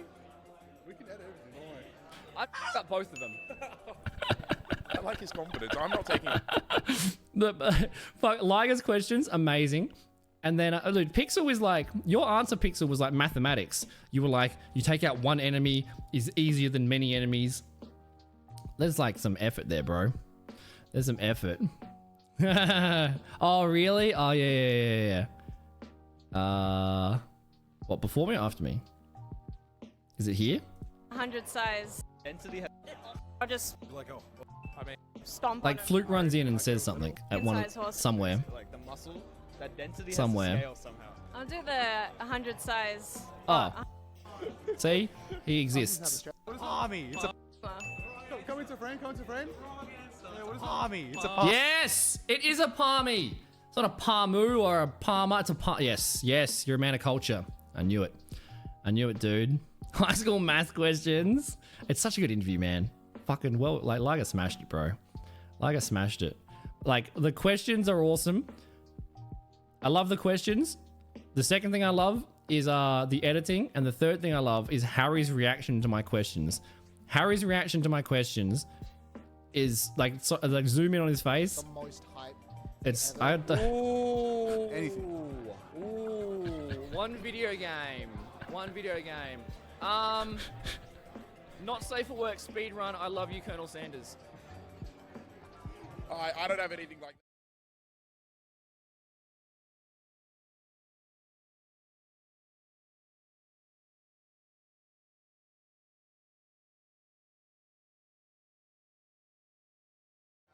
that. Yeah, damn straight, dude.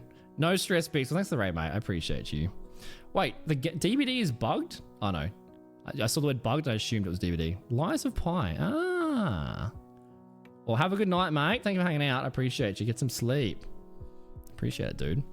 We're just trying Juno for the first time. Also, Rice is also big brain. Harry's like the editor. The editing's so good. Nailed it, bro. It's a shame the audio didn't work for yours, man. But I guess we're all spared hearing the word yogurt 15 times.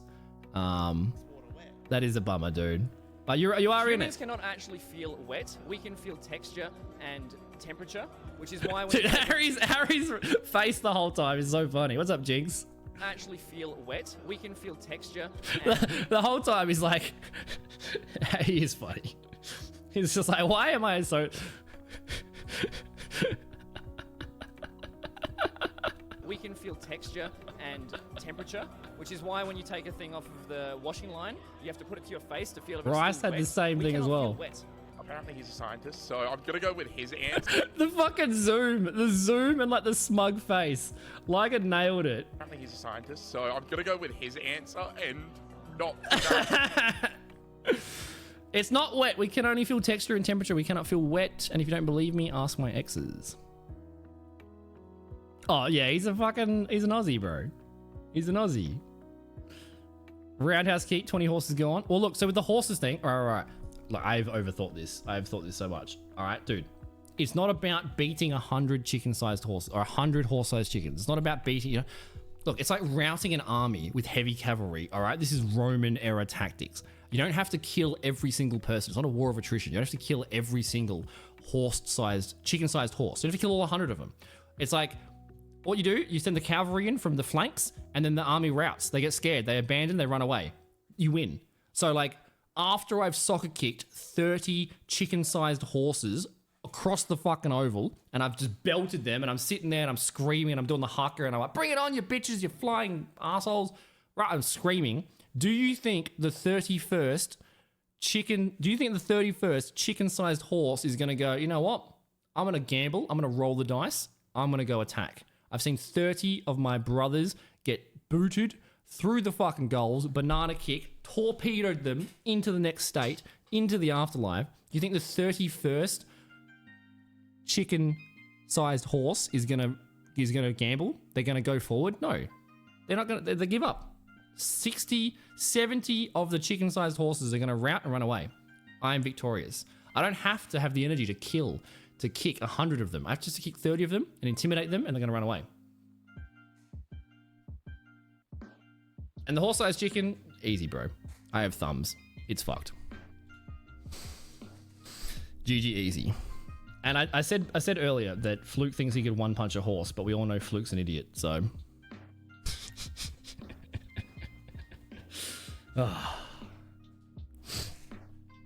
Yeah, if 300 can beat 10,000, then you should be able to beat some chickens.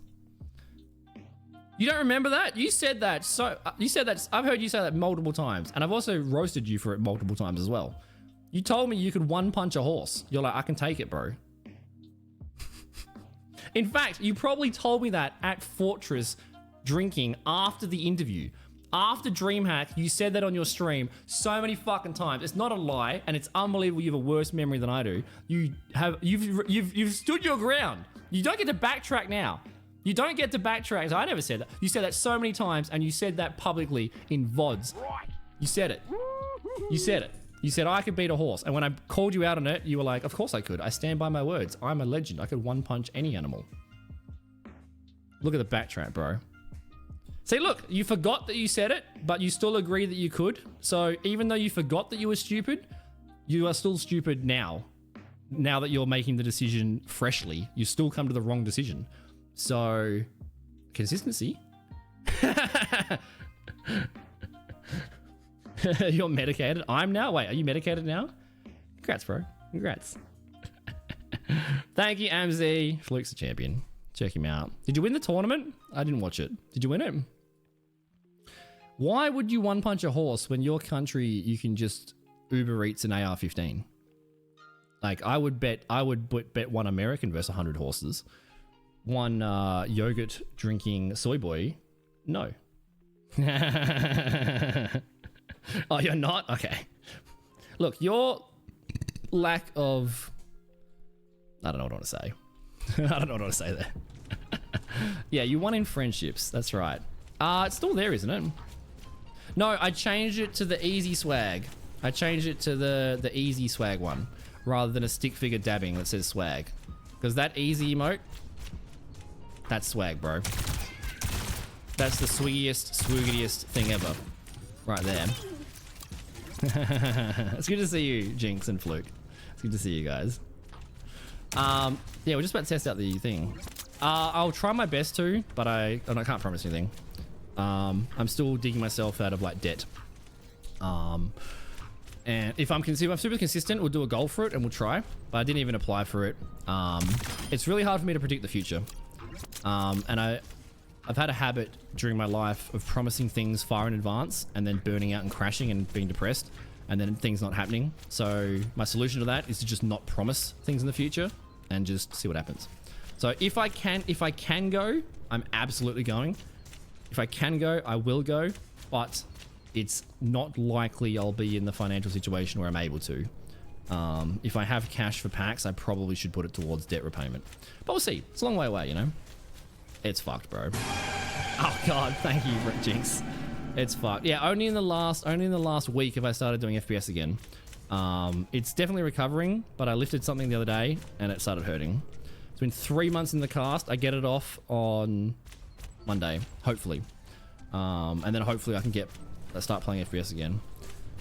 It does hurt after I play FPS a little bit, but yeah, this is the second Overwatch stream I've done in 3 months since DreamHack. Yeah, only in the last week have I started to play it again because I haven't been able to. It's been hurting too much. Yeah, it's really cool. Really cool. Thanks for asking that, man. Thank you for the bits as well, Raptor. Today is the final day of our 3-year anniversary of being partner. So we did some chit-chatting and some sharing and some reminiscing and stuff. I think being consistent, getting yourself ahead is much more important. I agree. I agree. And most of the conventions I've been to have felt rushed and barely scraping it, you know? And so that's added a lot of like pressure and exhaustion before it's even started. DreamHack was easily the best. Like DreamHack was one of the best weekends I've had in my life. It was so much fucking fun. It was, I was being myself. I was just having been silly. DreamHack was amazing. So I'm really excited for the next one as well. Have you clip somewhere? You probably do, dude. Thank you. Yeah, 3 years. DreamHack was fucking sick. All right, let's test the ult. And then let's jump into some games. If you want to play, exclamation mark join. Welcome to Orbit. I hate her voice, bro. She sounds 11. So it increases damage as well. Yeah, so the way I described it was a slow Kitsune rush. And I stand by that. Because it's kind of a slow... I mean, so what you do, like... So you get a speed boost at the start. It runs out in 4 seconds. You can go through it again at the end. And you keep that speed boost even while it's gone. So you can recharge your speed boost. So what you do...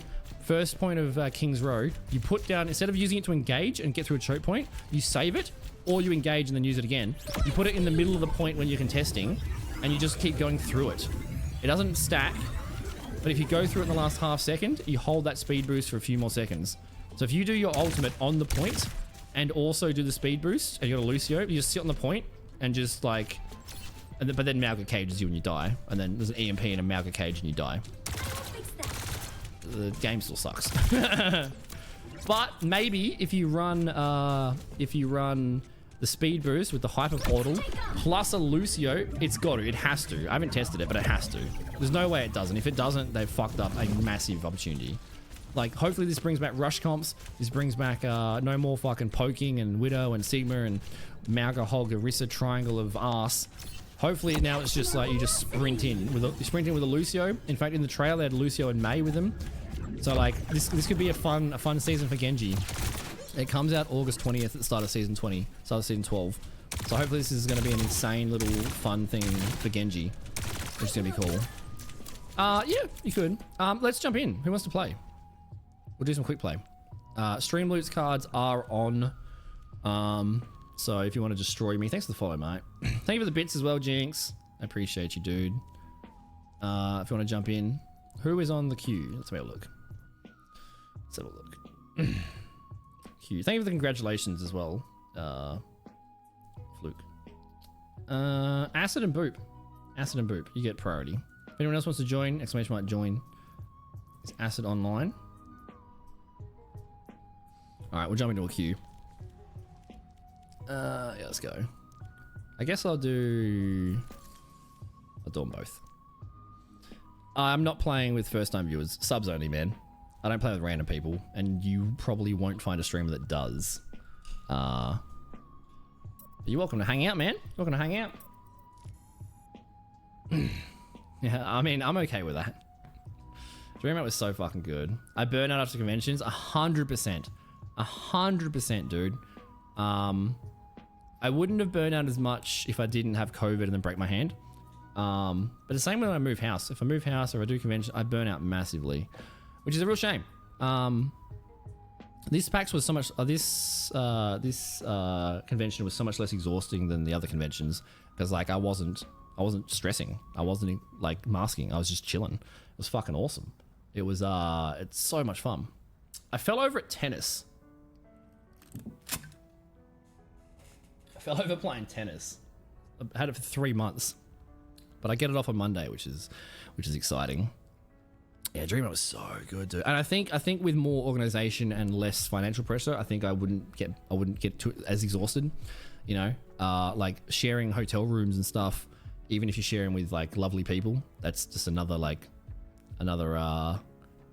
thing. So like if I went there and I didn't have to worry about like, oh, I've bought 2 beers, am I gonna get declined? You know, it would be probably less exhausting. But it was so much fun. So much fun. It was the best convention I've ever been to. And like a lot of that is because of I'm in a better spot personally in terms of like my attitude. So it was really, really fucking fun. So much fun. Am I late to the raid? There's no such thing as being late. Don't worry. Don't worry. Any time is on time. Ooh. But welcome on in, mate. Which raid was it? Where were you hanging out in? Pixel or Vowels? Well, welcome in, mate. Yeah, we can. One small step at a time. Let's go. Light speed. The regions of Earth are so varied. But bro, you're so fast. Dude, the mobility is going to be so cool. I'm excited. Oh, let's go. Dude, that is the perfect reason to be late. Taking the puppy for a walk. Heck yeah, mate. Yeah, let me know what you think, Prince. This is my first match trying Juno.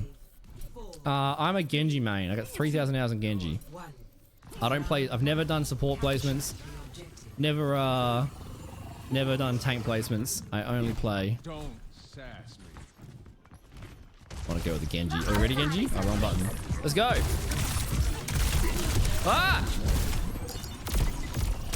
It's all right. Oh! I got counter artillery. I got counter spunked. Ah, shit, dude. It chased me around the corner. Okay, interesting. Interesting. Yeah, I like the mobility. The double jump plus the horizontal glide. Really cool.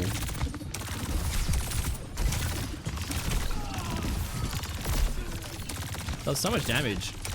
Oh, I probably should be healing. I am a support. I probably should be healing. I'm just like playing it like a DPS. Seems really cool. Yeah, it does that. Yeah. What's your puppa's name, dude?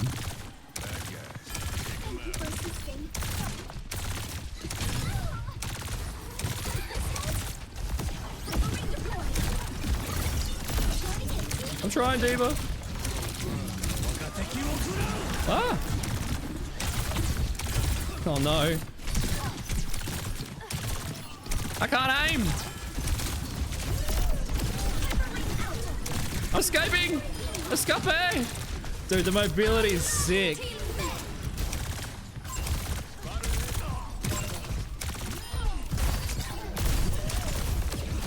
Ah! The mobility is sick. Hey, all good, mate. I know you got to get up for the first job of 3. Stop earning money and talking to girls. Come back to streaming. Stop being a successful adult. I miss you, dude. Stop it. Oh, I tried, sorry. Solo ult time? Who am I ulting? I don't know who I'm ulting.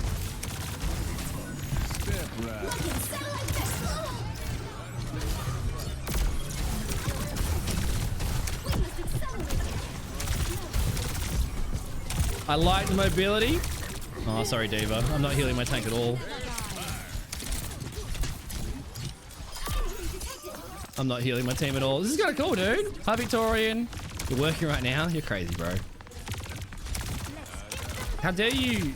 I don't know what I was going to say there. Sorry, boob. Nah, it's good to see you, brother.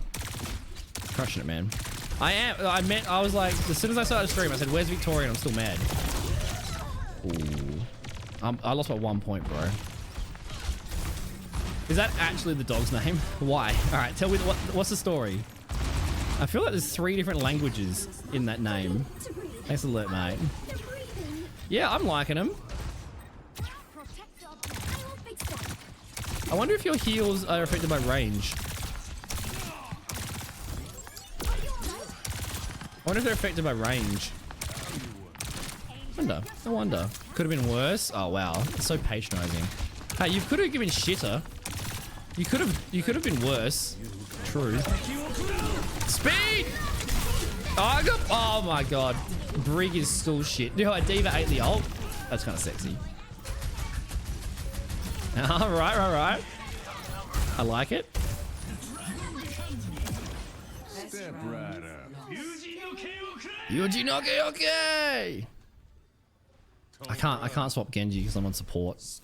I want to Genji battle them immediately. This game hurts my wrist more than any other game because it's like slammy and it's like 360s and it's like gets you. Sped right into the bridge, yeah. I like it, dude. I'm hoping this brings back rush comps. Like dive comp, I mean dive is not rush, they're different. But fast-paced engaged comps are my favorite. You can actually live as Genji. Like peeking into a double shield or just an Orisa or a Hog or a Mauga. Like, I would have a Jungle Queen with me, I would have a Lucio and a whole W on Genji. And we don't need heals, we just kill everybody. It's my favorite. I'm not reading your chat, bro. This is toxic. It's my 3-year anniversary and you're gonna bully me like this? Wow. Wow. You know I'm a partnered streamer. You know I'm best friends with Bezos. Like, you're playing with fire. I'm sorry, Genji. Nah, that Genji went so fucking deep. That Genji had no awareness of... I'm sorry. Alright, I'm already bought a support. It's cool. It's one of the coolest supports they've made. Am I going to become a support player? No. I'm still going to play Genji. Oh, right. Well, there you go. There you go. I hope they... Okay, what do you call them, though? Like, if you say, like, dog sit, do you say the full name? Do they respond to the full name? Or do they respond to Esmeralda? You say, like, yo, Ezzy sit. What if you can reflect it? What if you can reflect it?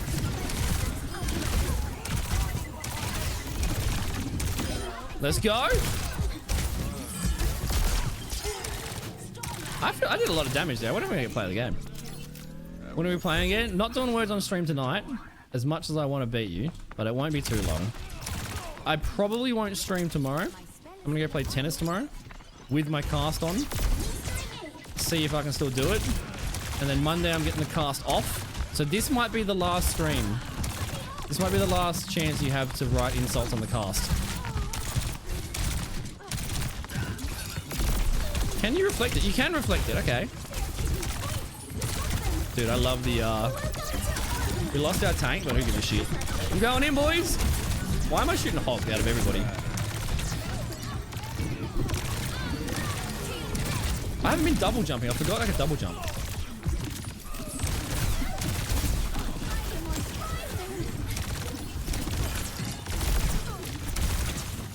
The damage boost is kind of sexy.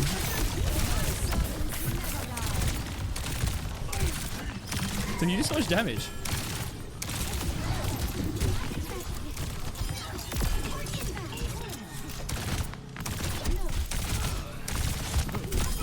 Oh, dude, I was fragging out. Dude, Boop is like damage boosting the shit out of me. I'm not healing anybody. I have 3,000 healing. I'm out damaging our Genji, though. It's kind of fun, bro. Yeah, what is that game? I've seen everybody talking about it. What the fuck is Once Human? Is it good? Have you been enjoying it? Should I play it? Thank you for the lurk, Sabrina. I appreciate you, mate.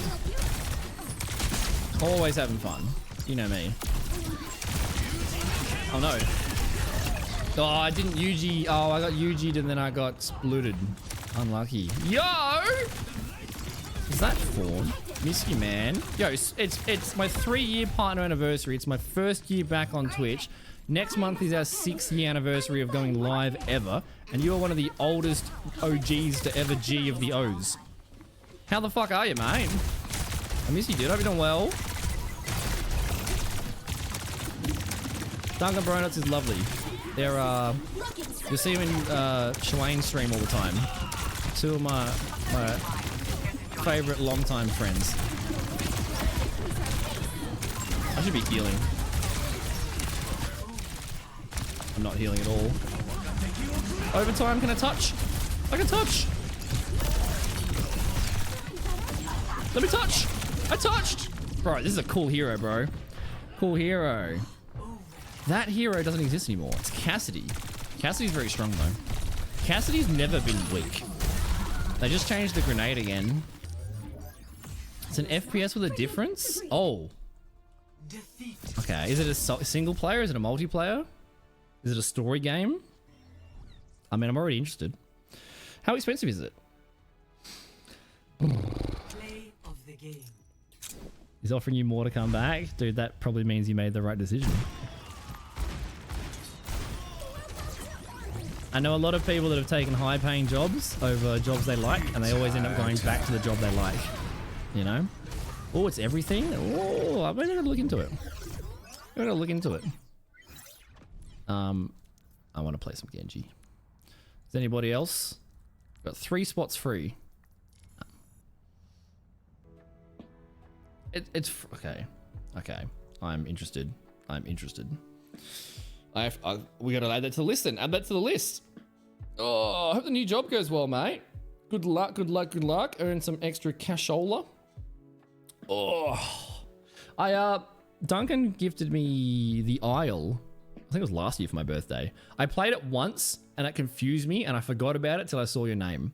Maybe we should, I have many ideas and I'm never enough dopamine to actually do them.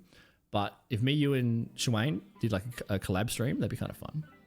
It's like, it would never happen, but it'd be fun. We can imagine it, we can imagine together. We can imagine that if it happened, it would be a fun time.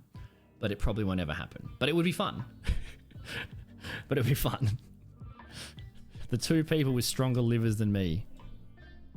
That's a hard thing to get to. Yeah, I played like a server and I was a herbivore and then it said like, go here to eat a bush. And it was all black and white. And then I ate a bush and then I was like, I am so confused. And I'm also kind of bored. But when I watched you guys play, the Isle is like a dinosaur game. And I watched Duncan and Shawayne play and they were like jumping over, they were doing like a parkour thing. I think it's fun with friends, right? Like it's not a solo player game. It's like a play with friends game. Better with friends? Okay, well, I have to get friends, bro. That sounds hard. While we're in queue, thanks for the damage boost boot, by the way. While we're in queue, let's look at Once Human. Oh, there's my smug face, bro. This smug face. Wet.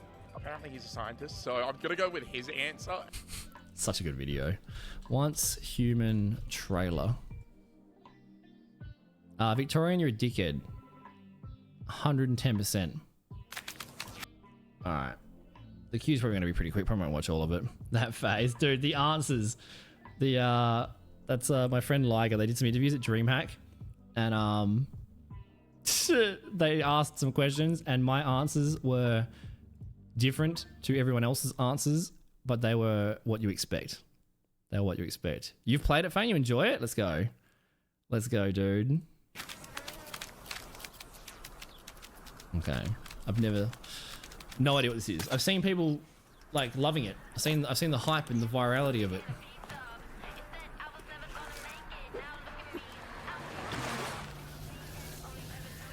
What the fuck am I looking at? Cute girl. Bear. Okay. Immediately. Okay, another cute girl. Dude, is this like KDA pop stars? This is fucking League of Legends music. I want to read those. Do I want to read those? Okay. Cute anime protagonist. Mad Max style. There's a bear. I'm a bear. I definitely see Borderlands vibes. I definitely see that. I just want to listen to KDA.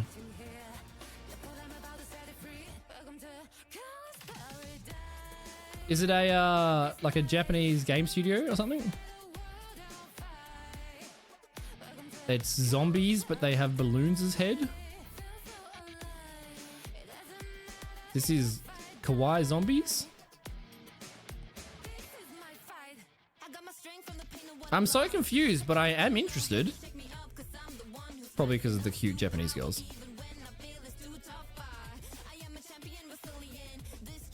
Dude, KDA is bangers.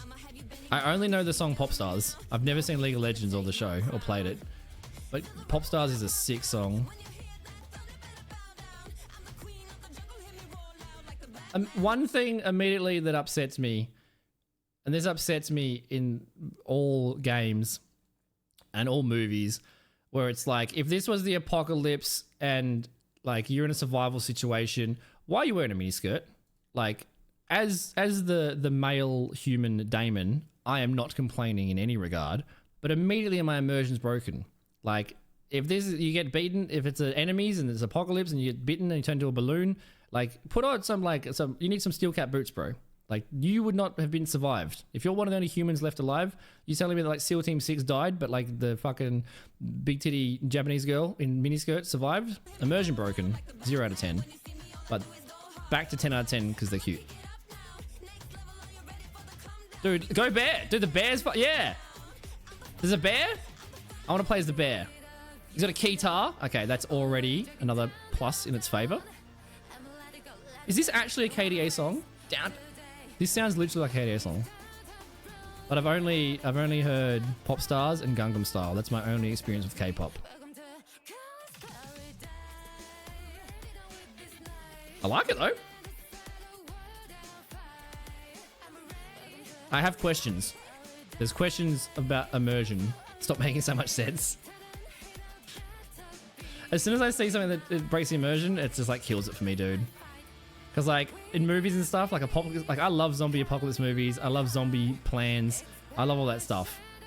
I role play in my head. Like I put myself in like, okay, if I was in Hunger Games, how would I survive? That guy did that. What an idiot. Oh, he survived? He didn't get punished? How did the 13-pound girl survive? But what? I'm confused. I always like put myself in the scenario. Okay. I have so many fucking questions. And if it's free to play, I see no reason why we wouldn't play it. All right. What are you in the Discord? I have a song channel. You can post your songs in there if you want. Okay. So I love pop stars. What would be one song you recommend to someone that's only heard pop stars? What's the next song should I listen to?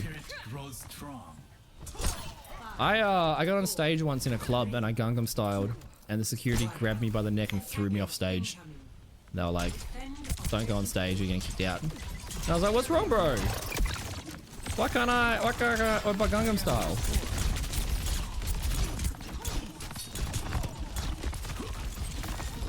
No questions, just get it. How big is the download? What platform is it? Is it on Steam? Wow, jumped over it. Get out of here, Hanzo. I'm sorry, Boot, you're gonna die because of that. I'm coming, Boot. Nah. Boot healed. I went too deep. Sorry, Boot. 50 gig? Okay. I'll uninstall DBD. I've yet to uninstall it. But I kind of did have fun. Dude, that diva just killed herself with max damage. Oh, the hands are hit a shot. Oh. Like, my computer needs to upgrade so badly. Those lights are broken. My headset broke. My mouse is broken. My hands is broken. I still have a mechanical hard drive and a CD drive. I have no space. Are you on Discord? Wow. I thought we were friends, bro. I thought we were friends. You don't have to be. Being in the Discord means it doesn't matter, you know. Time zones. We don't catch up that often. It doesn't matter. Doesn't matter. Time makes the heart grow fonder, alright? Is that the thingy? Turtle! What's up, dude? I should have taxied, you're right, but especially because the taxi is my former moderator, I should have taxied. But I hear... Where are you? Unlucky, bro. How are you, Turtle? It's good to see you. Another champion popping in.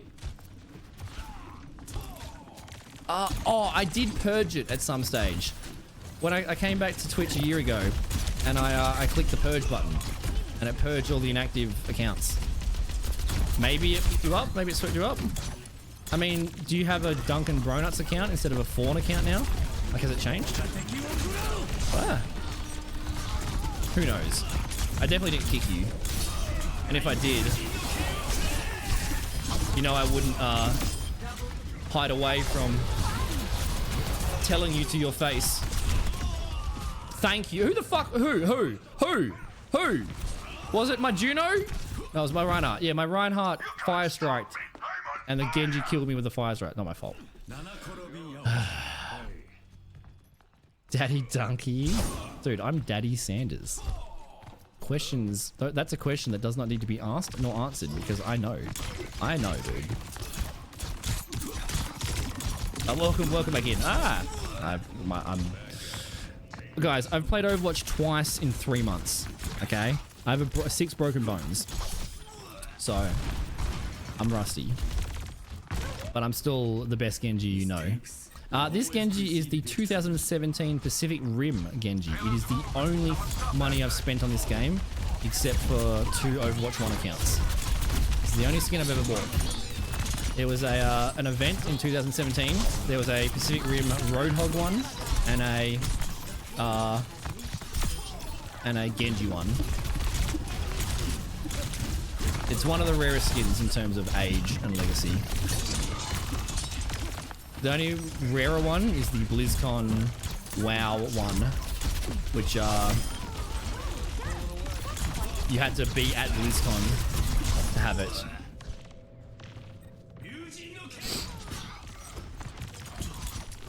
No questions, all answers. Yeah, pretty cool skin. Pretty cool skin. We got our Jade thingy-mobbies.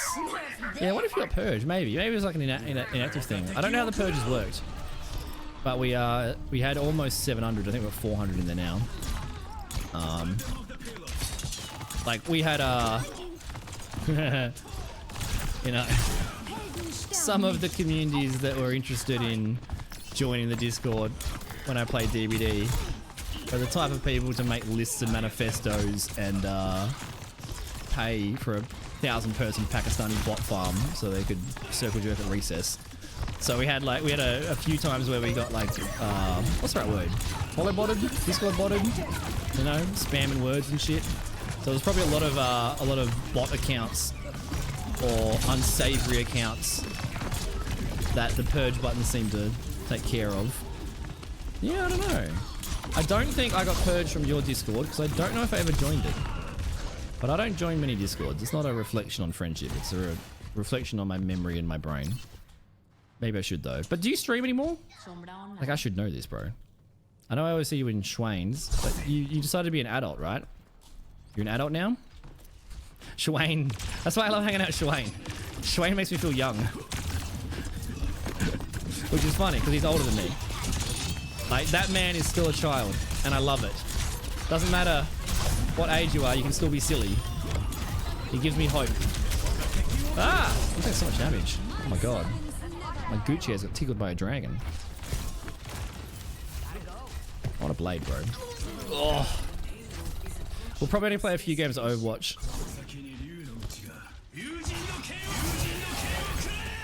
Okay.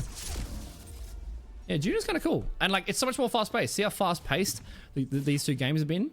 It's just fast paced, speed in, rush. Heck yeah. Let's go. Let me Google, I don't have Steam open. Once human. Once human. It is on Steam. It's a multiplayer. It came out on my birthday, dude. It's a multiplayer open world survival game in a strange post-apocalyptic future. Unite with okay. There's storylines, there's monsters, resources, territory. It's like Rust. I like it. It's very vague, and it's like every genre possible to cram into a thing. And it seems like it's extremely popular. I like survival things. Like Genji diffed? Nah, I didn't, bro. I got Team Comp diffed. My healer was very bad. Isn't the game? It's the trailer. It's the trailer. So it is the game. Oh, someone in chat said Genji div. Oh no, my fragile ego. Oh no. Definitely haven't won tournaments playing Genji MVP. Oh no, I'm so bad. Oh no, what can I do? I didn't do well on my second time playing Genji in 3 months because my wrist is broken. I don't. Oh no. Oh no. Oh no. How will I recover? How will I recover? You're getting a Starforge? Isn't that a StarCraft building? You're getting a $5,000 computer. Dude, you took time away from streaming to earn money and be an adult, and then you're putting that money into a computer to come back to streaming? Love it. Love it. Let's go. The server's being so full and the building's... Okay. Is it like WoW, or I don't know how Rust works, but like whatever you build on that server stays on that server? Like you can't... If you're on another server, you start fresh? Is it clans and stuff? I'm thinking Rust. Sounds interesting though. Sounds interesting as shit. Sounds interesting as shit. Maybe we are... But the problem with these sorts of games and with lots of games is I'm not very good at being casual. Games like this, it's like 5 years of my life. It's like RuneScape or WoW. I can't just do 1 hour once a week as variety. I will be playing this 15 hours a day, every day for the next couple of years. I'm really bad at just like, we'll just try it for a few hours. I play it forever. And I don't want to do like a one game anymore. I mean, it could be the new thing. Like X Defiant is really tickling me balls right now. I'm really enjoying that. So I'm keen to play more X Defiant and more Overwatch. I'm keen to play Apex or Valorant. There's lots of FPS games that like we'll bring back the variety wheel. We'll bring back the Tuesday. No stress, Duncan. No stress. Go do your productive thingies. The apocalypse changed everything. All are infested by an alien creature, Stardust. Okay, as a metahuman. Survive the contamination, use the power of Stardust. And these games, like Rust, they always turn into clan games. Where it's like, sleep for 4 hours, log in, my base has been raided. Oh, it's okay, I'm in a clan of 80 people. Like, they're not always the most enjoyable when it gets very meta and very endgame and very sweaty as a lone player. But that's an issue with all these sorts of games. So it's going to be interesting to see how this goes. Use the power of Stardusts. I like the survival aspect. They're PvE unless you go to PvP. Ah! Okay. What's the new LoL game mode? Interesting. We are in queue. We are in queue. Okay, so you can... I feel like I would only care about PvP. Interesting. Interesting. Like in the middle of nowhere. I like survival games. I like survival games where you got to manage your water, got to manage this, got to manage this. I really do like survival games. Brace yourself. Also, 7 Days to Die is now not in beta or alpha. It's actually got full released. I I've only played that. I don't think I've ever played that game on stream, but I've played it once, like offline, maybe a few times offline. And I do enjoy that. But it gets to a point where I just like randomly get bored. Happened with Stardew. Like random. I got to one point, I was like, I'm done with the game. Brain turned off. What's the next thing? I have very fluctuating interests. For no sense or reason. Fight nature. So the plague affects the soil and the water. Okay. Sanity drops. To eat or not to eat, it's a question. Okay. Is my computer even up to date in terms of like... Yeah, it is. Numerous enemies that are once human. Bosses from another dimension. Okay, yeah, so it's similar to Rust. Dude, that's all. So how do they make money? Is it, is there skins? Like, free to play means, is there like a battle pass? How do they make money? Is it sanity meter? Yeah, so it's kind of like Don't Starve Together. Has that, right? Yeah, MMO, dude, MMOs are so, like, it's hard, bro. It's hard to play an MMO casually, dude. Like, that is just your life. The skins, okay. Vampire Survivors with lead characters. Interesting. Yeah, I mean, it looks good. Actually, that's what you do. We watch the Steam trailers. I mean, it looks good.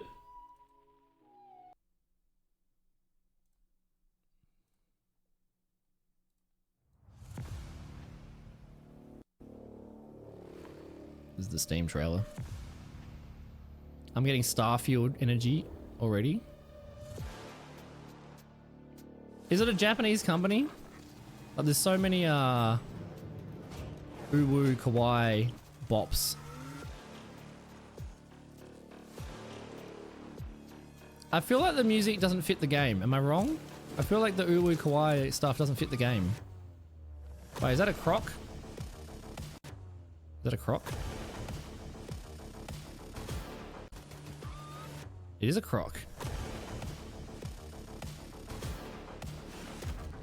I'm getting like, yeah, 7 Days to Die feel, but more spooky. And the fact, like, I like the fact it's got guns, so there's the FPS element to it. What? I mean, it seems awesome. Can you do custom servers? Can we have our own server? Can we have our own server just with our community? Seems awesome, dude.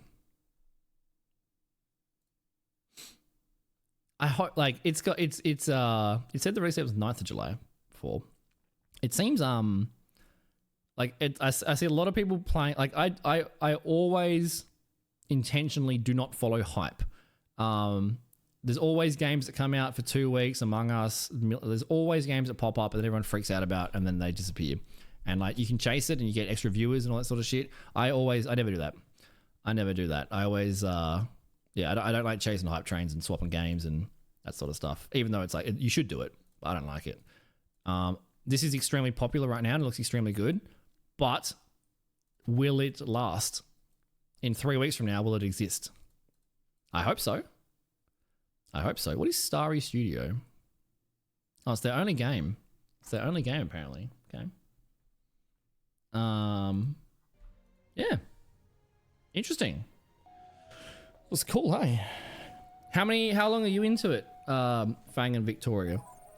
Like, how far into it are you? Are you enjoying it? Like, have you played 30 hours? Are you excited to play another 100? Interesting. Yeah, this is the skin. The Pacific Rim skin. It's pretty cool. Terran air has so little oxygen. And I'm always on fire. So now I'm on fire. Oh, they were beta testing last. Okay, that's good. That's good. That's good. This might be my last game. Wrist is not hurting, but it's like it's definitely feeling something, and I'm hungry. I was gonna say I haven't eaten today. It's 1 AM. I didn't eat yesterday, so I'm gonna end and eat. There might be a stream tomorrow. Probably not. Tomorrow I'm gonna go try and play tennis. There's a llama or an alpaca. Alpaca, I think. No, that looks like a llama actually. Do you know we had an alpaca? We had an alpaca and a sheep. And the sheep would sit under my window and it would bar while I was streaming.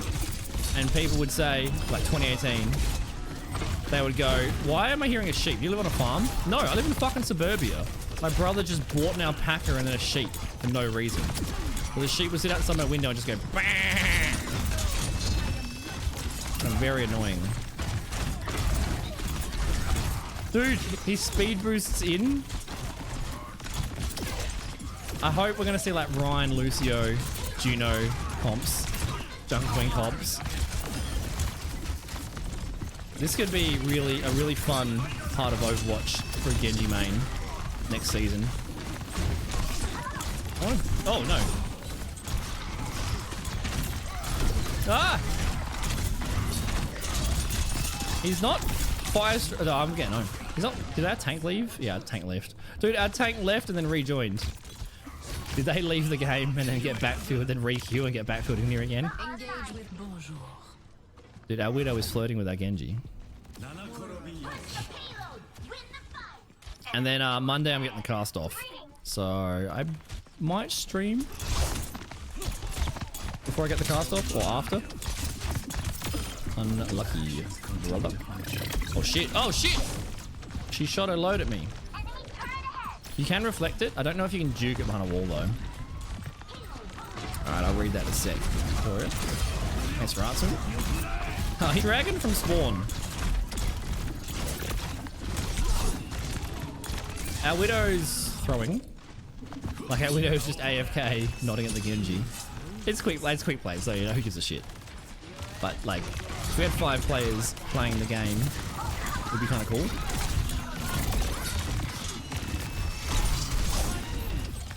I want to blade.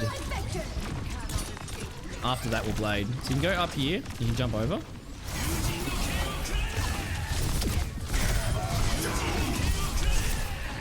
Unlucky, bro. No one can hide. I got 2 swings in before he actually got his animation off to start. I mean, I reflected that game. You can eat my ball sack. Whew. You watched it for hours? You're not going to put my hours in? Fuck yeah. That's sick. Yeah, I wonder why the release trailer from IGN was all anime kawaii.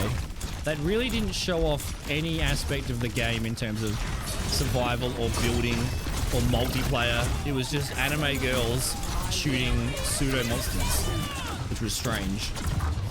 So yeah, I understand that, man. I'm burning with purpose. They won't notice, will they?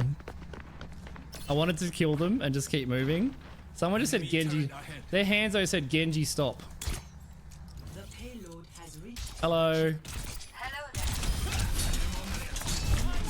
I can't reflect both. I wanted to like kill the Hanzo, then kill the Alari, but I was like, you know what? I won't kill anybody, and they won't realize. Hit him with the C9. Ooh, the triple dink onto the. Who said I was getting Genji diffed? Yeah. I've never lost a Genji battle in my life. I'm the best Genji in Australia. There's a couple of Genji mains, but it's rare that I meet a Genji main. There's a few that I have a good battles with. I want to play Widow, but your Genji's a fuckwit? How? I want to play Widow, but your Genji's a fuck... What? I want to play the game, but there's a counter to the hero that I want to play, and that means that player's bad. That's... What? A logic? What's wrong, Labake? Genji, stop. I want to play Widow, but your Genji is a fuckwit. What have I... What? What?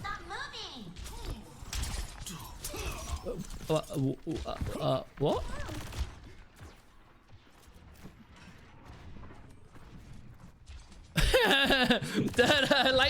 Late night Overwatch. I miss it, bro. I miss it. Your tank is 1 to 3. What? Why is that my problem? It's quick play. I got nothing to do with my tank. What are you? What? Have you considered having a child with the payload?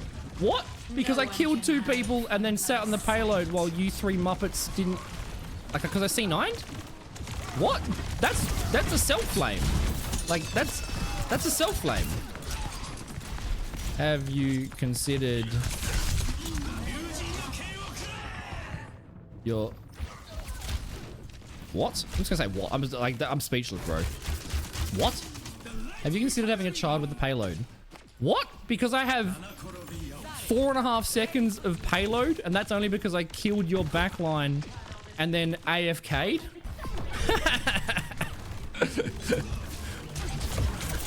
All you have to do is kill the enemy, and that means you're a fuckwit.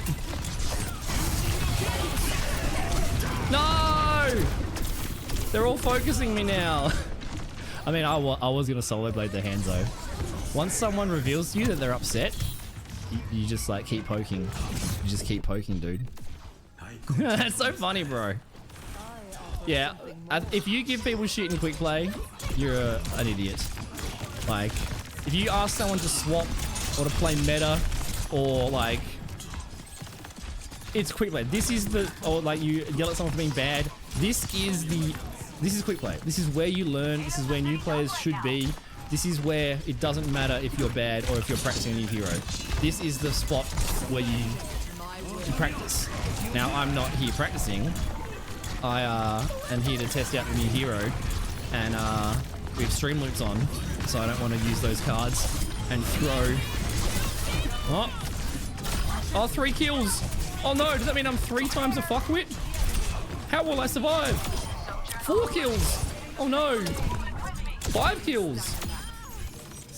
5k equal 5 times fuckwit?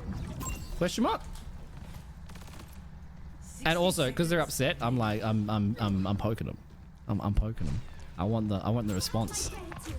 This is content. This is entertaining, bro. Also, you will notice that I never start anything. I don't start stuff. But if you want to start stuff, you're in my territory now, mate. Good shot, nice shot. You know, I'm gonna write nice shot. That was a nice shot. It was a nice shot. But even a compliment will upset them. That was a nice shot. Well played. That was a very nice shot. It's you can't say nice shot as much as you used to because they made the hitboxes gigantic. So now you get headshots way easy now. So like the nice shots of 6 months ago aren't as impressive as they are now. That was still nice. That's still nice. What are you up to today, MC? Hope you're doing well, mate. Looking satellite vector.